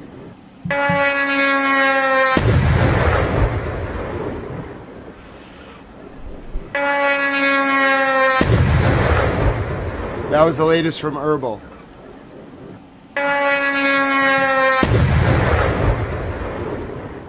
Water Under the Fridge asked for confirm on that. That was the latest from Erbil. My name is Grant Smith Ellis. Hello, Pete. How are you, dear friend? Hello, Sean. How have you been? Hello to Soul Controller and all of you. It is great to see you on this intense night. Pulsar, DD Thames, Mimi's out there. I saw so many of you. This was the latest about air defenses. There seems to be a blackout in Iran. How do I know? Because a lot of the sources have gone dark. A lot of us, more than a few journos, and even people in this chat monitor the channels that post from the ground in Iran. Hello, Petty LaBelle. You've come in at quite an intense moment. There seems to be a blackout on the regular Iranian channels. There were air defenses active in Tehran. There was a object shot down in the province of, hold on, I'm going to get it for you. It's called, hold on, Kuzastan, near the Iraqi border, near Basra.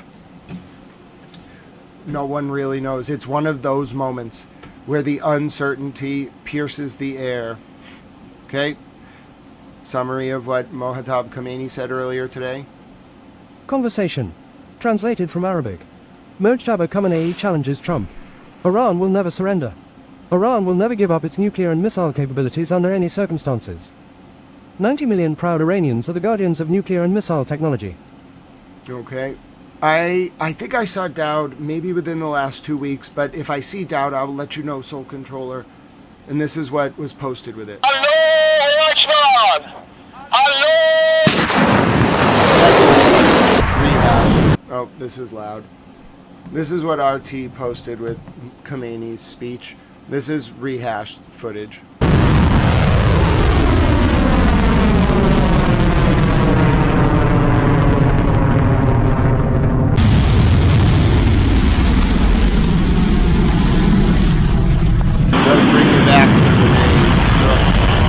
Not a good feeling.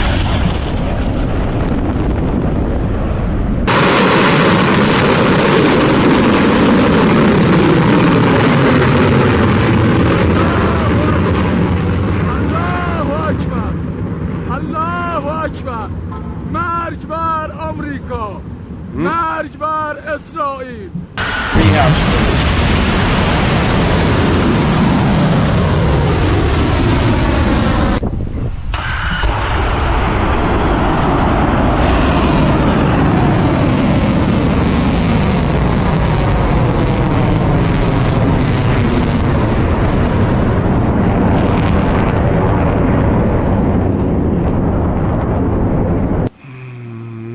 Not pleasant at all. Happy Fecal, my dear friend. Okay. Taking you to another summary of Khomeini's message. It was long, so people quoted 90 million it in proud parts. Iranians are the guardians. Conversation. Summary of Iran's leader, Sayed Mojtaba Khamenei's message. Negotiation implications of the leader of the revolution's message. Strait of Hormuz is Iran's strategic asset, meaning it is non-negotiable. The future of the Persian Gulf is envisioned without the US. Management of the Strait of Hormuz is in Iran's hands. Independent decision-making is carried out. Economic benefits of the strait, like tolls, will reach the people. Nuclear and missile technology is a national asset, meaning it is non-negotiable. Leader of Iran, Sayed Mojtaba. So that was a summary. I'll show you the latest now. I have more footage from Iran. It's very hard to get footage right now. This was at 11:35 p.m. local time, so a couple hours ago. This is what it was like when the air defenses were firing. I don't know what's happening on the ground now. There's been a blackout. Yes, I need to make my cup of coffee, so you watch this. I need to get my coffee pod. This is the air defenses firing in Tehran.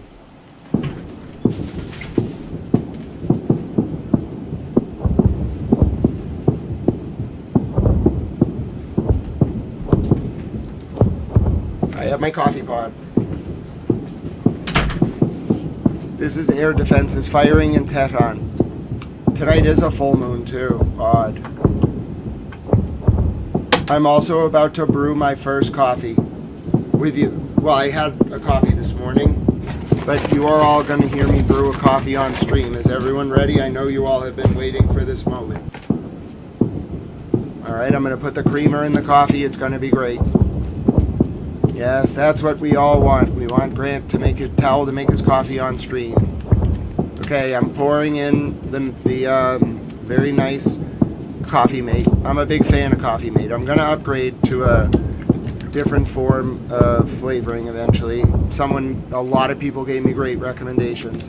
But you are going to watch me. I'm saving money. Look at me. I'm being a responsible adult. Towel Girlfriend. Towel Girlfriend and all of you have been a big help. Towel Girlfriend is great. She's the greatest thing ever.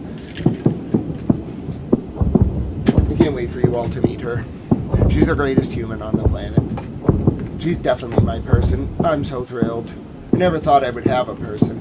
Then you meet your person and you're like, oh my goodness, this person has existed my whole life and I didn't know about them. How is that possible? It's great. In any event, my name is Grant Smith-Ellis. Oh no, I dropped my energy drink. Thank goodness it was empty. And I'm going to brew a coffee for you, okay? The coffee is brewing. You all are going to be thrilled. You all have waited weeks for this. I will not let you down. I'm going to tell you all about the coffee. It's brewing right now. Oh yes, everyone is excited. This is what you all tuned in for, to hear about how excited I am to brew my coffee. Yes, the people the world over want to know what it is like when I drink my coffee from my new coffee maker. It's great. I washed the coffee maker. I prepared it. Following instructions can be a little hard, but you know, I did a good job.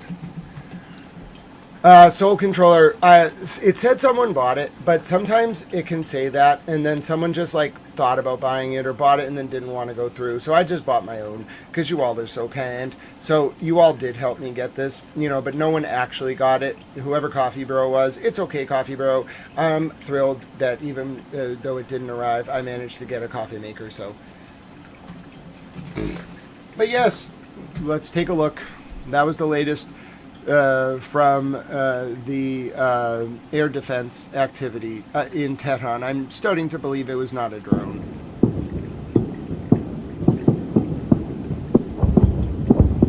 Are we sure that those are drones that's firing at?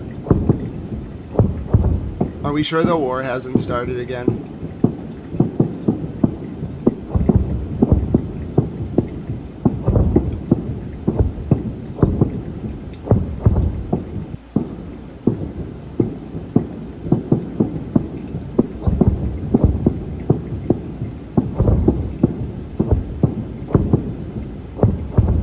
Tal's coffee is almost ready. I'm very excited. Hashtag Tal coffee. Are we sure that those are mini drones? Are we sure that the war hasn't started again? That really doesn't look like firing at drones. I agree, Miss Clutch. But again, these you know, that's a little concerning.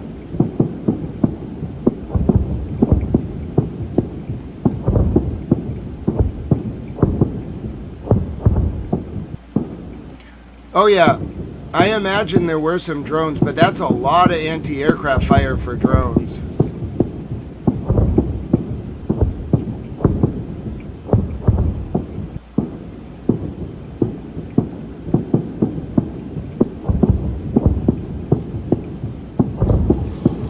Oh yeah, clearly Iran doesn't have any air defense. These are fake air defenses. They're Chinese-made copies. They're rubber. They're ghost air defenses. They're the Aurora Borealis. They're the Middle Eastern Lights. They're Arabian magic carpets. They're Santa. They're Rudolph the Red-Nosed Reindeer. Listen, Mr. President has lots of explanations for what those are, but clearly, Iran doesn't have any air defenses, so those can't be Iranian air defenses. That was silly of me to say. That is actually Santa. Yes, ladies and gentlemen, that is Santa. You know, he got the days confused. I'm also not sure why he has missiles, you know. I don't have an explanation, but, you know, it seems reasonable because according to Mr. President, now this is your sort of trauma buffer, just so disclaimer. According to Mr. President, Iran doesn't have any air defenses. So the only explanation is that those are flying goats guiding Santa through the Persian airspace. Yes, don't worry, there's nothing to be concerned about. Iran doesn't have any air defenses, that's Santa. Yes, Santa has developed anti-aircraft goat-based technology. He's just using his flares. It's just a test, you know, for Christmas. Yes, you know, the Persian Santa. There's nothing to be concerned about. Oh, yeah, you know, because, but here's the coffee. I'm ready to have some coffee with you. It's going to be quite hot. I probably should wait a second. No, listen, I'm not concerned at all. Listen, I think Mr. President's right. Iran doesn't have any air defenses, so this is actually Rudolph the Red-Nosed Reindeer helping Santa. They're just testing out their, you know, anti-aircraft missiles that Santa has for some reason. He's also in Iran. I'm not really sure why Santa went to Tehran. Oh, it's the South Pole. That's right. Oh, you know what? So the elves, they don't make toys for Santa. They actually help him test his anti-aircraft technology.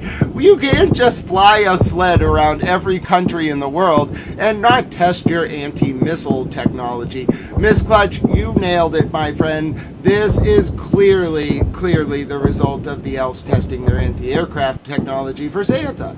Well, Iran doesn't have any anti-aircraft technology or missiles left, so this has to be Santa testing his anti-aircraft defenses over Tehran for some reason.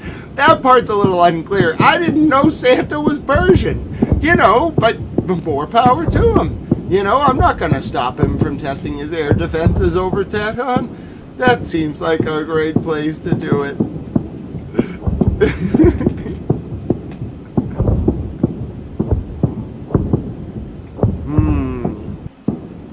Yes.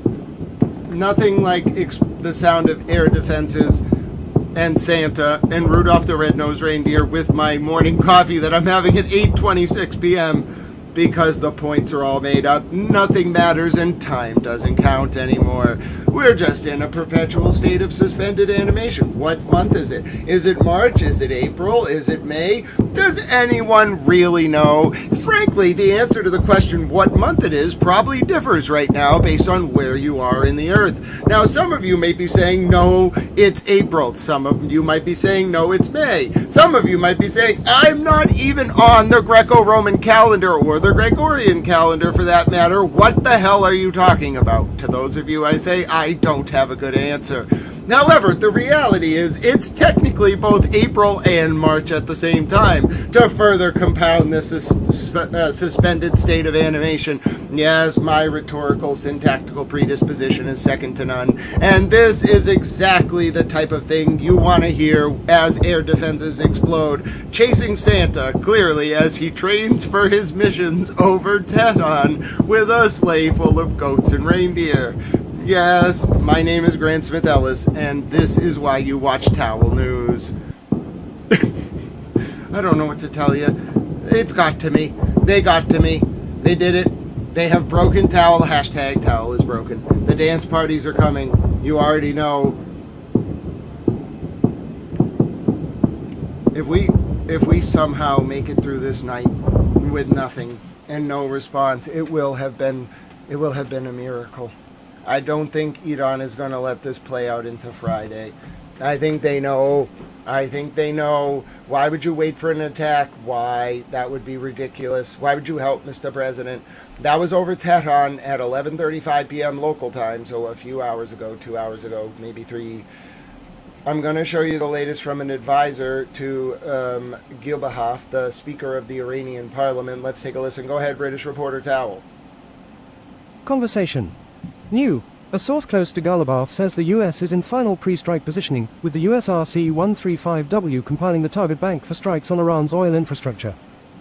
Iran will retaliate with a dual response of direct missile strikes on Gulf energy facilities, US bases that supported the attack, and full physical closure of the Strait of Hormuz with mines and missiles. Well, you heard him. It's just a question of will Mr. President do it? All right, here's the latest from Al Hadath. Tel Aviv will request a broader attack if negotiations with Lebanon falter. Israeli warning message to President Trump regarding Hezbollah. أرسلت تل أبيب رسائل تحذيرية للإدارة الأمريكية حيال التعامل الحالي مع حزب الله اللبناني وفق ما كشفت تقارير إسرائيلية أفادت بأن رئيس الوزراء بنيامين نتنياهو عبر للرئيس ترامب بأن الاكتفاء بالرد دون المبادرة يمنح الحزب فرصة للتعافي ولتعزيز مواقفه، محذرا من أن الوضع الحالي يؤدي لتآكل قوة الردع الإسرائيلية أمام حزب الله ويعرض القوات الإسرائيلية على الأرض لمخاطر متزايدة. وأبلغت تل أبيب واشنطن كذلك بأنه في حال لم تثمر المحادثات مع لبنان ضمن الإطار الزمني المحدد لأي نتائج ملموسة، فإن إسرائيل ستطلب من ترامب الضوء الأخضر للعودة إلى الخطة الأصلية، وهي شن هجوم بشكل أوسع من السابق، فيما طلبت الإدارة الأمريكية تحديد إطار زمني للمفاوضات مع لبنان لا يتعدى منتصف مايو المقبل. Okay, well, the eerie silence continues. I'll show you now a handwritten letter from one of the Iranian commanders and a translation as well. All right, let's take a listen. Conversation. Translated from Arabic. Handwritten note by Martyr Commander Brigadier General Ali Mohammed Naini, spokesman for the Revolutionary Guard, in response to a request from intelligence, who advised him of the need to exercise greater caution. People like us are not considered a target of value. Rate this translation. Well, here we go. Let me take you to Odessa now, where Russia has just engaged a large-scale attack. Conversation. Russian kamikaze drones have again attacked Odessa city. Attack was spread to multiple areas. Many of the drones shot down. Residential buildings struck. Video. New drone launches from Havardaisk, Crimea has occurred. New wave of drones will show up in about an hour. I'm monitoring very closely in Odessa as well, where Russia is shelling right now with attacking with drones. Taking you now to Odessa in Ukraine. Нихера себе, блядь, как близко! Taking you to Odessa in Ukraine now. Блядь, прям над городом. Охуеть! Еще один есть. Нихера себе, блядь, как близко! This is the latest from Odessa. Блядь, прям над городом. Охуеть! God bless you, Mimi. Еще один есть. Нихера себе, блядь, как близко! Ебануться! Блядь, прям над городом. Sadly, my dad is dead. I miss him a lot. He's still with me in my room. He's over on the... Part of him is always with me. He's on my bookshelf. It's hard to go on Tao's bookshelf. This is Odessa in Ukraine, which is being bombed intensely right now by Еще один Russia. есть. Нихера себе, This блядь, is как Odessa. Ебануться! That's Ukrainian. Прям над городом. Охуеть! That is Ukraine, where Russia is shelling intensely. Here's another drone attack in Ukraine right now. Multiple heavy strikes in civilian areas of Odessa. This is going on as the world nervously thinks that all of the Middle East is about to be engulfed in chaos, and not a single bomb or drone has been fired at Israel in 11 hours, despite a massive bombing raids across the south of Lebanon that have killed more than 10 people and injured 50 plus. 30 plus might have been the initial report, but I think I saw it go up to 50. It's absurd. This is the craziest. I feel like I am out of time right now. Not like out of time to do something. I feel like I'm in a state of suspended animation watching this. I can feel it. I can feel the intensity of it all. Hold your towels. Keep the space for your fellow towels and goats. That's a good reminder to hashtag save the goats. Another strike on a high-rise building in Odessa. This is Odessa, Ukraine. This is a strike by Russia right now on a high-rise apartment building in Odessa.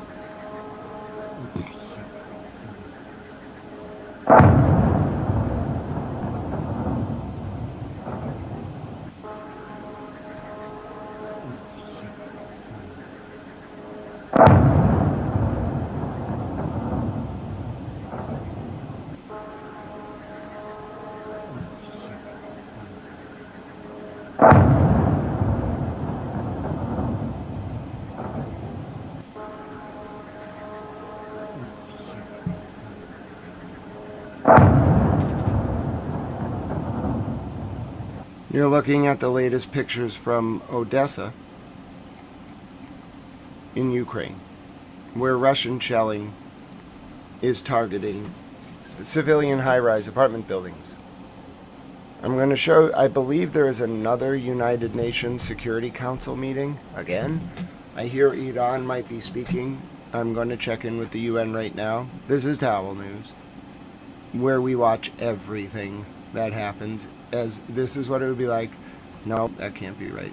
Is the UN having a meeting or not?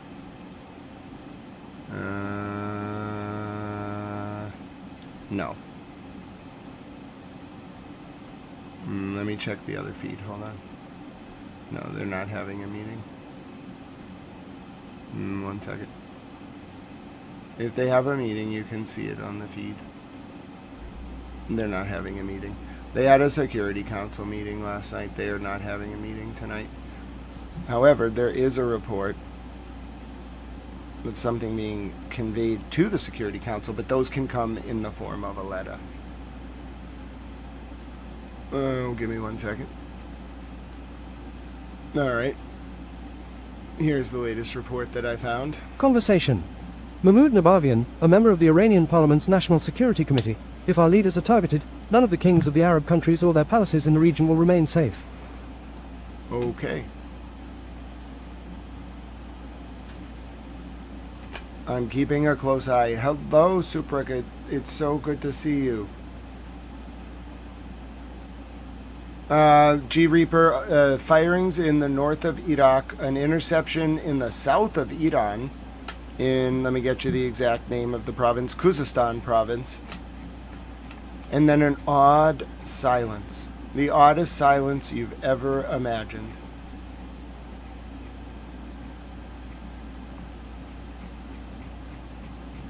I think I need a song, alright? I think I need a relaxing song. I need to just reset for a second. So let's play, there's a song I like to relax. I don't want anything too overly, we're not doing the closing time song, so I have to find my other relaxing song. I don't need techno, I do need some more coffee, but I like this song.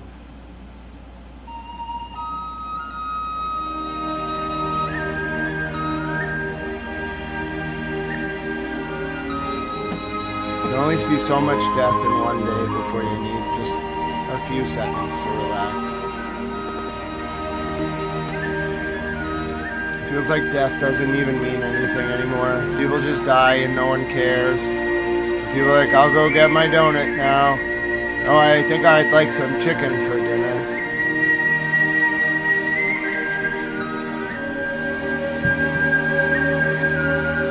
Oh, who's playing the basketball tonight? You know, I don't mean to insult anyone.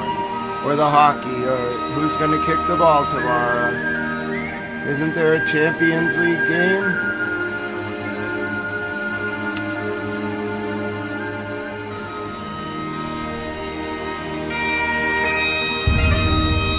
Hi, D-Mayor.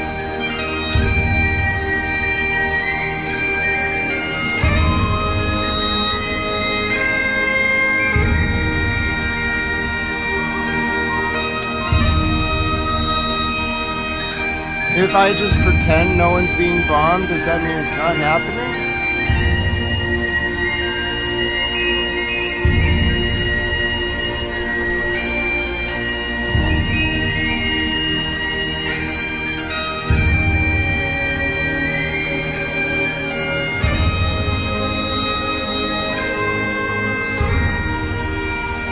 God bless you, G Reaper. We'll be here on your breaks, my dear friend.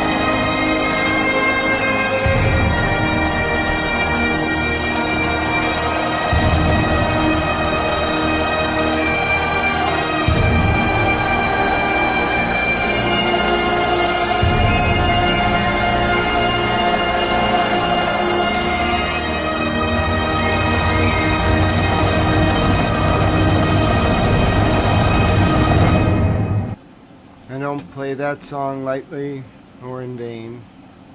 I play it because anyone that commits our sons and daughters, or anyone's sons and daughters, to die should know the full weight of what they're doing and should understand that if they're going to do that, then that song won't just be played once or twice,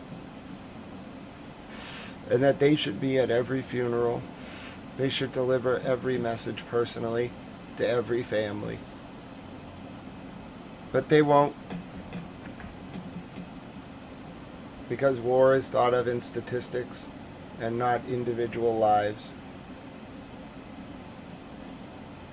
And Stalin's quote was apocryphal and fake. He did not say that one life lost is a tragedy and 1 million is a statistic. It's apocryphal. The point is that war is measured in statistics and not individual lives. That song humanizes, you could call it a hymn, humanizes war in a way that I don't think leaders even think about. Maybe some do when they're on the receiving end of a military attack. But I don't think a single person in good conscience could launch an attack that would put our sons and daughters in the military at risk if they too had that feeling, my dear Miss Clutch, about the resonance of that song. I don't know what to tell you. I wish I had more answers. I wish I could do more than take you through the updates and show you the ominous reality.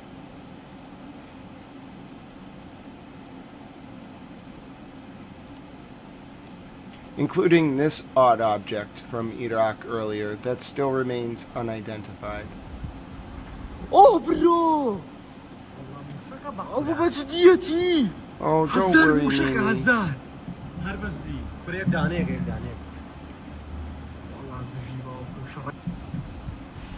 Oh, bro! So it's unclear exactly what that object was.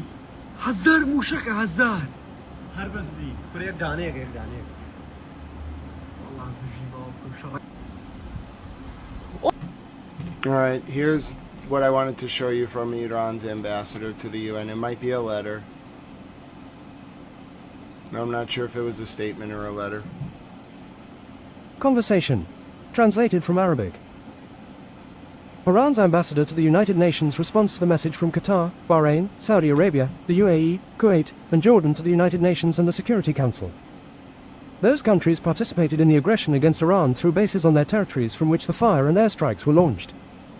The countries that participated or allowed the use of their bases, airspace, waters, and territories in carrying out the aggression against Iran are responsible and must be held accountable. We demand that each of Qatar, Bahrain, Saudi Arabia, the UAE, Kuwait, and Jordan bear responsibility for full compensation to Iran for the damage. I want to take a listen to the Slovakian Prime Minister now regarding oil prices and their impact on his region, mostly because I can. We need Mr. Rogers, we do. I agree. Let me show you the latest from the Slovakian Prime Minister. No, God bless you, silent dogs. You and the doggos have a wonderful evening. They are towels. Here's the latest from the Slovakian Prime Minister. Veď dnes je OSN na smiech. Kto zastavil Američanov v Iraku? Kto zastavil Američanov v Iráne? Kto zastavil Američanov napríklad vo Venezuele? A obávam sa, že prídu ďalšie krajiny, ktoré veľmi sú na mape záujmov Spojených štátov, a to dnes hovorím predovšetkým o Kube. A stále ešte neskončila tá aféra okolo Dánska a Grónska, kde pravdepodobne ešte budú Spojené štáty americké prejavovať svoje záujmy. Nie je dobrá doba, sme pod tlakom cien ropy, podľa toho, ako sa prezident Trump vyspí. Keď sa dobre vyspí, tak ropa ide dole. Keď sa zle vyspí a urobí nejaké vyhlásenie, tak ropa ide automaticky hore. Aká je odpoveď na rozpad NATO? Lebo rozpad NATO môže prísť. Netvárme sa, že NATO je nezmeniteľné, alebo že sa nedá jednoducho predpokladať situácia, že by na to mohlo dôjsť k zániku. All right. I want to show you a short clip from Jake Bro now. I really recommend people follow Jake Bro on YouTube. Here's just a short clip that he uploaded on X. Please consider following Jake Bro on YouTube. He does really good daily updates about the status of Russia's war on Ukraine. So Jake Bro on Twitter is Real Jake Bro. Very, very excellent analyst. Just want to play a short clip now. We get a lot of updates about the Ukraine war on the Towel Discord, which you can also join. And they're from Triple Bob, and they're really good. So here's a short clip from Jake Bro. I've been meaning to watch one of these videos for a bit. And while I have 15 minutes of breathing room where we might get through the 3 o'clock hour, I am not settled, by the way, at all by the absence of bombing. I think Hezbollah likely has been ordered to withhold all bombing until Iran gives the go order. Ukrainian drones hit Lukoil's Perm refinery 1,500 kilometers from Ukraine. 2 days we were just covering this. I want to see how Jake covers it compared to how I covered it. ago, Ukraine successfully struck the Perm pumping station and refinery, and this is a very impressive fire. But it wasn't good enough for Ukraine, so they went back the next day and they hit it again. Russia's Perm oil station struck for the second straight day by Ukrainian drones. And now the fire is much bigger, much more impressive. I'm going to share with you guys some videos, and if you want to hold your hands up to the screen, maybe this video will warm you up.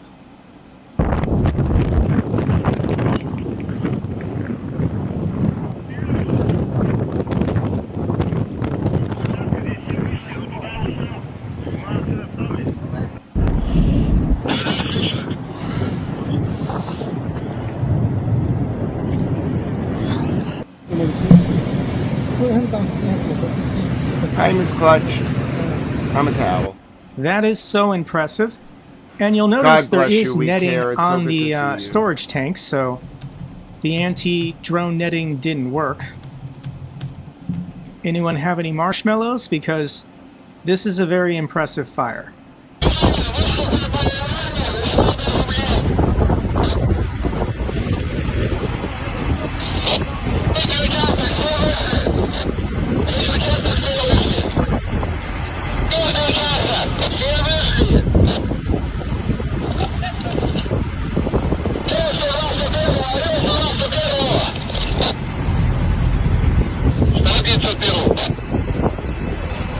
There's nothing these firefighters can do to put this out. It's just going to burn. Oil rain reported in Perm after Ukrainian drones set Transneft pumping station ablaze. This is the city of Perm, and you can't really hide this. This toxic air, this toxic oil sludge and rain is going to be coming down on the city, just like it's doing in Tuapse. And Russians are noticing. Now let me explain for you why this pumping station is so critical. This is where most of Russia's oil and gas comes from. That's true. Very good analysis here. In the Western Urals. And this pipeline and pumping station is critical. This is where Perm is located on the map in Western Siberia. And it pumps oil to the Black Sea, Tuapse and Novorossiysk. It also pumps oil to the Druzhba pipeline, going to Hungary and Slovakia, and it also pumps oil to the Yaroslavl refinery north of Moscow, as well as the Primorsk terminal on the Baltic Sea. If Ukraine can knock out this node, Russia's entire pipeline infrastructure is crippled. This is devastating. Yeah. He nailed that. He taught me something there. That was great. I knew about the way the pipeline flowed. I didn't know about that specific node in it. That was great. Jake Bro is very smart. I highly recommend. I mean, he obviously has a perspective, but he's very intelligent. He doesn't lie. He gives it to you straight. Let me show you now a massive fire burning in Kirkuk. Well, actually, let me show you the Israeli Defense Minister Katz saying earlier today that Israel might continue its military campaign against Iran in the near future. ייתכן ובקרוב תידרש לשוב ולפעול כדי להבטיח את מימוש היעדים. ייתכן ובקרוב תידרש לשוב ולפעול כדי להבטיח את מימוש היעדים. So that was pretty intense. My name is ייתכן ובקרוב Now let me show you the fire that's burning in Suleimania. This is Kirkuk in the north of Iraq. It's unclear what started this fire at a warehouse. There was a drone bombing elsewhere. It's unclear if this was separate or related.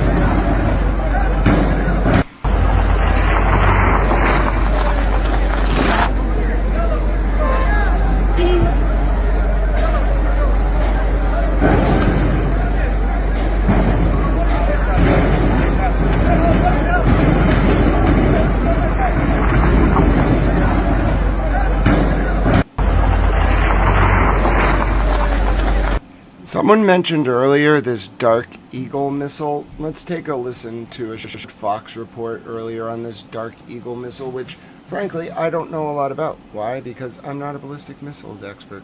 Patty LaBelle, enjoy your shower, my dear friend. This was supposed to be a news recap stream, too, and then things went to hell. But we managed to almost get through the 3 to 4 a.m. hour with no bombings. Well, let me rephrase. There was an intense series of bombings. Nothing has happened in Israel between 3 and 4 a.m., which is normally the tell. The Iranians needed a little nudge. The Pentagon's contemplating bringing a brand new weapon to the battlefield. The mother of all hypersonics, the Dark Eagle. It can hit targets 2,000 miles away. The enemy's last ballistic missile launchers are in the crosshairs. B-1 bombers have been surging into the region, and they can be armed with up to 5,000 pounds of hypersonics. It's a big payload. We're about to hit day 60 of the war. And if we're going by the book, and if you're asking Congress, that means the deadline for Operation Epic Fury expires tomorrow. But Trump could also do what Clinton and Obama did and ignore Congress and keep firing. The Secretary of War says technically we paused the clock 2 weeks ago. Is the president intending to either seek congressional authorization for the war in Iran or send us the legally required certification that he needs an additional 30 days to remove U.S. forces? We are in a ceasefire right now, which our understanding means the 60-day clock pauses or stops in a ceasefire. Okay. Latest from Iranian media. It just says the war is coming again. Oh, goodness. Oh, goodness. Here was the Iran's Parliament National Security Commission spokesman Ibrahim Raisi talking, I believe it was earlier this morning on Iranian TV. Here's it translated to English. I don't know the account that posted it, but they posted it with English captions, so. این جنگ آخر ماست و ما در واقع در این جنگ اصلا اینکه تا کی قراره بجنگیم و تا کی قراره این وضعیت ادامه پیدا کنه به نظرم با توجه به تجربه پیشین تا آنجایی باید بجنگیم که دیگر جنگی بر ما رخ نده. ما اینو از روز اول جنگ هم گفتیم. یعنی اینکه اساساً یه اتفاقی افتاده از چند تا رئیس جمهور آمریکا شاید در طی مثلا 2 دهه اخیر فشاری می آوردن، میان مذاکره میکنن، اگر امتیاز گرفتن امتیاز مطلوب که توافق میشه، اگر نه دوباره فشار، دوباره مذاکره. حالا قبلا فشار از جنس تحریم بود، به قول خودشون تحریم های فلج کننده و هوشمند. الان در دوره آقای ترامپ آقام دیگه براش نباید به کار ببریم. واقعا آقایی نداره. آقای جنابالی است که او رو اینطور خطاب میکنه. بله. از آقایی شما چیزی کم نشد. الان دیگه در دوره ترامپ اون فشار تبدیل شده به، یعنی اون فشارهای دیگر بوده مثل تحریم و مثل فشار اقتصادی، تهدیدها، اسنپبک و اینا، به اون گزینه نظامی اضافه شده. توی در واقع در گذشته حرفش رو میزدن که همه گزینه ها روی میز، منظورشون جنگ بود. بله. الان دیگه اون رو هم به فعلیت رسوندن، یعنی همه آنچه رو که تهدید میکردن عمل کردن، دیگه زورشون رو زدن، بله، همه توانشون آوردن وسط. آنچه که در شاید 30-40 سال ما رو ازش میترسوندن، همون رو هم الان دیگه عملاً به کار گرفتن. ما قراره چه بکنیم؟ ما به عنوان در واقع حاکمیت جمهوری اسلامی، ملت رشید ایران، ما گفتیم آقا این که نمیشه که هر چند وقتی یه جنگی، یه داستانی، یه تحریمی، یه تهدیدی، یه فشاری، تا که قرار بالاخره ما در واقع این اجازه رو بدیم که دشمن هی خلاصه ما رو اذیت بکنه به طور مختلف. چرخه باطل مذاکره، جنگ، آتش بس، مذاکره، جنگ، آتش بس. بله، الان ما در جایی هستیم که باید چنان بجنگیم. حالا در کنار جنگ ممکنه مذاکره هم بکنیم، دیپلماسی هم داشته باشیم که داریم. یعنی درسته. برای ما هم الان همه گزینه ها روی میزه، فقط گزینه جنگ روی میز نیست.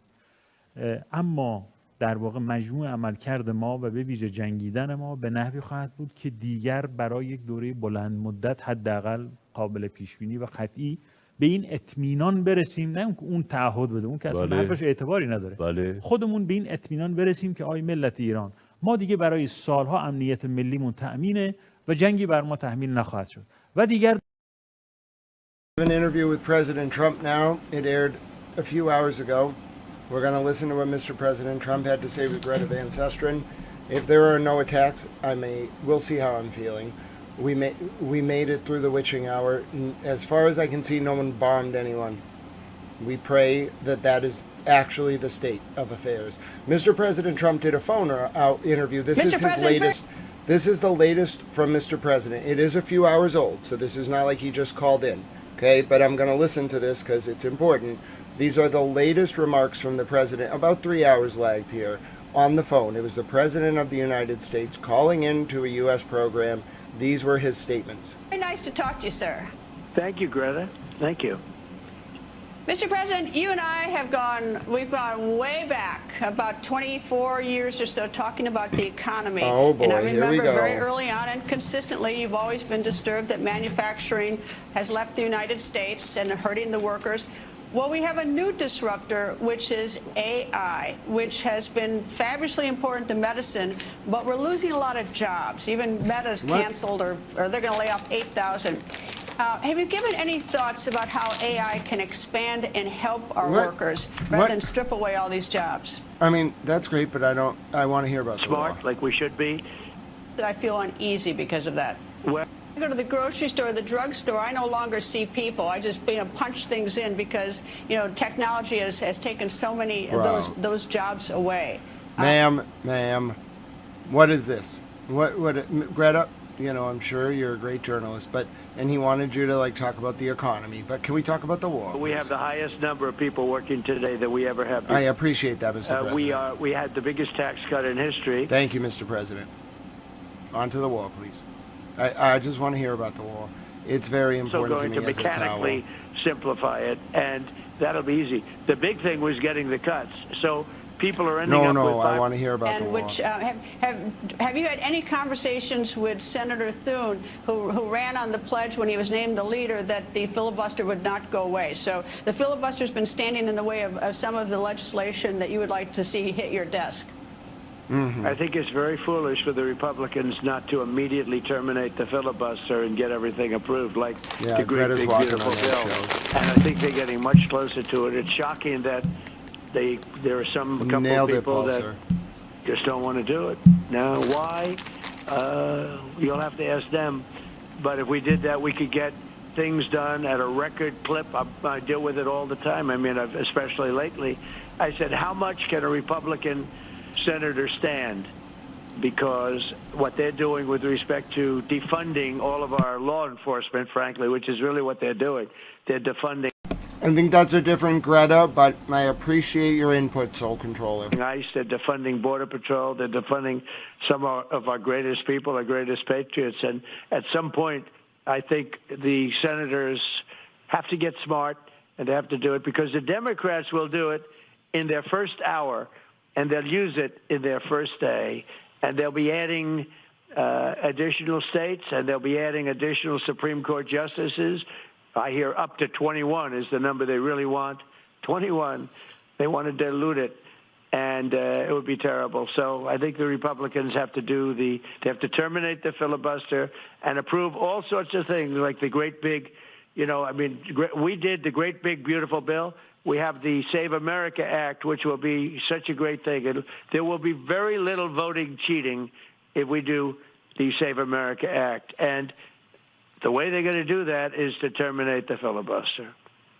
But how do you get them actually to do that? Because as a practical matter, is that your name isn't on the ballot come November, but you are the president and you've had an enormous impact on all these races, is that if these things don't get passed, your supporters are not going to be happy, and they're not going to say that it's a filibuster in the Senate. They're probably going to point their finger at you. So how do you get this across the finish line to get rid of the filibuster so you can get that legislation passed? Well, what do you do with Dune? Have a tendency to say when something like this happens that I'm not being properly served because they know where I am. And I've had that before. And it is a problem. I'm not on the ballot.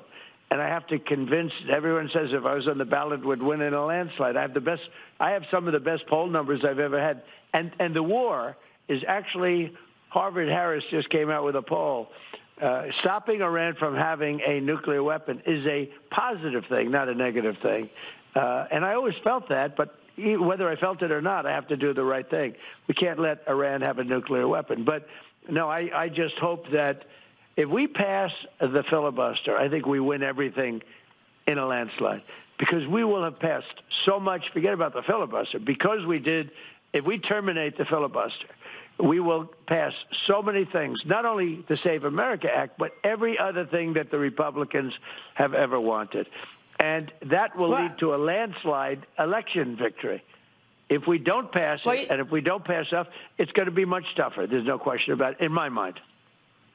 Well, there's certainly been a curse on any incumbent president. The only presidents that have won in the midterms have been FDR back in the 30s, Bill Clinton, and George Bush 43. Every other time, every other president has had the misfortune when you're in the Oval Office is losing the midterms. You're going to change that this time? Well, it doesn't make sense. I mean, we've had a great year. A lot of people say we had the greatest first year in the history of the presidency. And I think, not only everything that we've done, we have the largest tax cuts, largest regulation cuts, best economy. What do you see when the war ends? Even with the war, we just hit a new high on the economy. Think of it. We hit a new high. We have the best economy. The stock market just now hit a new high during the war or the military operation, whatever you'd like to call it. I mean, we are doing great. And yet, no president, even, Stop.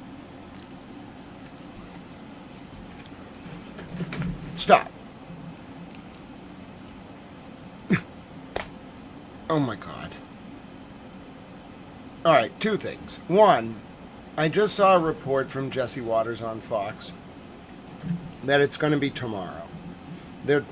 They are in final strike prep, but it's going to be tomorrow. Could that be a bluff? I don't know.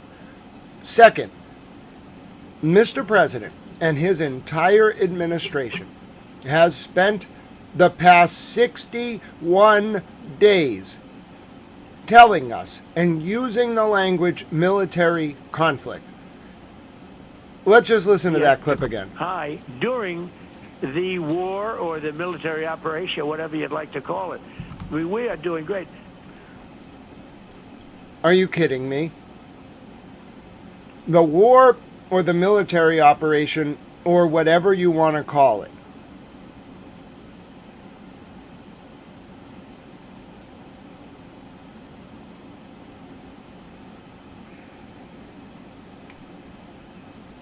Those words have meaning. Those terms have meaning. They're very specific things. They have rhetorical implications. And then he's just like, well, that whole thing about calling it a military conflict, it's a war, whatever. We were just kind of kayfabing it. War, military conflict, nuclear holocaust, whatever. We're just, six in one hand, half dozen bombs in the other. What's it really matter? Oh my goodness. Oh my God. God help us all. And yet, no president, even, you had basically 2 or 3 over a 50-year period. When you think about it, it doesn't make sense. Presidents that have done well, some have done well, still lose the midterms. So we have to change that. The way you change it is to terminate the filibuster. That would be the way that it's a guarantee. Otherwise, it's tougher, but we should be able to do it just based on my record. Based on my record, we should be able to do it. I've been around Washington long enough to know that I never know what's going on the inside. Media is always on the outside. But looking at the Iran war, haven't you already won? I mean, isn't it? I mean, we've already what won. War?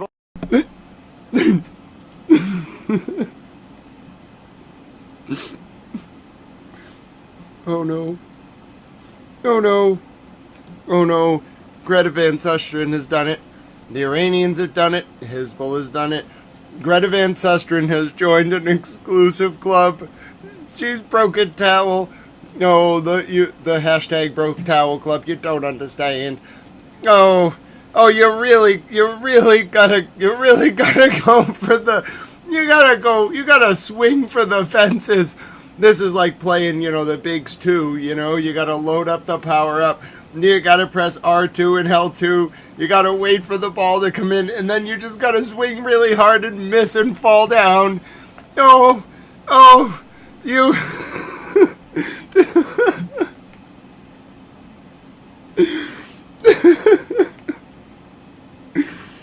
Oh, goodness. I don't know how to respond to this one. Oh, no. Oh, no, she's broken me. Oh, no. Oh, no. Already up to my record. We should. All right, let's do it again. Greta, give it to us one more time. Oh, wait a minute.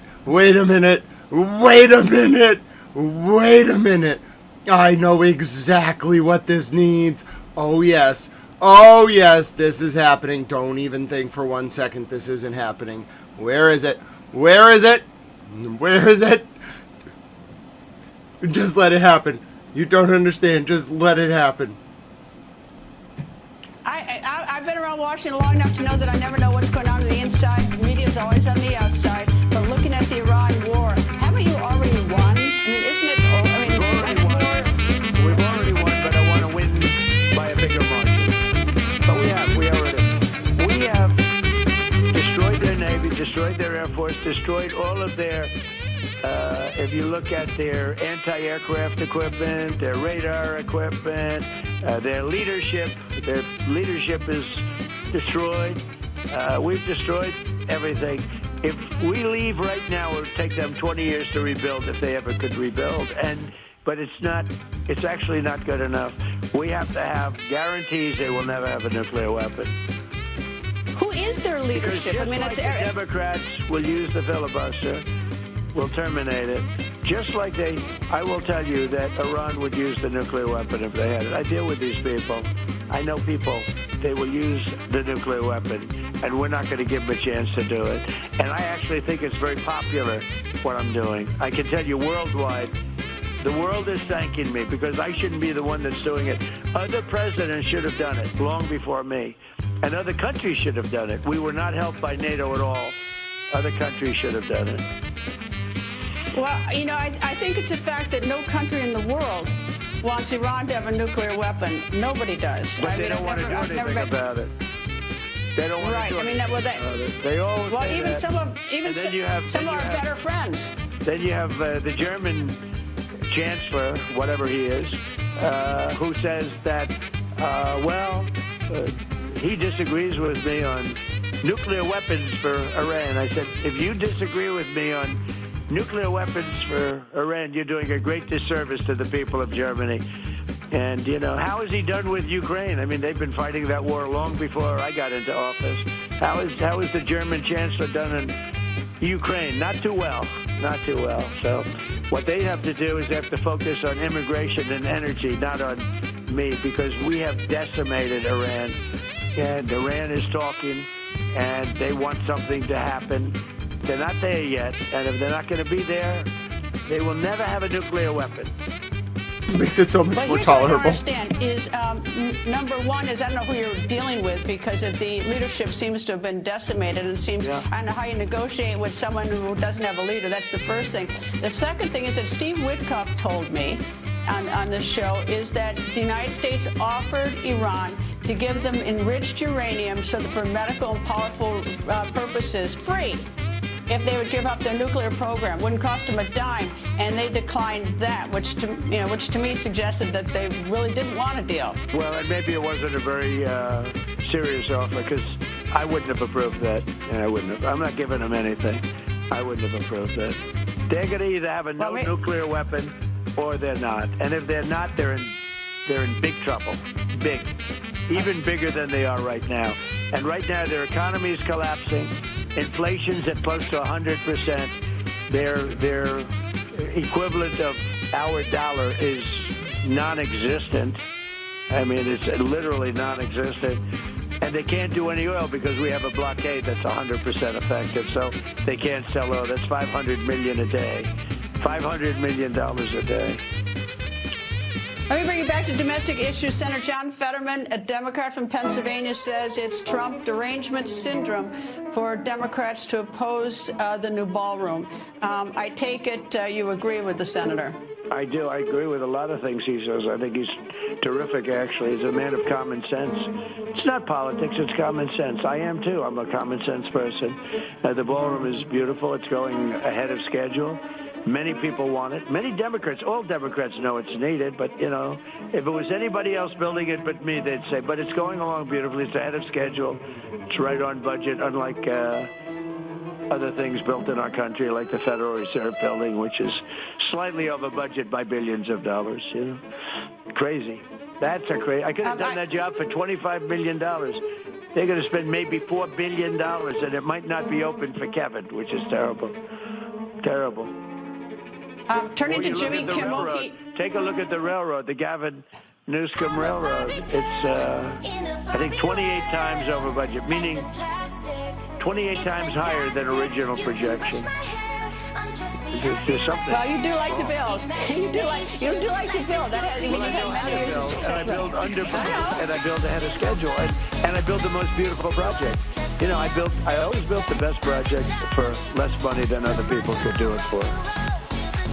Well, I remember years ago walking through the old post office here in D.C. with you, where there were all these rats, and you decided to take that over, and you made it into a beautiful hotel.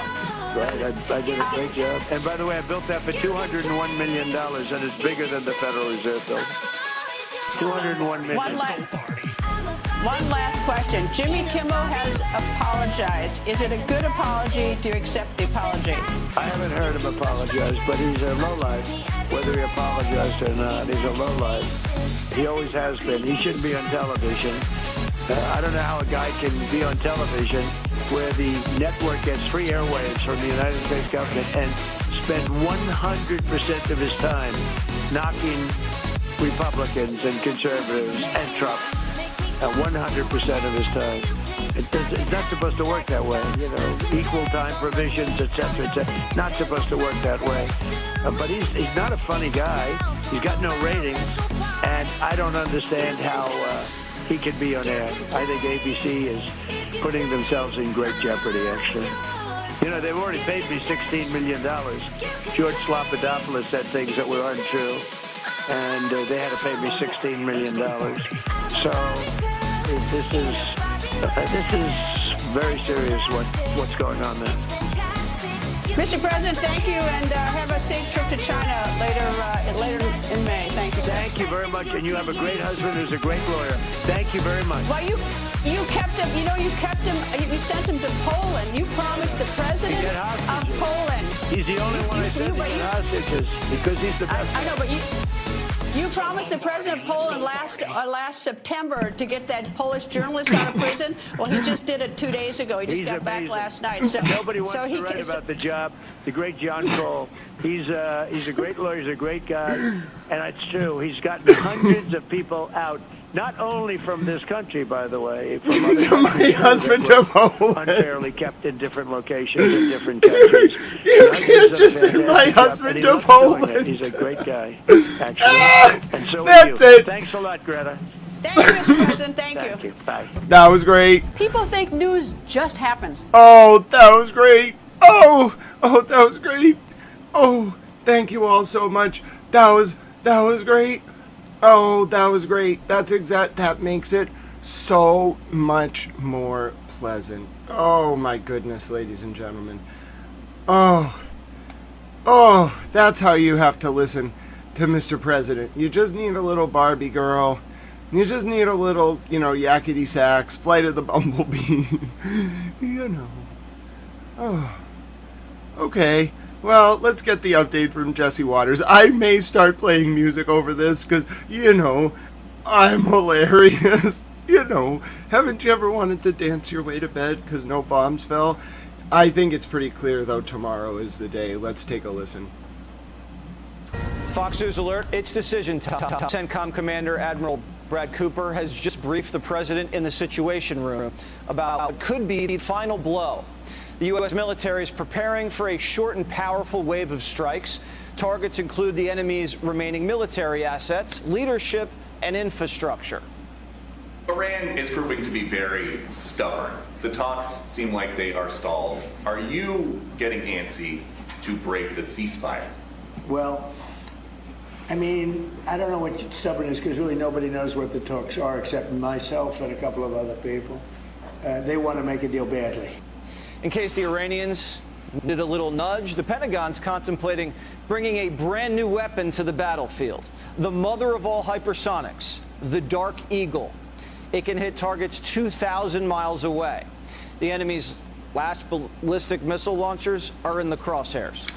B-1 bombers have been surging into the region, and they can be armed with up to 5,000 pounds of hypersonics. It's a big payload. We're about to hit day 60 of the war. And if we're going by the book, and if you're asking Congress, that means the deadline for Operation Epic Fury expires tomorrow. But Trump could also do what Clinton and Obama did and ignore Congress and keep firing. The Secretary of War says technically we paused the clock 2 weeks ago. Is the president intending to either seek congressional authorization for the war in Iran or send us the legally required certification that he needs an additional 30 days to remove U.S. forces? But we are in a ceasefire right now, which our understanding means... Don't make me do it. Don't make me do it, Pete Hegseth. ...stops in a ceasefire. If Kane's right, that means Trump has 24 hours. The president's being presented... Oh, wait. Hold on. Sorry, Pete. Our understanding means Pete throws me off, or stops in a ceasefire. If Kane's right, that means Trump has 24 hours. The president's being presented with options. On top of airstrikes, Admiral Cooper also reportedly briefed the president on seizing the strait. A ground assault on the coastline and strategic islands, which would be a shame for Iran because today they're celebrating Persian Gulf Day. Here's a quote from the gay Ayatollah. Foreigners who come from thousands of kilometers away with greedy intentions have no place there except at the bottom of the waters. Tough talk from a guy with no legs. Excuse me? Did he just say tough talk from a guy with no legs? Only ship thousands of kilometers away with greedy intentions have no place there. Wait, did he? What did he say before that? Islands, which would be a shame for Iran because today they're celebrating Persian Gulf Day. Here's a quote from the gay Ayatollah. Wait, did he just... What? What? Wait a minute. I have to be mishearing this. He did not just call the Ayatollah a homosexual. What? No, he did not. What? They're celebrating Persian Gulf Day. Here's a quote from the gay Ayatollah. Wait. What word is he trying to say there? The what? Hey, they're celebrating Persian Gulf Day. Here's a quote from the gay Ayatollah. Did he call the Ayatollah a homosexual? Wait.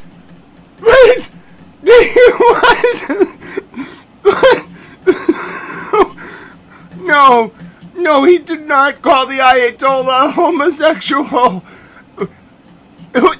He's some random news commentator. Oh goodness. I really hope the IRGC doesn't find out about this one. You can't be calling the Ayatollah homosexual. What are you doing? Oh no. Oh God, why are you doing that? They're celebrating Persian Gulf Day. Here's a quote from the gay Ayatollah.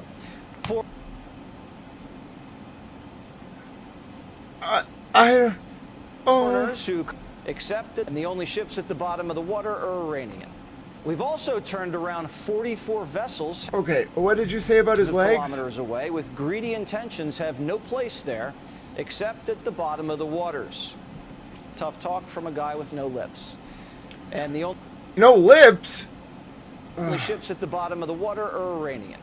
We've also turned around 44 vessels. Oh my goodness. Oh God. Oh, he knows. He's calling them the enemy. I think he just... I could be wrong. I might be wrong. We might have to seek clarification. But I think that man on national TV just called the Ayatollah of Iran a homosexual. I don't mean to laugh, but this is absurd. I'm pretty sure he just called the Ayatollah homosexual. Oh no. Oh no. And then he said he has no lips. I don't know what to...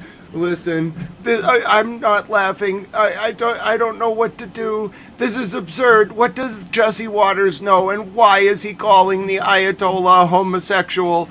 I really hope that was, just a misunderstanding. Maybe he was trying to say he's a form of whey protein or something along those lines. I really hope he did not call the Ayatollah of Iran a homosexual. Oh, why would you do that? I don't understand. You can levy a lot of criticisms at various governments and at Iran, but I don't think you could. I just think calling the Ayatollah homosexual is probably a little bit over the line. Oh, I don't know how the Ayatollah is going to take that. I think he's going to be a little mad. He's going to be like, wait a minute, he called me a homosexual. He's going to be like, wait. The Fox News host, the guy who talks to President Trump, he called me a homosexual. Why? Was there a reason for this? Did he just wake up in the morning that day and decide that he was going to call me a homosexual? Oh, goodness. All right, there's only one song that I can play. Listen. There's only one song that can be played in response to... listen, I can't confirm it. We got to ask Fox News for clarification. But I think that man on national TV it's possible. Just possible. He just said the Ayatollah of Iran is gay. So, in his honor, we're going to play the only song that is appropriate for this moment, which is Kinky Boots by the Irish Brigade, because, when you're in a war and it's the 1970s, I suppose mocking your opponent in that way might be appropriate if you have an Irish sense of humor and, things are a little different. I can't say in 2026 I saw the Fox News commentator, apparently unconfirmed. We have to ask Fox if he actually said this, telling, the nation, whatever percentage of the country at this point watches over-the-air broadcast television, that the Ayatollah of Iran is a homosexual. So, all's fair in love and war, as they say, I guess. Out of their ports. We even all right, some. Give it to him. What's the regime done about it? Nothing, because they can't. The troops aboard the USS New Orleans have been enforcing the embargo. I drove my Saracen through your garden Hi, Jason Jones. I kicked your front door down around at midnight. Why not? Right. Oh, something's telling me, boy, you're avoiding me. And when I find you, you will go for your tea. Oh, I've got a brand new shiny helmet and a pair of I mean, if you're gonna do it, at least do it with some style. And a lovely car. And when we Goodness, the lowest form of discourse. At least they made it into a song. We are the British Army and we're here to take your land. My good friend Bertie, he's in the UDR. Searching for weapons, he will go near and far. Up around by Kappa, you'd never find him there. Oh, the only gun he'd get there is an Armalite in his ear. Oh, I've got a brand new shiny helmet and a pair of kinky boots. Well, Dallas. Well, Dallas, it's good to see you, Dallas BB. God bless you. You know, here's the state of the war. You know, there's going to be a massive attack on Iran. It's a matter of when, not if. And let's see. President Trump has declared victory. Let's see, what else? There was multiple bombings in Erbil, Iraq. Lebanon was bombed about 70 times. Hezbollah just didn't respond, you know, because, you know, Hezbollah is not want to respond when Israel slaughters more than 10 civilians in Lebanon in like 7 hours, along with 50 plus wounded, across at least 37 different towns in the south. You know, it's normal for Hezbollah to just do nothing and go completely quiet. But yes, I don't mean to be sardonic, Dallas PB, because the other update on the war is that Jesse Waters, I'm pretty sure, although I can't confirm it, might have just suggested that the Ayatollah of Iran, the supreme leader, is a homosexual. I'm not sure if he did. It certainly sounded like he did. And then he said he wasn't sure how the Ayatollah could say anything because he doesn't have any lips. So I thought we would play the song Kinky Boots because, well, if we're at the point where a national television host is apparently, I can't confirm this because I don't know if he actually said the word that I thought he said, but if the national television host is clearly in a bellicose format, basically saying that Iran is going to get like annihilated tomorrow with strikes, which inevitably means that Iran, because of course they still have missiles, air defenses, and more, is going to retaliate against countries in the Gulf, oil infrastructure, and of course Tel Aviv, Beersheba, Haifa, you know, Jerusalem, wherever they really want to, just to punish the Israeli leadership and also the Americans. And, you know, President Trump also declared that the war is over. He declared the initial 60-day conflict over. He doesn't have to worry about the War Powers Act, you see, because the war is over. So he just said it's over. The conflict that started on March 28th is just over. We're all going home. It was a great day at the OK Corral. God bless the United States of America. Let's shake each other's hands. Let's have a great Friday. No, that's not actually what's happening. There's extremely bellicose rhetoric coming out of both sides, indicating that there's going to be some kind of final, like, epic battle for the ages where Voldemort and Harry Potter clash, but instead of wands, it's like Khorram Sharrars and some other new type of hypersonic missile, and they just run at each other in the air, and we see who wins. And then, in turn, I decided playing the song Kinky Boots was really most apropos, because, well, that's where we're at. You know, so, yeah, I don't really know what to say. You know, it's been quite a night. When it's going to happen, it could be, you know, an hour from now. Could be 6 hours from now. I would imagine President Trump wants to strike first when the markets close tomorrow on Friday. But, you know, why would Iran give when Iran's goal is to impact economic damage on the world, and Iran's already had multiple violations of its airspace tonight, including in the south near Basra, the southwest. Why would Iran wait to let Mr. President Trump not have an impact on the market? But then again, you have to weigh it from the perspective of Iran as the moral high ground, and people take them very seriously. So if they just attack and it's seen as unprompted, then they will look like the aggressors. So they have to probably wait. It probably sucks. It's probably a really terrible situation. But they probably have to wait for a bombing, and then they probably have a launch scenario planned. Last time when Ayatollah Khamenei, the martyred Ayatollah Khamenei, was killed, there was absolutely a dead man's switch plan activated, because there was like 40 days and 40 nights of bombings. Come on, are you kidding me? that like they love, the Iranians love, the people from Iran and the IRGC love symbolism. They would launch missiles like when the prayers would happen in occupied Palestine, in particular at the Al-Aqsa Mosque, so that the missiles would go over the Palestinians and they could pray to the missile as it was about to land. Of course, Donald, we missed you very much, and Dallas PB.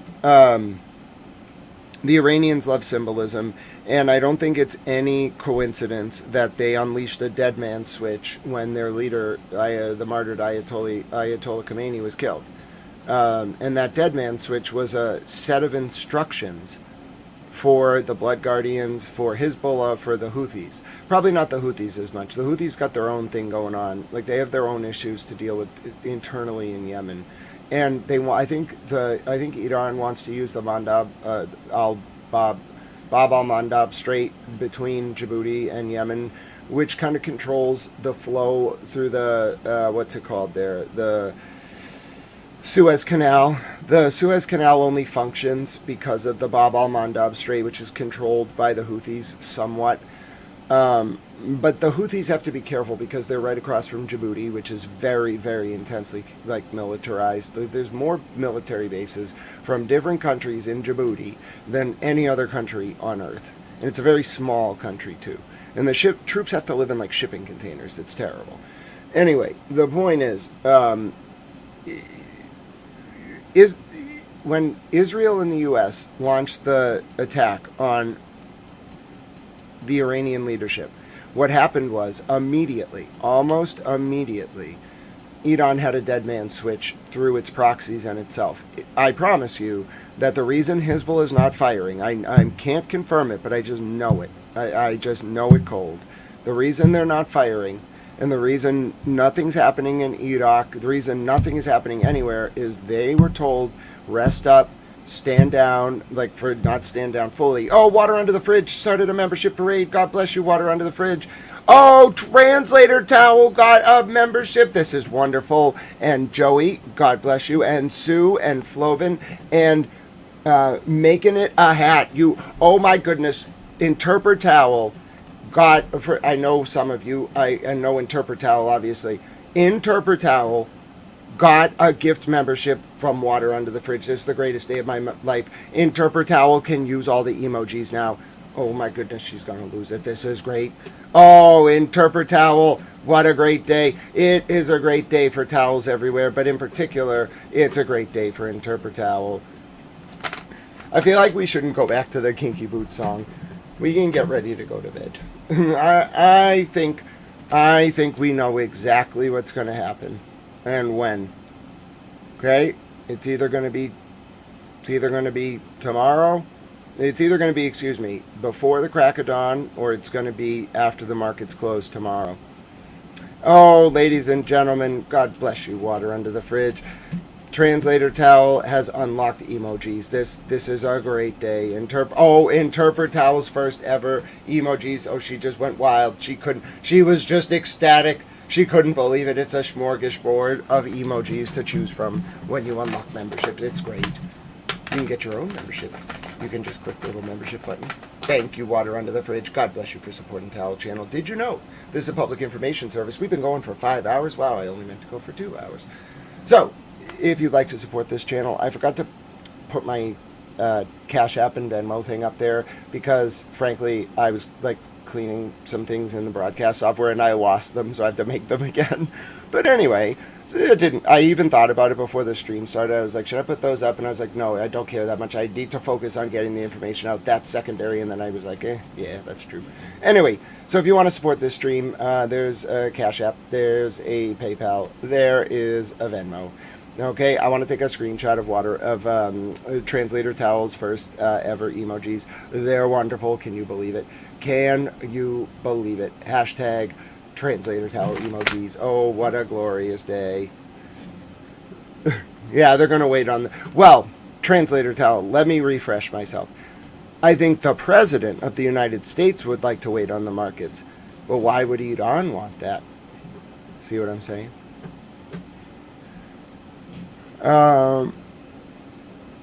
Oh, goodness. A traffic accident in the south of Iraq resulted in more than 5 deaths and 6 injuries, according to initial reports.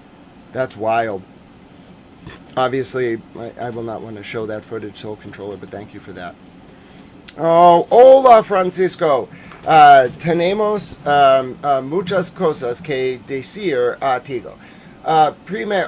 My friend Francisco, he speaks Spanish, so he gets a personalized update in Spanish when he comes in. Hola, Francisco, mi amigo. What is it? Dios bendiga. Creo que tenemos 12 a 24 horas antes del bombas. Lo siento. Por supuesto, no me gusta decir a Tigo que tenemos que decir sobre bombas, pero esta noche, antes los 4 o 5 horas pasado, hay bombas en Erbil, en Irak. Hay 3 bombas, pero muy importante, hay drones, aeroplanes, drones. Hay drones en Irán. Hay 2 drones en Tehran. Antes 4 horas pasado. También hay un drone en el sur del Irán sobre Irak. Y, por supuesto, mucha gente, creo que mañana, antes del markets, trading, stocks, close, finar, close. What's the word for close? No sé. I should really know that. Abrir is open. I don't know what close is. I really should. I have to look it up.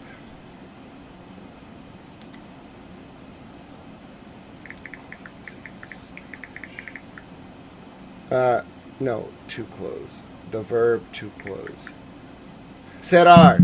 Cuando los mercados financial cerrar mañana, mucha gente cree que hay un problema porque los Estados Unidos y Israel quieren fusilarte bombas al Irán. Y también en los Estados Unidos tenemos un law. Hold on. A law in English to Spanish. Un ley, law, que dice el presidente tiene 60 más o menos días para usar las bombas de los Estados Unidos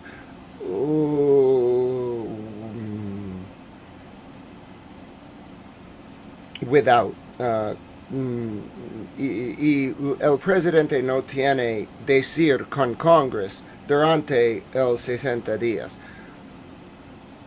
Casi esta noche el presidente dice la guerra es final. Sí, porque mucha gente cree el presidente quiere usar bombas mañana y restart las 60 días. Y alguien, el presidente, no tiene que decir con Congress y el presidente pueden usar bombas al Irán mañana. No sé es el verdad, pero mucha gente creen que es posible. Sí, bien. How was that?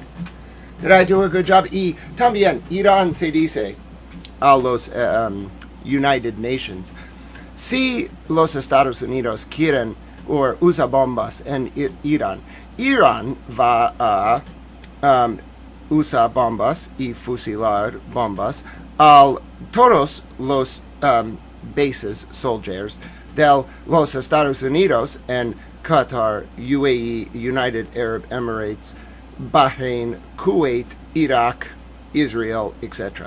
Y también Irán se dice, Irán quieren fusilar te bombas a todos los infrastructure del Gulf states. Bien. Okay, that was your Spanish update. What did you all think? Those of you who speak Spanish are probably like, oh my goodness, he wasn't kidding. He was just speaking Spanish. I don't know what he was saying. I know. But Francisco does. He's my friend. He speaks Spanish. I've been practicing. Tengo que practicar mi español todos los días con mi amigo Francisco. Sí, por supuesto. Adios, bendiga.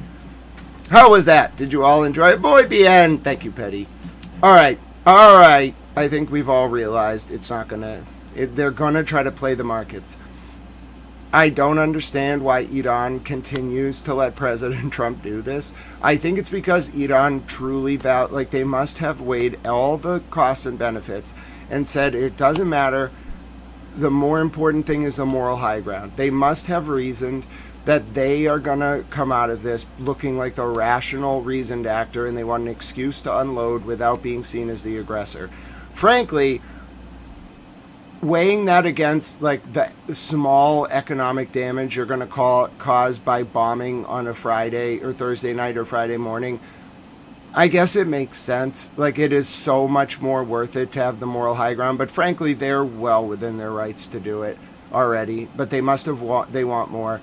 They're going to bait Bibi into doing it, and then they're going to absolutely light him up. That's my best analysis. All right. I was waiting for you to tell Francisco the dude on TV called the Ayatollah. Oh! Sí, Francisco. También el muchacho en el televisión. No sé cómo se dice. Let's see. Hold on here. The man on television called the leader of Iran a... Okay. Let's see. El hombre que aprecio en televisión aquí llamó homosexual al líder de Irán. Sí, es la verdad. El hombre es posible. No sé. El hombre que how's this pronounced? El hombre que apareció en televisión llamó homosexual al líder de Irán. El hombre que apareció en televisión llamó homosexual al líder de Irán.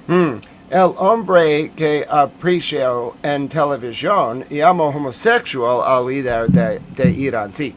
No entiendo cómo si es posible, pero si es posible. All right. So, Translator Towel got her wonderful emojis. I gave Francisco his update in Spanish. We need a great ending song. If we're going to end tonight, it just has to be outrageous. It has to be something that doesn't even make sense. It has to just be absurdity. It has to be a Kafka novel made manifest. You should feel like you're wandering through the Newton campus of Boston College in 2007, having, found God. Let's put it that way. Okay, that's how you should feel. So I'm going to play this song. It's a band called Mariah. You're going to listen to it. It's not Mariah Carey. It's even better. I'm going to do the presidents first. For Triplet Bob, Tippecanoe, and Tyler, too. This is how we check my mental acuity at the end of streams. President Washington, President Adams, President Jefferson, President Madison. Skip forward to 8, which is Van Buren. Skip forward to 13, which is Jackson. Now it's going to go quickly. Tippecanoe and Tyler, too. So that's going to be Polk, Taylor, Pierce, Buchanan, Lincoln, Johnson, Grant, Rutherford B. Hayes, Garfield, Chester A. Arthur, Cleveland, Harrison, Cleveland, McKinley, Teddy Roosevelt, William Howard Taft, Woodrow Wilson, Harding, Coolidge, Hoover, FDR, Truman, Eisenhower, Kennedy, Johnson, Nixon, Ford, Carter, Reagan, Bush 1, Clinton, Bush 2, Obama, Trump, Biden, Trump. How about them apples? There was a little bit of a hang up there on Bush 2, which delayed me by 3 milliseconds. But overall, I thought I did pretty well. Can you follow a recitation of the presidents that fast? Do your ears work that fast? Who knows? Either way, my name is Grant Smith Ellis, and before we do our outro, I'm going to baffle you with a song, bringing you back to 2007 on the Newton campus of Boston College, where so many of us found God. Let's put it that way. We celebrate the wars. This is called Jerusalem, by the way. The blood of history's ancient sons. We followed Judah Maccabee. We fought against iniquity. We saved ourselves with help from one who loves his children. Everyone, everyone, everyone, everyone, everyone.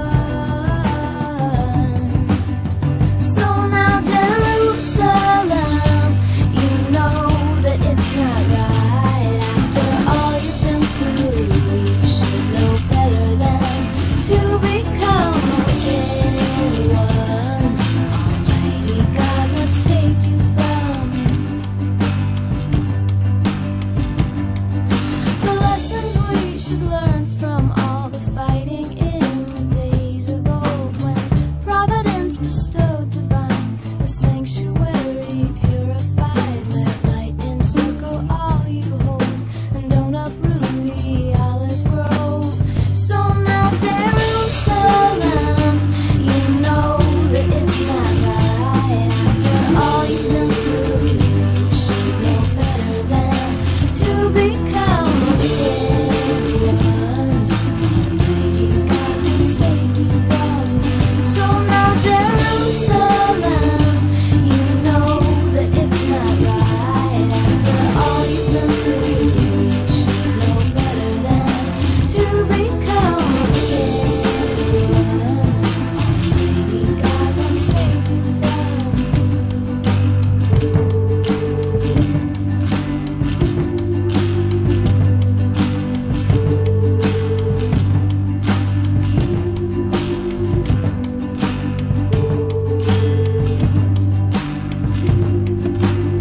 This next one's called The Dogs of Buenos Aires. I really like this one. We end every stream, by the way, with a nice little relaxing or uplifting dance party, depending on my mood. It's called The Dogs of Buenos Aires. I hung myself out on a line beneath an Argentina sky, and I expected there to dry beneath the Argentina sky. Upon the rooftop here so high, beneath the Argentina sky, the storm did call me to its side, beneath the Argentina sky. And the dogs of Buenos Aires, they will take you from your sleep, between the firecrackers cackling and the taxis in the street. And if you wake up lonely, better throw some shoes upon those feet to keep the heartbreak from taking your life.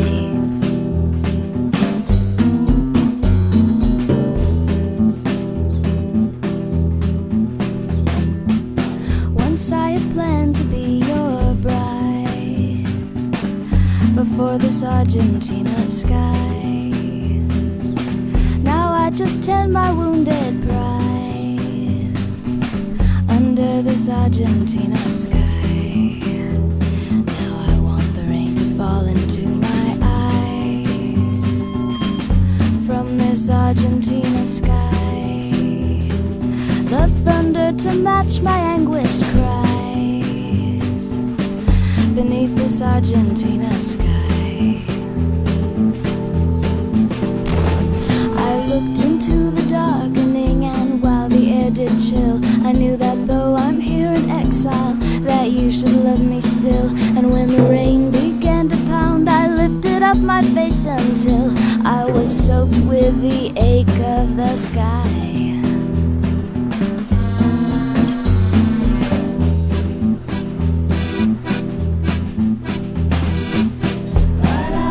Ella hacía el lavado en la terraza.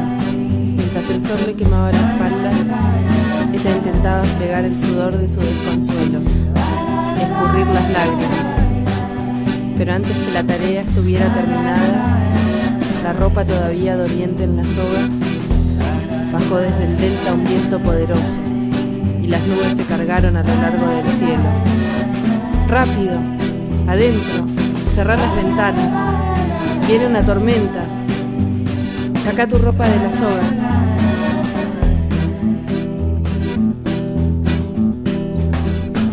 So many tears could make me blind beneath this Argentina sky, but still my love for you I can't deny. Even under Argentina skies, I'll seek until a path to you I find. Under these Argentina skies, when will you take me back inside? From under Argentina skies. And I looked into the darkening, and while the air did chill, I knew that though I'm here in exile, that you should love me still. And when the rain began to pound, I lifted up my face until I was soaked with the ache of the sky. When will you take me back inside? From under these Argentine skies. One more. Maybe two. Nobody has to stay. I love this song. Hi, Mishigama.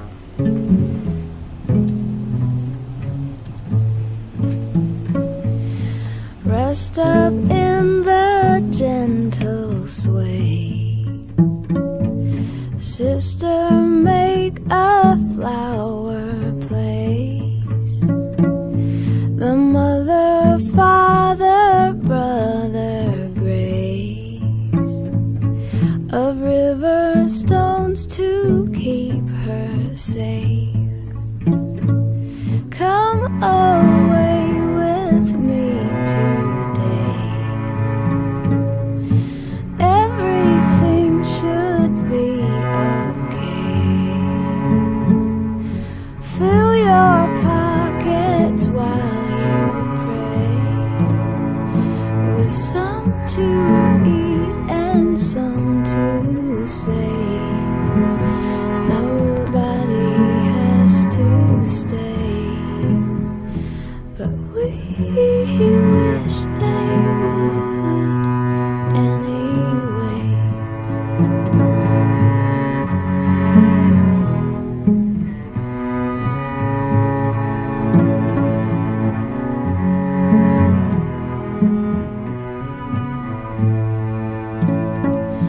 It is the evening of the days where we have chosen to remain.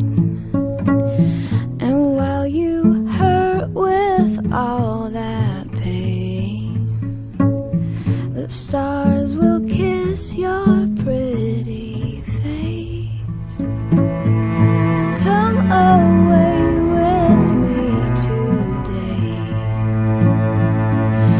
Everything should be okay. Fill your pockets while you pray, with some to eat and some to say. Nobody has to stay, but we wish they would anyway. One more from her, and then our closing song. Then I'm going to bed. This next one's really good. I know you didn't mean it, and you're sorry that I left. I'll go right on pretending I've got nothing to regret, except all of the times we wasted giving only second best. You always seemed to lose the spark when I was only half undressed. I drove across a sea of flags to find my own command. The distance paid a lonesome price see its motherland. Now if you would unbuckle, sir, receive your reprimand. And hey, I'm sorry about so much, baby, but I know you'll understand. I'm sorry about so much, baby, but I know you'll understand. How can I ever apologize? I meant you no such harm. I never knew I could possess that fatal kind of charm. I just wanted to be good to you, but I found I was disarmed by a lifetime of disillusionment and the distraction of the stars. I abdicated, now I'm just a prince without a land. My subjects all adore me, but for this I had them banned. Now could I trade my gift for a good flogging by your hand? Hey, I'm sorry so much, baby, but I know you'll understand. I'm sorry about so much, baby, but I know you'll understand.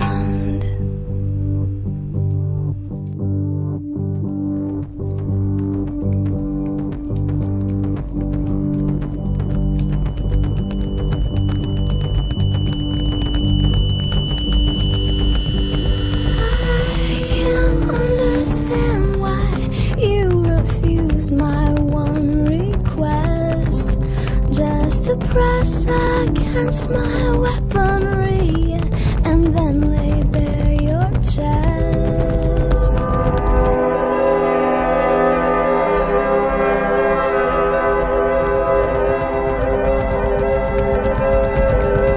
Challenges like these can be won or lost or laid to rest.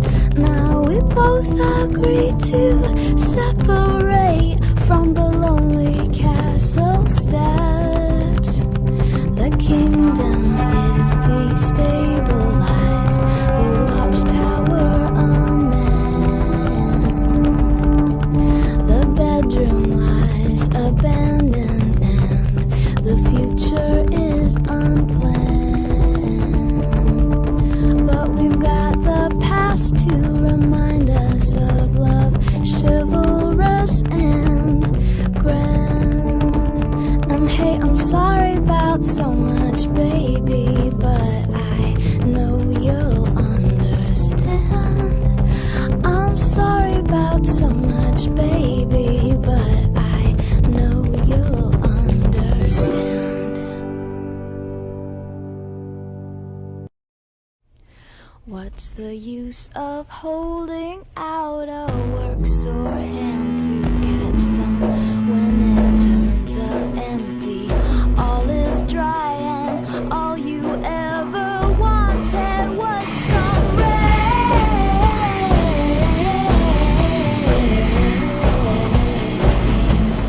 Was some rain.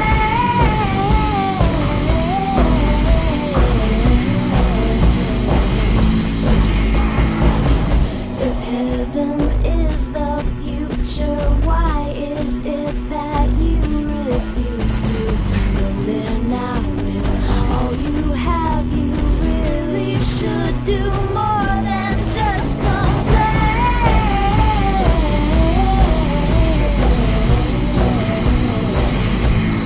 Just complain.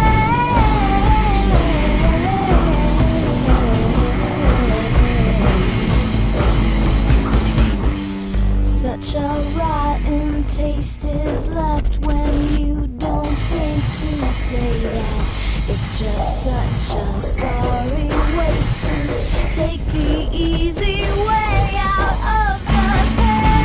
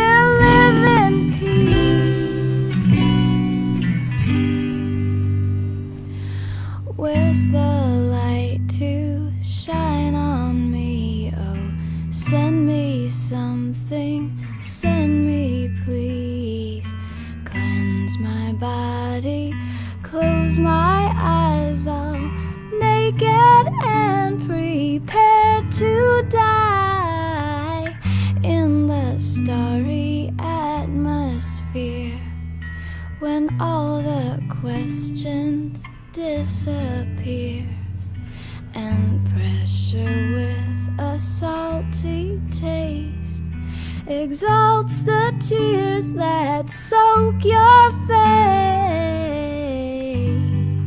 All right, you know what time it is. You don't gotta go home, but you can't stay here. Where are you, Pete?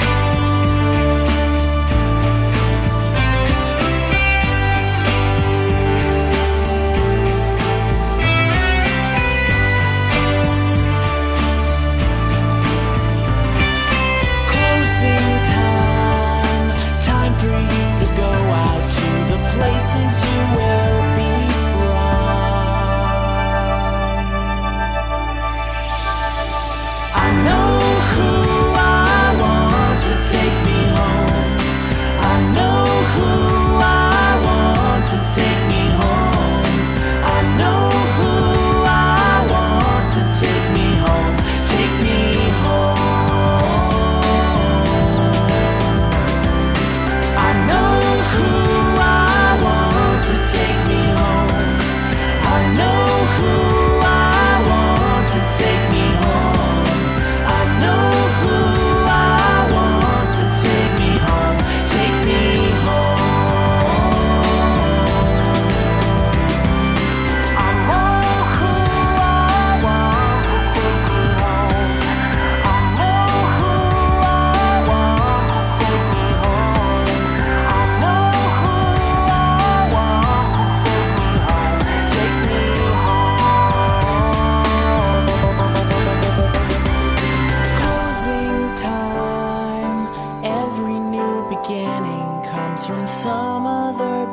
beginnings.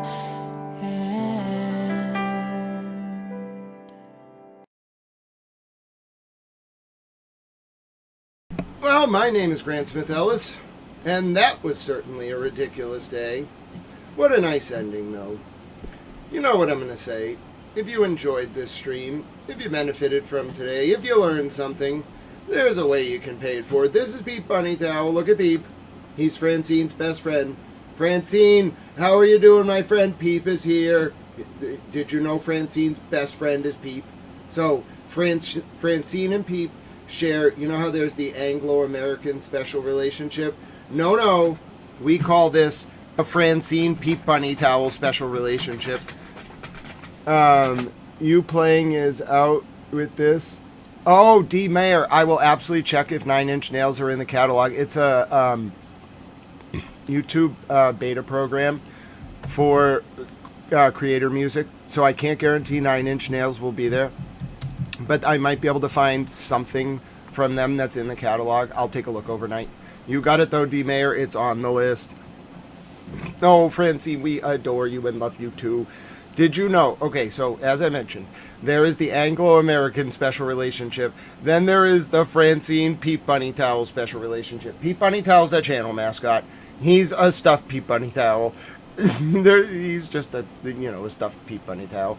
I got him for my mom, who abandoned me. You know, I would try to get her Mother's Day gifts, and she just never really would take them. And she abandoned him. And the excuse was he was a little bit of he's pretty big. He's like 3 feet tall. So, you know, I thought that was reasonable. I think she just didn't want him. So she abandoned Peep. Now, this was like in 2014, 2015, 2016. So I put Peep up on a shelf, my bookshelf, for years. And about a year and a half ago, I decided, I forget what the reason was, I just walked over to the shelf one day and grabbed him, and I was like, look, I have a stuffed Peep Bunny Towel. We were reading court documents, covering a trial, looking at a regulatory hearing, something that was just happening, you know, and so I grabbed Peep Bunny Towel, and I said, this is Peep Bunny Towel. Well, it turns out a lot of people love Peep Bunny Towel. So at the end of stream, he comes around. Now, he has a very special friend. His friend is Francine. She loves Peep Bunny Towel, and he loves her every day. He wakes up, the first thing he's wondering about, he's a Peep Bunny Towel. He doesn't talk. He just has like stuffed Peep Bunny Towel thoughts. He's like, is Francine okay? How's she doing? I want to say hello. He's going to learn to speak her language. When I travel to visit Francine with Nikki Towel girlfriend, who is wonderful, there are two things, well, one person and one thing that I just adore in this world. One is Towel Girlfriend. She's at the top of the list. She's great. Wait till you all meet her. She's wonderful and erudite and so smart and very, like, intelligent. Those are two words to say the same thing, but being intelligent and being smart are not always the same thing. She's just great. She's my person. I adore her. Every minute of every day is just wonderful. She makes the bad days good. She makes the good days incredible. And she makes the incredible days just a dream. You don't understand. I can't wait for you all to meet her. Second only to Towel Girlfriend is Peep Bunny Towel. He's great. He brings joy to so many people. And he's a stuffed Peep Bunny Towel. It's all wonderful. Anyway, he just wanted to say hi. He gets very excitable when he sees his friend Francine. So he just wanted to say hi. But yeah, my name's Grant Smith Ellis. You've been watching Towel News. It is 10:10 p.m. Eastern, U.S. almost wartime. It's coming. I can feel it. But for now, we rest. Okay? It is Thursday, April 30th, 2026.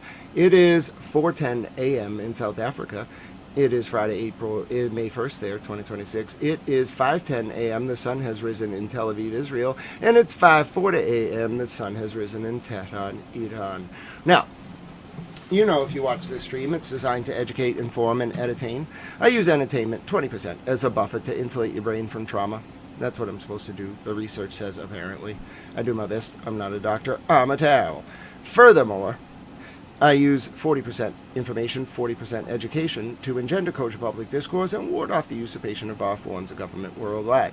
It was so wonderful to see so many of you today, and I'm so grateful I got to spend some time with you. Thank you for welcoming me into your home or wherever it is you may be watching. I am grateful to have spent the day with you on Towel News. Now, if you learned something today, if you benefited from this stream, if you want to pay it forward, there are ways you can do so. Have you considered perhaps donating to our homeless veterans or our service members or their families? There should not be one homeless veteran in the United States of America against their will, or we have failed. They want to go live in the woods, we're not going to stop them. But if a single veteran is homeless in the United States of America against their will, we failed as a country. We failed as a civil society. We've failed as a collective nation. And you can help our homeless veterans today with a donation. They fought for our freedom, the rights that we have to hang out with each other, to express ourselves. That was because of them, and you can help them today. Consider a donation to our homeless veterans. Furthermore, have you considered perhaps donating to an animal shelter that is run by veterans, or that helps veterans or our service members? It's a great way to help our fur friends, and it's a great way to help our service members or veterans. Now, if you can't find an animal shelter or charity run by our veterans or service members, or that helps same, that's okay. You may consider donating to an animal shelter in general. Hashtag save the goats, or the sheep, or the dogs, or the horses, or the puppies, or the cats, or the eels, or turtles, whatever animal you may like. You can save them by helping and donating to an animal shelter or an animal rescue charity today. There is certainly one, if not in your direct local area, probably in your state or your country. Do consider looking online for an option today. Now, what if you're in the UK and you want to help populations experiencing homelessness? Did you know that people who sell the Big Issue can't yell out on the street corner anymore that they sell the Big Issue? You may consider a donation to the Big Issue today. It's a great way to help populations experiencing homelessness in the UK. God bless all of you for considering that.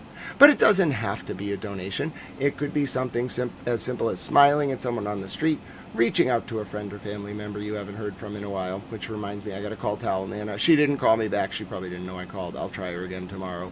Furthermore, reaching out to a friend or family member you haven't heard from in a while, or yes, even giving away 200 tomato plants like Francis Frutrell did one time and having them designated honorary towels during the outro forevermore.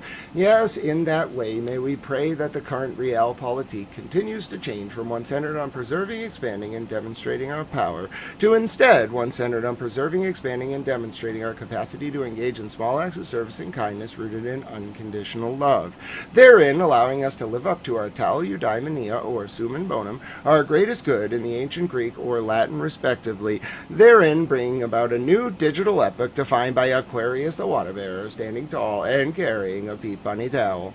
I believe it's possible because of you all. God bless each and every one of you. Thank you again for welcoming me into your home tonight. My name is Grant Smith Ellis, signing off from Boston. This is the end of our broadcast day here on Towel News, and allow me to say God bless you. God bless the United States of America. I pray for peace, ladies and gentlemen. And as I do that, I've decided that we're going to close our broadcast day much like the channels of old. We're going to do this the right way, okay? I am going to put up an American flag, and I am going to play us out. I don't think we could do the national anthem, but I have another plan. This concludes your broadcast day on Towel News. Give me 1 second as I find a waving American flag. Come on now. I'm just trying to show a waving American flag. Is that really that complicated? I didn't realize that was that complicated. All right, here we go. I'm gonna find one. I just want an American flag. Oh, free stock use. Thanks. That's what I was going for. All right. Wonderful. All right. I just wanted to play. Thank you so much. All right. Here we go. All right. This concludes your broadcast day on Towel News. Okay. So I have a plan. And give me 1 second. Allow me to conclude your broadcast day with the American flag. Yes, this takes you back to the days of yore. I'm sure a lot of you are thrilled. All right, there we go. All right, here we go. Let me see if should we do, I think this is actually more apropos. You're supposed to do it this way. You're supposed to do it with a specific song. So back in the day, this is how news networks or broadcast networks would end their broadcast day, back when TV used to actually end and didn't just run itself over and over again for no reason 24 hours a day. I present to you now, ladies and gentlemen, the end of your broadcast day. I have to find a really good version of this, though. Hold on. It's got to be really good. How about the U.S. national anthem? All right. I have to find a very good version of this. Good night to you all. Oh, it's called the Star Spangled Banner. That's right.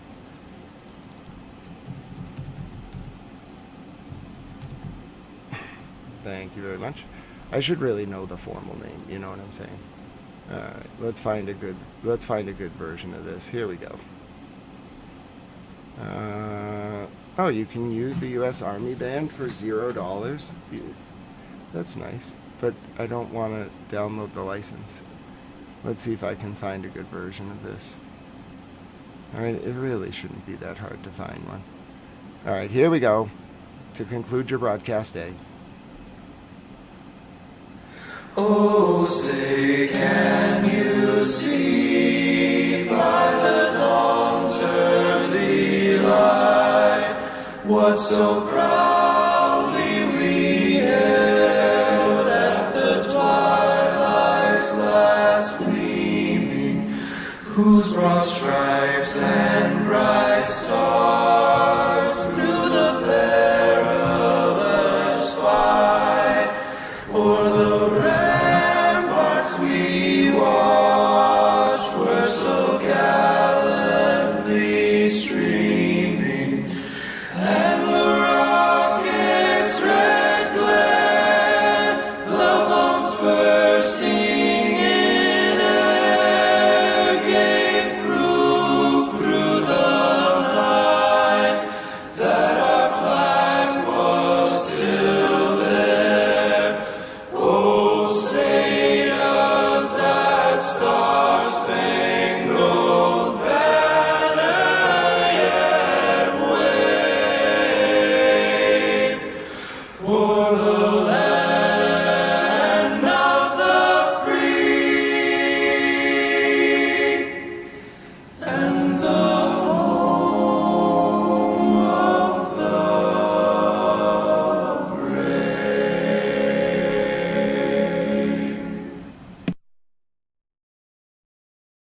That concludes your broadcast day on Towel News. Good night, good day, good afternoon, wherever you may be. My name is Grant Smith Ellis. Thank you again for being with me. May God protect and bless you all.